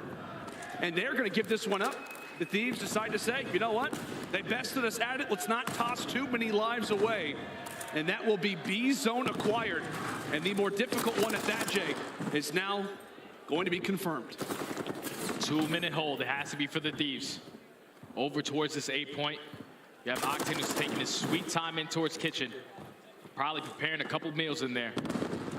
Just taking a nice corner. He knows that he's influencing the spawn. For Optic Texas to try to overextend through bedroom. But the SMGs for Optic, they're not slowing down. They're trying to find an opening. See if they can find it. Shotzi now tries to go for the flank. Dashi is there for the trade. He eventually gets found out, so wave 1 cleared for Thieves. Wave 1 cleared. You're getting those close spawns if you are Optic Texas towards Kitchen, but they cannot find any wins in the gun department. So at least Dashi finds the first kill. All of his teammates now at bedroom. So it's going to be Shotzi trying to hit that overextension while his teammates try to wrap back and take kitchen control. But this opening kill is going to be big if Optic can get it, and they're going to invest the cruise right now. We'll see if he can do any damage. Oh, Dashi ends up falling and now makes this streak that much more important. Information is all that they will have. No kills acquired. Now less than a minute on the clock. Shots, you can tell the wheels are turning. He wants to make a flank, but the problem is that not only are Thieves prepared for it, but there's no real pinch to be established. Shotzi's on the back, but nobody can stay alive through the front. But has he found his lane? Eventually does get found out, and that will allow for Optic Texas to send their players on forward. The other member of this SMG duo and Hoop trying to get something done. He gets shut down too. Thieves locking this one down perfectly. A solid hold up to this point. Now 30 seconds to go. And this is basically going to be the last push coming in from Optic Texas, but that's 2 kills going in their favor. You have the last 2 plays from LA Thieves now spawning all the way across this map. You just have to win these trades. They take off both of those players on this 8 point. Now they get on it. The clock is going to stop. Envoy with a huge one-on-one onto Hook. You just have to win the gunfights right now if you are Optic Texas, as Shotzi's not slowing down. As we said, man, Shotzi is just given the green light time and time again. That's 1 segment, still 2 more to go. The stack is in, putting pressure on the LA Gotta Thieves. go. They've got to jump on forward. Octane with 1, draws a false. Octane does 2, and Optic Texas now making 4 for 4. Ahí está. O sea, ahorita ya muerte súbita, cerotes. Gracias a Gaby García, buena onda, gracias ahí por el like. Ya arreglamos los super likes y toda la onda, entonces ya se ve bien cool ahí, creo que salió Goku. Pero bueno, falta uno, ahí está la muerte súbita, cerotes, y es lo que queda. Yo le sigo apostando a Texas, pero bueno, ahí a ver si la Mara le va a clavar los LA Tips. Un éxito este evento el día de hoy. Pero buena onda la Mara, sigamos viendo a ver qué revienta ahorita en lo que empieza. Dentro de los anuncios oficiales, cerotes, es que regresa Revert al Warzone. Y puta, esa es la velocidad extrema del día de hoy. Creo que tengo aquí el correo oficial que me mandaron estos cerotes. Ok, vamos a ver. Dice Resurgence Returns o Revert, como puta le quieren decir. Fans favorite Resurgence Mode Warzone 2.0 Season 2, dice. Entonces lo voy a dar Learn More, a ver qué dice. Y bueno, que juega gratis, que el Warzone 2, que todo el mundo, que lo que sea. Lo que estoy viendo yo es que me está pidiendo mi fecha de nacimiento. Como siempre me lo invento. ¿Y qué les importa? Octane has been playing great so far. Okay. Throughout this control, now 26 and 18. He is responsible for entonces va a ser en las granjas de Organicum. Whether he's been killing them or he's been setting up his teammates to do the damage for him. Sam LaRue. Okay. Es donde está el mapa principal, pero es donde están los hangares y donde está la playa. Por ahí va a ser el vergueo ese para lo que es el Resurgence. Entonces hay agua. Hay que ver cuál va a ser mi centro de control ahí cuando toque jugar. Pero sí hay una buena exposición del mapa, la verdad. Está tirando los blueprints o los planos, como se dice. Pero si quieren ver más highlights, muchachos, codw2.com y solo le ponen de la chica Island, se va a llamar en Resurgence para Season 2.0. Esa es la información que no tenía. Lo que no sé, creo que ya está. No lo puedo revisar ahorita en la bronca, pero bueno, a eso que hemos mirado cómo son estos cerotes, porque ya a terminar, esta es la última ronda. Presence over at that A zone. There's pressure on both, and the Thieves, they now gotta get a move on. The second tick is already in that B. Illy did a great job of just stalling out that clock, allowing his teammates to get on the 8 point to now have the potential to send this to an extra minute into this round number 5. LA Thieves, there's still 12 seconds on the clock. Don't know if they're gonna give this one up for free. They're still putting pressure on. Oh, this is the fight. This is the fight. Droz is able to take him down, but take a look at player number 6, Shotzi, has managed to sneak through at B. He needs to stay alive or hope that his teammates can stay up over at that A zone. It's a 1v1 now over at A as Shotzi falls. There's nobody who's going to be here except for a few members who quickly come off of spawn. That was a very dicey moment there toward the stretch where Optic get the close spawns in kitchen. They grab the final few bits of progress. But Jay, take a look at those lives. All you need to do right now if you are LAT is find one wave of kills and the round is going to be yours. Maintain bedroom side. They have 3 players on that side of the map. As Optic Texas is trying to find an opening. Shotzi unfortunately drops right there to Octane, so only 5 lives remaining. You can't make any mistakes. Kenny finds 2, no more respawns. No more respawns left. And for the Thieves, you're telling them, hey, we could slow down the game. They'll do that every chance they get. It is one heroic late push needed right now for Texas as all 3 go strong onto the point. Will the Thieves be able to adapt? Yes, they will. The LA Thieves coming away with a nail-biting control. It was all about attack until that round number 5. And you gotta... ¡Paquetones los cerotes! Bueno, yo también, yo dije dónde estaba mi bet. Y ahí estaba para estos brothers de Texas, se elevó el LA. Los Thieves se lo llevaron. Ahorita que tiren el cronograma y bueno, para ver dónde van los demás. Pero bueno, yo por mientras seguimos echando aquí punta. Gracias a Gaby García, Andrés Isidro, AJ Igor, no sé qué, me sonó albur. Luis Martínez, Julia García, Jeffrey From, Bunker GP, ese soy yo. Raúl Rebelde, Johnny Jiménez, Eric Santos, Vargas Gerson, Francisco Ortiz. Un cero tal, mucha buena onda. Buena onda la banda de Facebook, que fue la que brincó el día de hoy. Buena onda. Bueno, yo por mientras sigo aquí en cámara.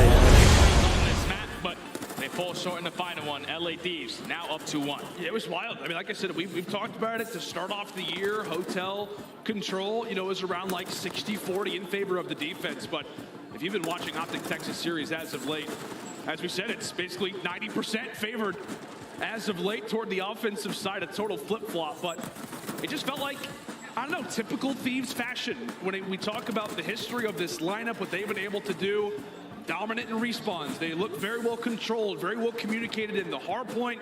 They lose the search destroy, which last year was pretty common until the end of the season.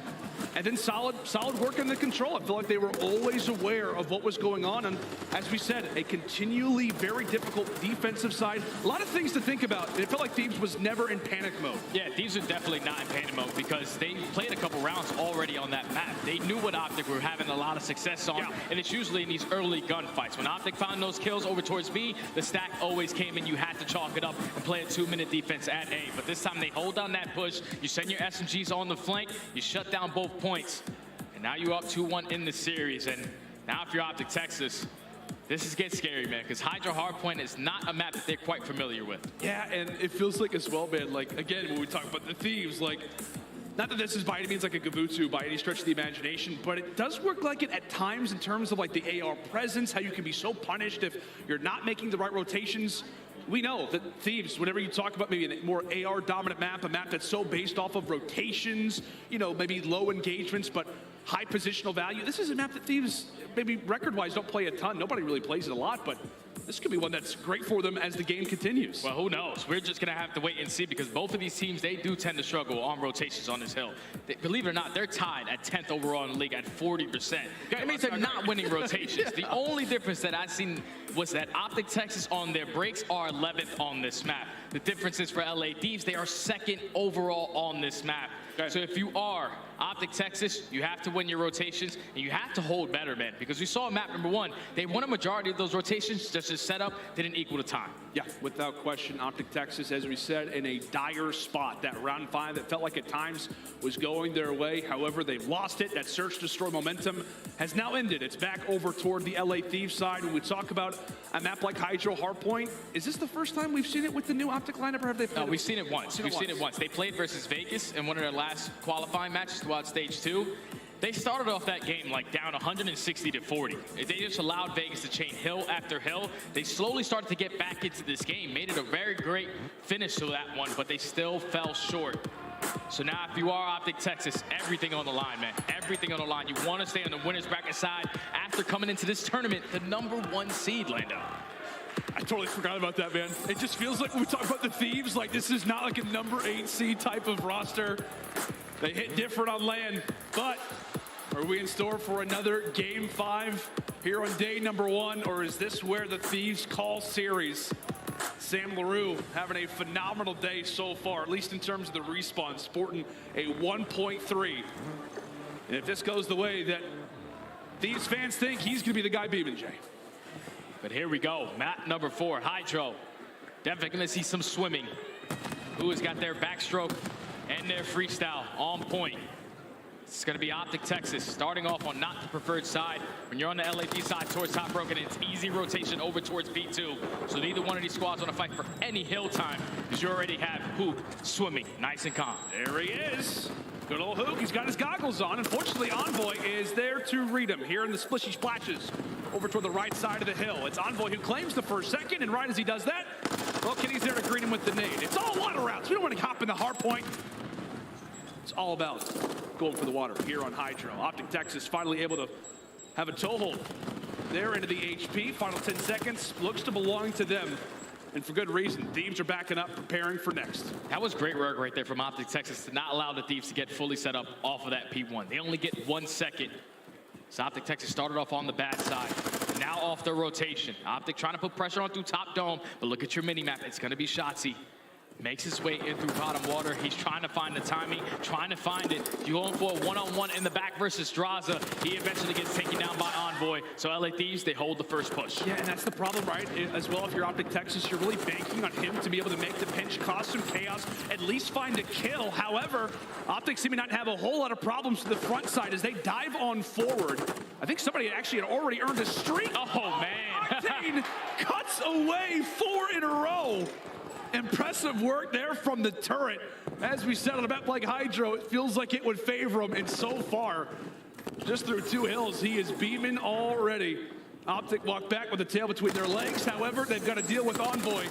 A man who likes to create chaos does so, but unfortunately, the timing does not work out. And this is the hill that Optic Texas did struggle versus Vegas Legion on. They could not find a break. They allowed Vegas to get a full 60, but this time around, they're the first here. Fully set up, spawns in towards the back. You have Shotzi, who was blocking that back spawn towards back gas and also back green. But now with his teammates dropping, it's time to rotate on in. One player is going to go on that flank. He's trying to find the timing. Octane just can't pick up the kill. Shotzi's going to get out with his life. And Optic Texas do a great job of finding kill after kill, and now the spawns flip. Yeah, they do a great job, but they send themselves forward. Thieves now with the backside spawns, as you called it, partner. Illy now trying to lock things down. He's just having a hard time seeing, waiting for the smoke to dissipate. Catches some great timing. They're on to Envoy. Back and forth we go. Optic Texas threatening with a lead change as 3 fall. Great work for Optic there to adapt, and now they hold better side when it comes down to spawns. Therefore, that next hard point, lead acquired and map positioning as well, could be a great situation, Jay, for Optic to start to stretch their arms out a bit, maybe establish a small advantage. Yeah, and Illy also earns himself that cruise missile, so that could be crucial as we get later into this game. Now Optic Texas win the rotation over towards P4. All of LA Thieves trying to put pressure on through Dome. It's all on Shotzi. He finds 2 in the feed with that SMG. He's not slowing down. He knows that there's still pressure here. He gets the information, goes for the drop shot. And now he earns himself his own cruise missile. 2 to work with for Optic. You can tell, man. You can just tell Shotzi's trying to make some highlight plays, put the team on his back. As Optic in a great position is Illy. Hitting some shots out toward the side as Dash actually ends up falling toward the back, so Thieves flip. 20 very valuable points still to fight for. It was great and highlight plays from Optic early, but as we said, Jay, Thieves, they're a breaking team, and right there they do it. Yeah, now you just cut your losses. If you are Optic Texas, you're only going to find yourself down by 6 to 7 points. You just have to win this rotation. One player in, Kenny already sneaks his way in through bottom window. He could be a nuisance. You have to take care of him. The stun comes in. The information is going to get picked up. It's beautiful teamwork, beautiful communication coming in from Optic. Cut down the first wave. Thieves look to rebound. By the way, Octane 13-4. He also sits on a 6 spree, so we can be seeing multiple streaks at some point throughout this Hydro. Back and forth we go. Octane comes away with 2. Envoy there for the 3rd. So player alive, and the point is going to be Shotzi. He drops 2. A clean 4 down there for the Thieves, but it is a bit of an interesting spawn situation. Soul Man alive is actually Illy. He's able to take away 2. So Thieves not able to adapt to where he happens to be, but it feels like, Jay, they're adapting accordingly. Envoy goes for the quick 180. LA Thieves so far with a great hold on Generator Hill. They're just mowing them down. 17-6 for Octane, but the break finally comes in for Optic Texas. Basically a tie game if Optic are able to pick up this remaining time. But look at those spawns. Look at your mini-map. It's going to be Illy already trying to push out towards Dome. He knows that he wants his team to have that side of the map. Going into the next hill, he influences the spawn, and this is where you can potentially invest some of those cruise missiles. Yeah, that's exactly right. We very well can see 2 cruise missiles entering in this map very, very soon. As the first set of rotations are done, we're now back toward P1. Both teams very much covering that right side of your screen. They're on the mini-map. A big 1v1. Draws is able to take it. Meanwhile, it is Optic still with the preferred spawns and still right now with the time. Trying to get back involved in the fight is the Alaskan Assassin, maybe in somewhat of uncharted waters. A little hotter than Alaska here on Hydro, but a few players begin to go for a swim. And this Octane looks to lay down the work. Thieves just trying to establish the map control. Optic not allowing it. Yeah, Optic just doing a great job of just keeping them off this time. Just keep them off as long as you can. Win your rotation over towards next. They're going to be fully set up for the push. Shotzi makes his way through the water. He finds one. Hook eventually, a couple team shots, is able to find the second. But now this is where Optic can potentially pull away with this game. If you're Octane, you might have to invest a cruise missile. You do win 2 gunfights, so now the pinch is going to be on. Droza just has to play it slow from top dome. Yep, Octane will call on the spree, rather call on the streak. Here it comes, nice and fast. Blows on up, but I think it's actually Kenny who found the kill that he was looking for to begin with. A big situation here for Thieves as they have broken right on into this hard point. Optic Texas on the outside, and I want to say there's a streak actually coming in for Shotzi. And that will be able to land. Shotzi jumps right back inside of the hard point, and now it basically comes down to a 1v1. Him versus Draza. Thieves begin to pounce on into the hard point. Shotzi does all he can, at least allows for a bit of a team kill, but that streak does not get invested well. And this is where the game can change, because look at the route that Envoy was able to hit. Hook is trying to sniff him out, but he doesn't check the corner deep enough. So now with LA Thieves getting this remaining 5 to 10 seconds off of P2, they're going to put a lot of pressure on towards the front. They open up with a bunch of kills. It's then going to be Envoy's time to strike. Envoy waits for his chance. Spots out Hook. Look at those spawns. And Optic Texas now on the other side of the map. It is a perfect play coming in from Envoy and the LA Thieves. You've got one player still in the back lines. He ends up getting dropped as well. It is such great hard point there out of the Thieves. It's what you have to do here on Hydro. As Octane now at 24-9, spree after spree, he continues to light it up. 24 seconds still to fight for. Big time for either one of these squads. Obviously, if you're LA Thieves, you're swanning out towards the back, so you need to get this. You're not going to win that rotation over towards next. But Hook and Dashy, they combine for 3. That's all 4 dead in the feed. Potentially, this final 10 can't be there, but all of LA Thieves are going to be on Dashy. He has to at least find a trade. He does a great job of at least finding one. Relieves some of that pressure as Optic Texas, once again, are going to be able to win that rotation over towards P4. And I feel like, Jim, while we do have a 10-point game that's getting ready to equalize, it just feels like for Texas, you really want to see a hard point that they can lock down. They've had some early seconds, but it's been the Thieves breaking again. That's the reason why it sits at the scoreline it does. Optic Texas in a massive spot, currently down 2-1. Let's step aside and see how the comms are sounding. A listening with Optic.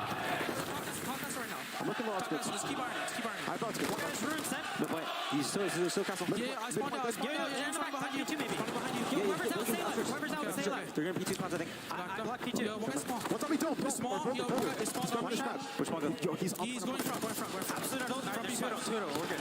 Go the end. Two rolled right now. Top of new. Yo, they're spawning on new. Still top of new. Brandon above you. They're spawning on new. 100%. I left that guy. Zinni, Kenny. Yo, guys, top city as well. I'm going top city. I'm gliding here. I can tell you that. Give me a second. I'm going to hop. When a new, they'll get Zinni. I'm pretty sure. Is there anyone back, right? Yeah, all new. I'm gonna get together. Yo, one guy's up top. All new. He's right side time, and one guy's up top. He's top of new right now. One guy's top. One guy's in the back on me. We're in the back, brother. We're in the back. Okay. Deep back like gas. I'm ignoring him. He ran back blue. He's behind the gen. He's small corner. There's one deep. Yeah, let's go fast. Yo, go quick. He's up top. And one guy's close up time. Yep. Watch your back. Two working front door. Small as well as that. You hit that shit. Get up, stay left. Yep. One guy's close back door. Another one small, Kenny. Yo, one guy's back engine. He's got still back engine. One guy's P2 hard to play. He's going right side, outskirts sewers. They're gonna try to work left as well, guys here. Yeah, he's top right. Watch out left. I'm taking watch out left. top right. Top two. And the comms right there for Optic Texas, they're firing. The small talk is all there. They just couldn't find the break on that hill. LA Thieves were just keeping the kill stagnant, trading when they needed to, and were able to give themselves a nice little 30-point lead. But off the rotation, it's going to be Optic Texas with the preferred side. They're starting off on towards Dome. These gunfights are going to be big. Yeah, these gunfights, when it comes down to making sure you're locking down your current spawns, also not allowing for the Thieves to jump onto this P1. It's got to be clutch gunfight victories. Here for Optic Texas, it has to favor them, and right now off the rip doesn't look great. Octane though eventually falls. Great work coming in from Bruce as he's swimming toward the outskirts. Kenny trying to make the plays, thinking about next.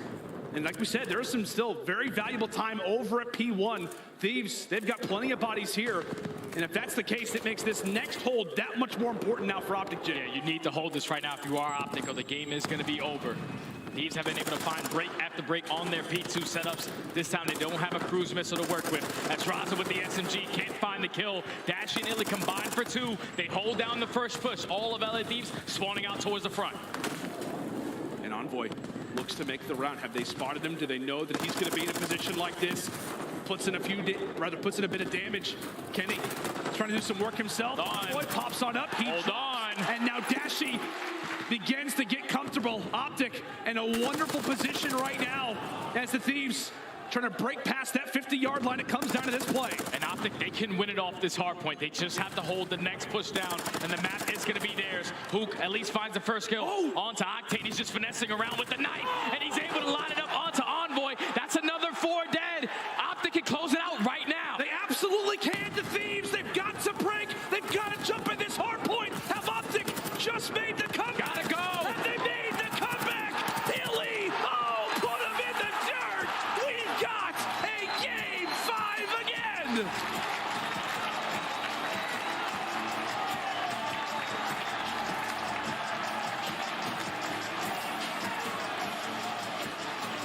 Jay, it was 222 to 185. Optic needed that to be a full 60. We've talked throughout this entire series about how they can't hold LA Thieves. They've been breaking effortlessly, and when they have to, finally, they're able to hold a hard point, and that is what gets them over the finish line. Just a beautiful setup right there from Optic. They were the early rotators over towards P2.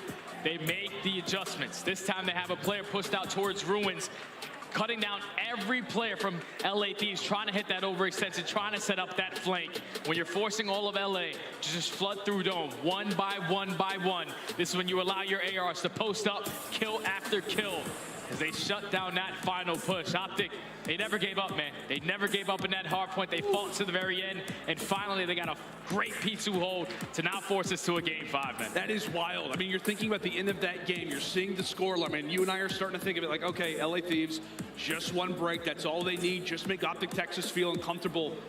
the fact that they're able to balance P1, not allowing for too much time to go the way of Thieves, and then lock that hard point the way down that they did. I mean, Hook doesn't have a phenomenal game statistically wise, but he puts that knife to good use at the stretch.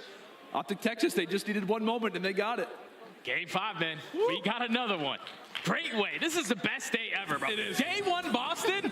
Day 1 Boston. We got 19 out of potentially 20 matches played. Insane. It's going to be great. It's going to be great. Optic Texas versus LADs. We all hoped that it could see a Game 5, and it absolutely will. Who's going to take the final matchup of the day here at day number 1 at the Boston Major? We will find out right after this.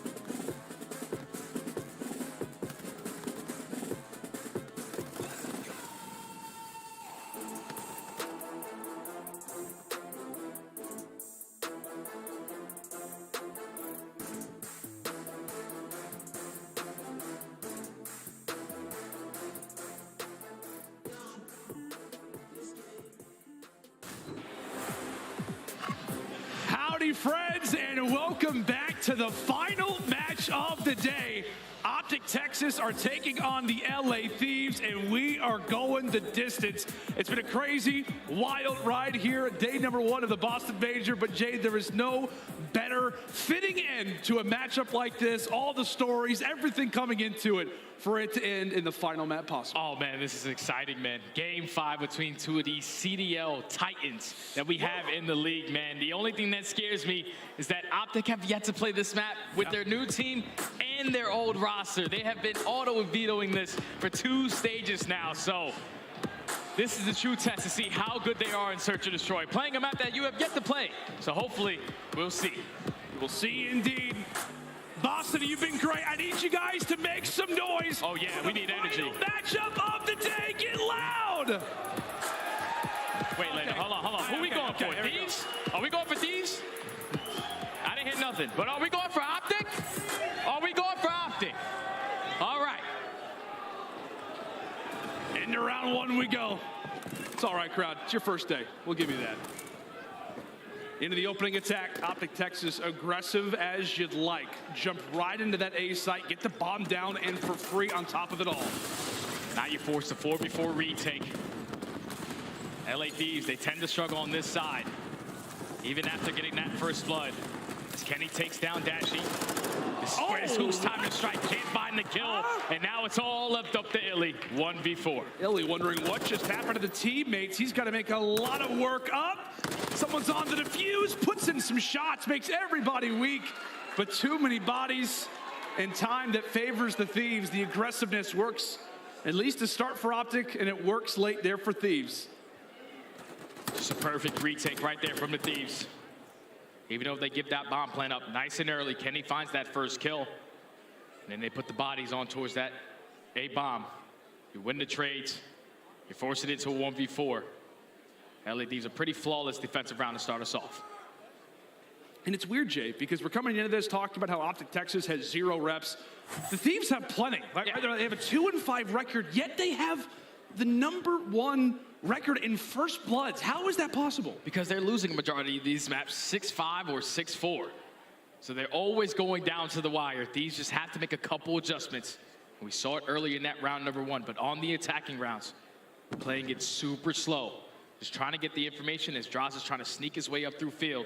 Stun is definitely going to connect towards the back right corner. Doesn't get the info, but at least he's able to spot him. And Droz, yeah, he eventually gets found out. That's great work for Optic to seize and conquer as they get a lovely 2 and essentially for free. Yeah, you're not going to catch shots in a situation like that. That guy's dolphin diving, bunny hopping, all the animals that you can think of. Now a 2v4 to work with if you're Thieves. You got Kenny and Octane, 2 vets, 2 longtime friends. Is they're going to need every bit of chemistry to come away with this clutch now, Jay. Yeah, 2v4 with only 30 seconds left. It looks like the bomb is going to commit over towards B. It's Illy from top party, lines it up with the snipe. Can't find the second. Now it's Kenny's turn for a 1v4. He finds the first, but Dashy's there to find the final. Optic Texas are ready for the push over towards B. Played it nice and patient. Found the first 2 kills, and then slowly picked the rest apart. 1-1. Dashy puts him in the dirt. And that's the biggest thing, man, when we talk about this game 5, has been really the way that the Mercado looked. Optic Texas looking flawless right now with the Zeo trio and Dashy, the new generation of Optic Texas. They've started off their Search and Destroy campaign phenomenally. A 6-1 record with this new team coming into this game 5. And a lot of it has been based off of this guy, right? Illy with the sniper was putting on some highlight plays. We'll see if the Thieves have learned from their Mercado mistakes, or if they can try to adapt, as once again, it's a fast plant today. Yeah, this is going to be another fast plant for Optic. This time they just have to make a couple adjustments. Envoy finds the first kill onto Shotzi. So already in the trade advantage is going to be the Thieves. Straza finds the second. All live up to Illy and Dashy. Oh, the pistol's out. Puts in a decent amount of damage, but not enough. Dashy, a quick 1v2. Bomb is down, and so is he. Thieves, a phenomenal retake. And in that moment, man, you're just seeing a few. You see, like, Optic's making the right plays. It's just Thieves are so fast to adapt. It's just the counters right there because Illy, he's holding out all of tower side. If Illy decides to go field, they're not able to push up that alley. Envoy probably doesn't find that first blood. But LA Thieves, so far, 2 retakes over towards that site. They usually struggle on this map. 34% in their retakes. But flawless so far to start this one off. Now up 2-1. Yeah, Optic's trying to catch Joe Deceives for the most plants right now in the league. So far, not working out great. As we can see based off that score line. Into round number 4 we go.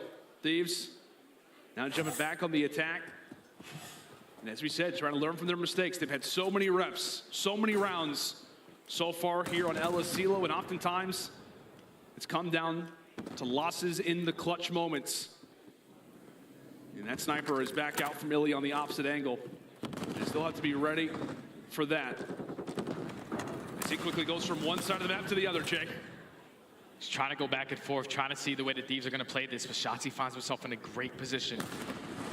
Dashi gets the first blood. He knows the pressure is going to be in towards A. When does Shotzi decide to strike? Octane doesn't line it up with the snipe, but it's Shotzi's turn. He finds a second 4v2. If you're the Final Thieves players, I mean, you're just in an awkward position, back to back, inside of the warehouse. How did they come away with it? It was Kitty and Octane earlier. Oh, Illy! I didn't even see that guy. I didn't even see him. That looked like that was like not even a human reaction. Illy's probably not human, especially with that sniper in hand, man. Just makes the shots look easy. They find a kill onto Octane. So far, it's been all defense for both of these teams. Fast plants for Optic Texas. Great retakes coming in from LAT. No plants on the side of LAT as Optic, they're just slowly picking them apart. Back and forth, search and destroy, Lando. This one has the potential, and it's got a feeling it's probably going to go round 11. It just feels like it. It just feels like it.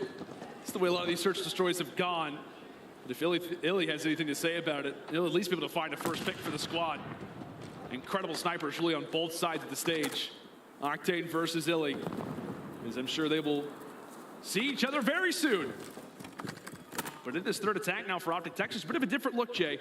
Been straight up fast A hits, slowing things down now. Yeah, they haven't found any success when they get that bomb planted. So let's just take our time.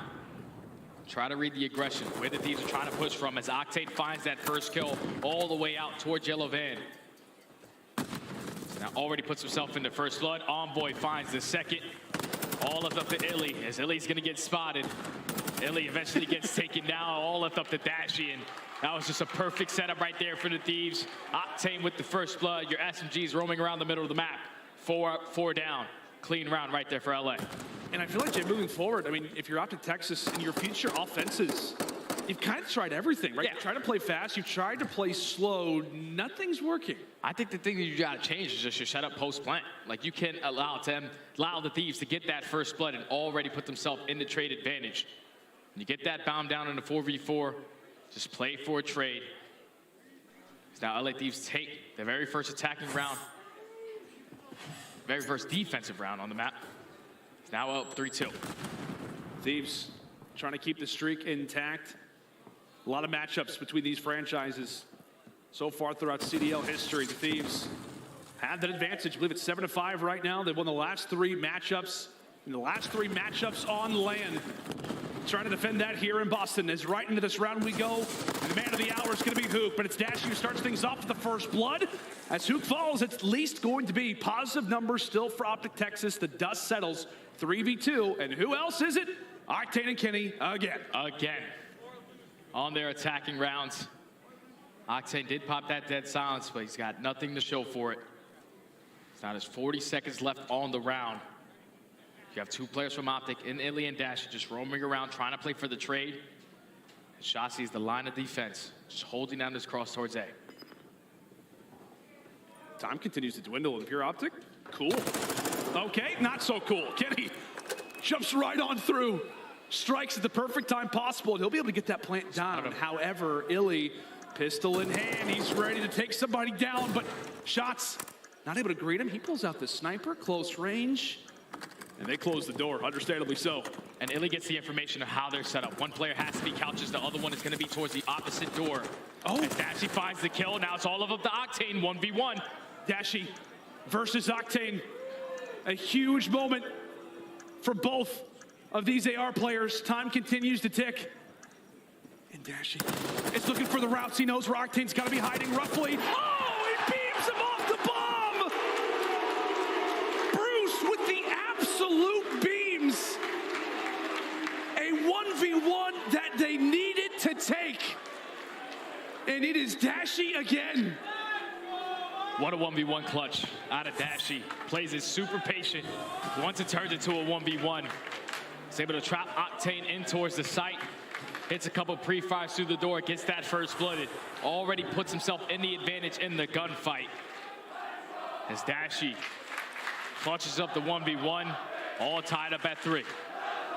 It's a massive spot there for Dashy. Most recently, he was on the Hex podcast. They were going back and forth, and Hex told him, man, he's like, you know what? Pressure's on you. Skunk called you up.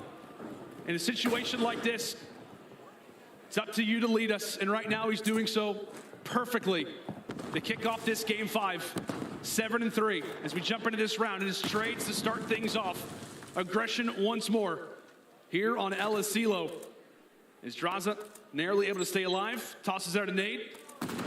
Nothing lands. Quick dolphin dive right into the fight, and again, it is Dashy who delivers. Dashy finds that kill from top mid with a little bit of assistance coming in from Shotzzy. Shotzzy is the bomb carrier. He rotates his bomb all the way towards B. Kenny's in position to at least take him off. Shotzzy's not going to rush this one. Just going to get this bomb down, but Kenny's in a position to break their setup. And Kenny, in a situation where you'd like him to be aware that bomb plant's going down, now he very well could catch Optic Texas off guard, depending on where he comes from. It's 2v3. Man disadvantage once more for Thieves. Can they deliver this time? Shotzzy in the garage. Ready to go. Ready to fry. Ready to gun. Does fall. However, Envoy's position is known. Illy and Dashy now have to clean him up. 15 seconds left. That's all they got to do is defend, and defend they will. 4-3. First attacking round of the map 5. Optic Texas are able to take it. It's been all defense up to this point. The rotation comes in from Shotzzy, sneaks right behind Kenny. You get the bomb down. Already in the man advantage. Once Illy finds the first, it was Envoy in a 1v3.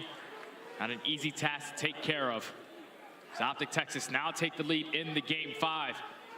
And Dashy on a 5 spree. That cruise missile, if he can earn this last kill, is a game changer.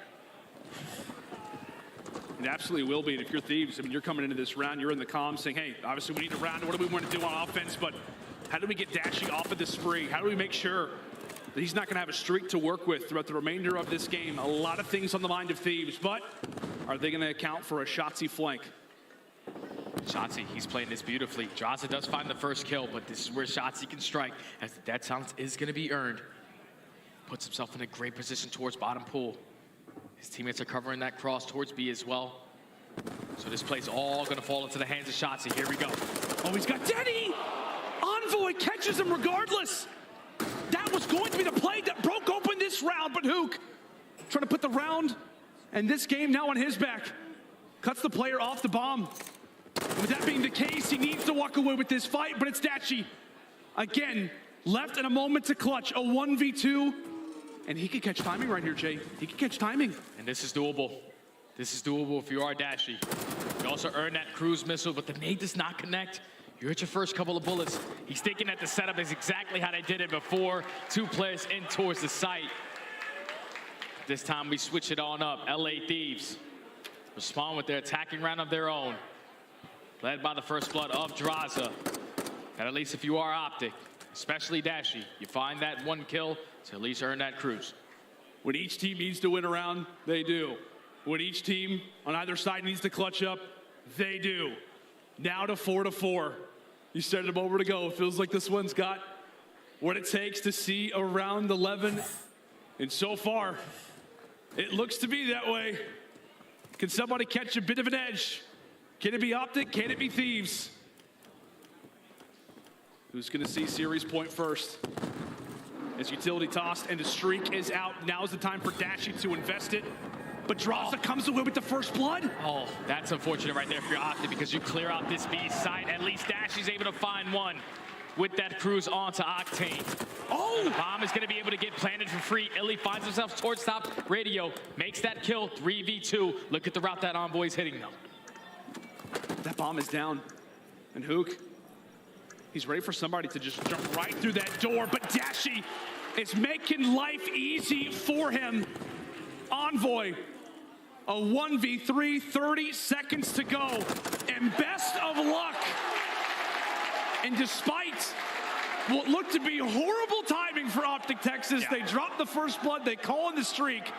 Dashi threads the needle, and from there, Optic fly. 1 round to go. Just a beautiful play call right there from Optic. You invest that cruise, you get all the information, even though they did get picked off first. They found the trade with the cruise, and then they allowed Illy to get pushed up towards Radio, which he eventually finds a second. You get that bomb down at B. Very, very difficult retake to execute. Now Optic find themselves at game point. Can they close it out right now? Well, we've said it every time. One of these teams has needed to adapt, needed to clutch up. They have. Can Thieves do it and get us to around 11? Stuns out early. Trying to catch out Shotzi, and they will. Perfect utility toss there from Thieves. However, Dashi again able to reply. Dashi's just taking over this game as Hook finds a second. 3v2. LA Thieves have to clutch on up. Oh, and Illy finds one himself. It's all on to Octane. A 1v3, and he falls too.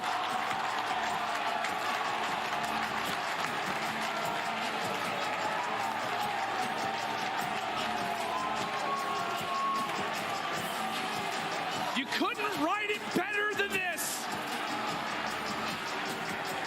Facing off against the LA Thieves, their first matchup together.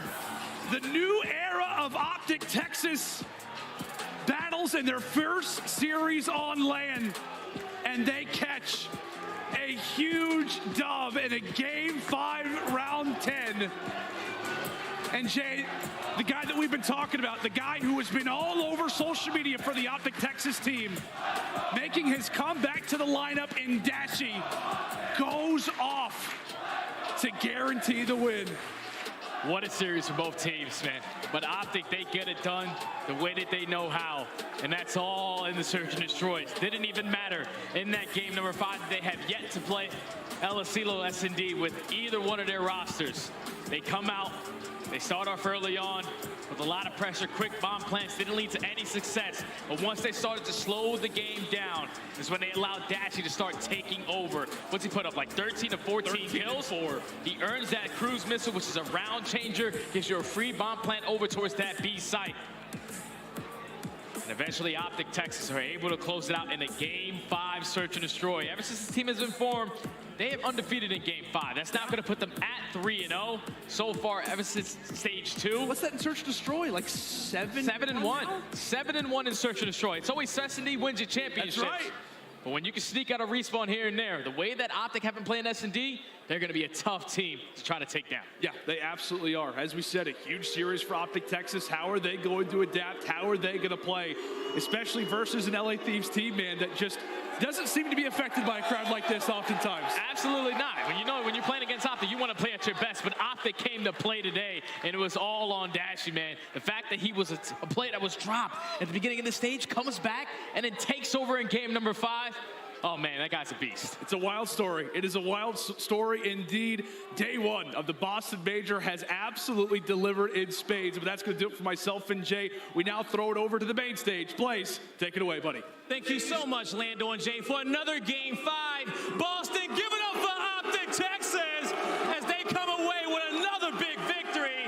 Now, Bruce, where I want to take you back to is map 4. You guys are about, I think, 8 points away from losing. You get to that final hill, and you put up one of the best defenses that we've seen all season to get to that Game 5. Take me from that series from that point. What was going through your mind? I mean, all the credit goes to my teammates. The composure, the resilience that we've shown is pretty typical from the boys, so I'm just really proud of the team. Nice, nice. And then we go into that map 5. You had a fantastic game, okay? What was your game plan? Because you put up about 13 kills in that last map, bro. Honestly, that was our first time playing as Hill as a team, so I was just like, I'm just going to play my game, and whatever happens, happens, and it turned out to be a good one, so we'll take it. Man, well, your game is a key to success, okay? And, you know, throughout here and going from Major 1 all the way over here to Major 2. You was on the team for a bit, you was off the team, but now you're back. But how does it feel to still be on this stage, playing for Optic and playing with this crowd? Oh, I mean, like this, I can't thank the Green Wall enough. I mean, you guys are insane every event. I mean, this is something that, I don't know if I can live without, you know what I mean? Competing is something that I just look forward to every day, so I'm just grateful for another opportunity. Well, you're definitely a part of the community, part of Call of Duty history, as the crowd is cheering for you. Any last words you want to give to them in the organization? Yo, we love you guys. We're going to try to get you guys a chip. Trust. They going to try to get y'all a chip, all right? That's going to do it for me and Bruce. Chris, close us out.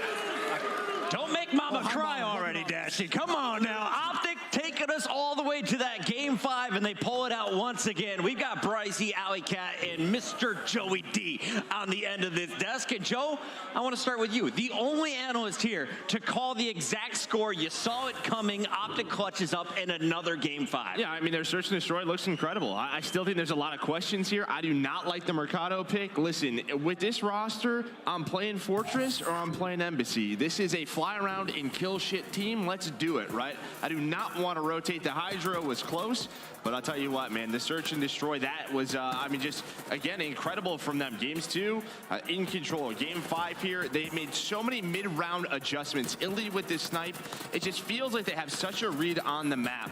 And I think that's with the addition.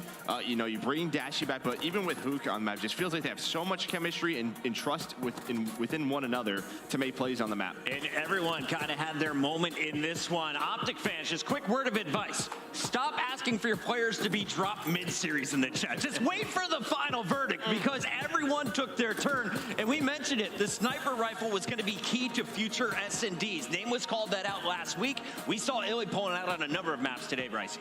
Yeah, we certainly did. It's something they really play around as well, and it does help them out. The thing about Optic and S&D is they're always looking for trades that I almost feel like they shouldn't get away with sometimes. They find kills on the map to like, oh, they've got a player down, suddenly they found 2, and the game's completely changed on its head. This team works well in chaos. Allie went to a Game 5. Yeah. LA Thieves came in with the A seed. Are you surprised at all, or is this the expectation for the Thieves every time we get to land?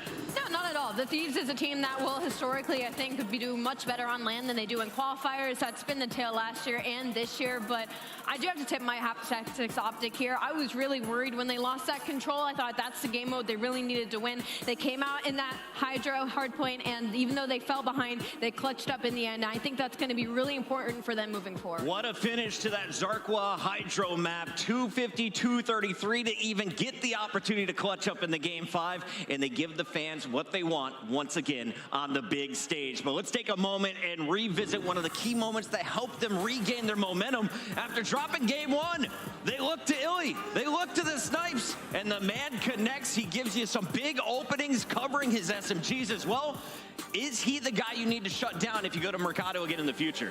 I don't know if he's the guy you need to shut down. He's watching crosses. He's getting a lot of info. I think the guy to me to probably shut down is either Shotzzy and Hook, because one of the things in Search and Destroy they do so well, it's not only their trades, it's also how tough they are to kill, right? You see Shotzzy through the X-ray, right through Codcaster. He's jumping around. Dolphin diving. He is playing his life just buying time.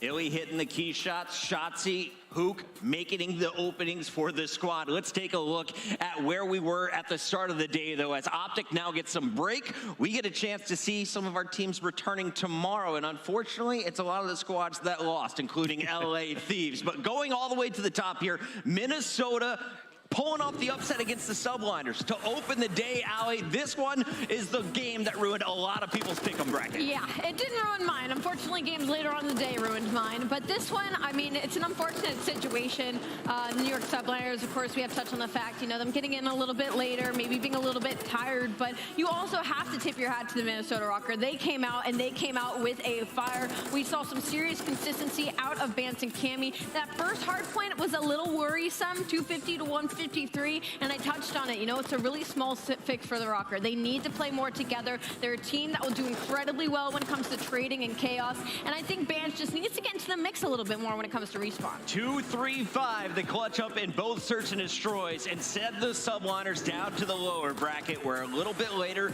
they will be facing off against the Royal Ravens. For Boston Breach, they had to match up against Atlanta, who reverse swept them in the qualifier.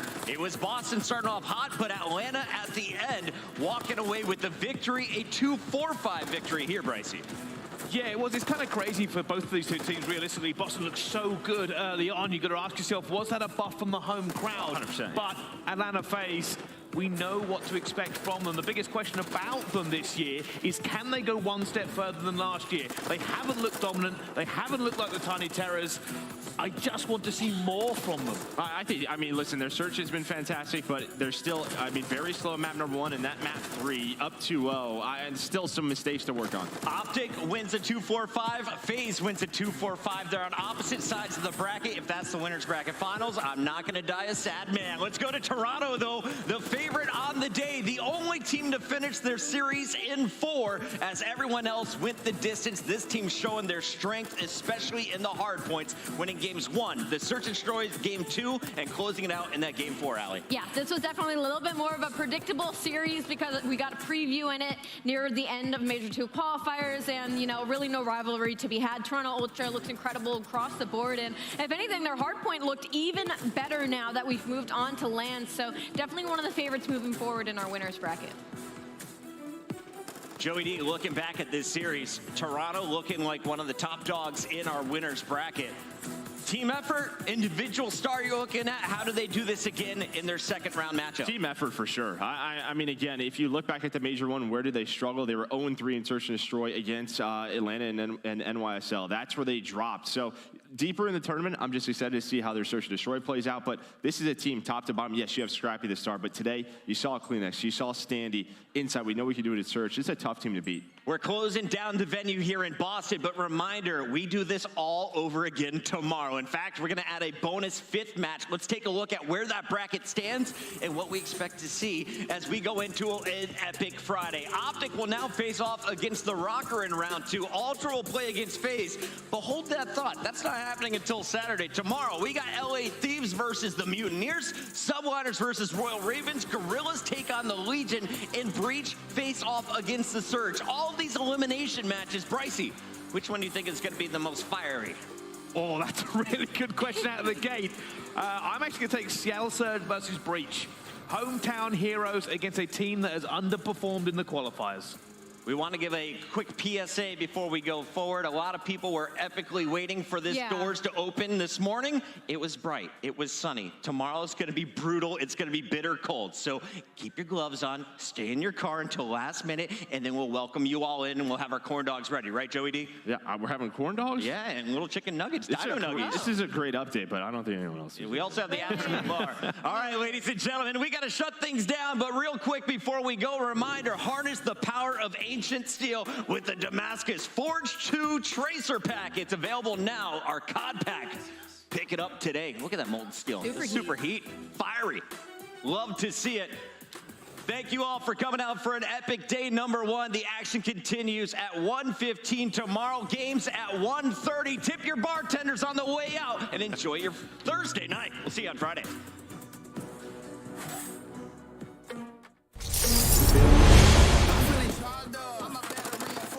I got the green light, keeping my guard up. I will not stumble no straight when they threaten my life. You cannot stop us, a force to be reckoned with. I don't recommend you try. I'm feeling charged up, energized. I know my passion and purpose gon' take me higher.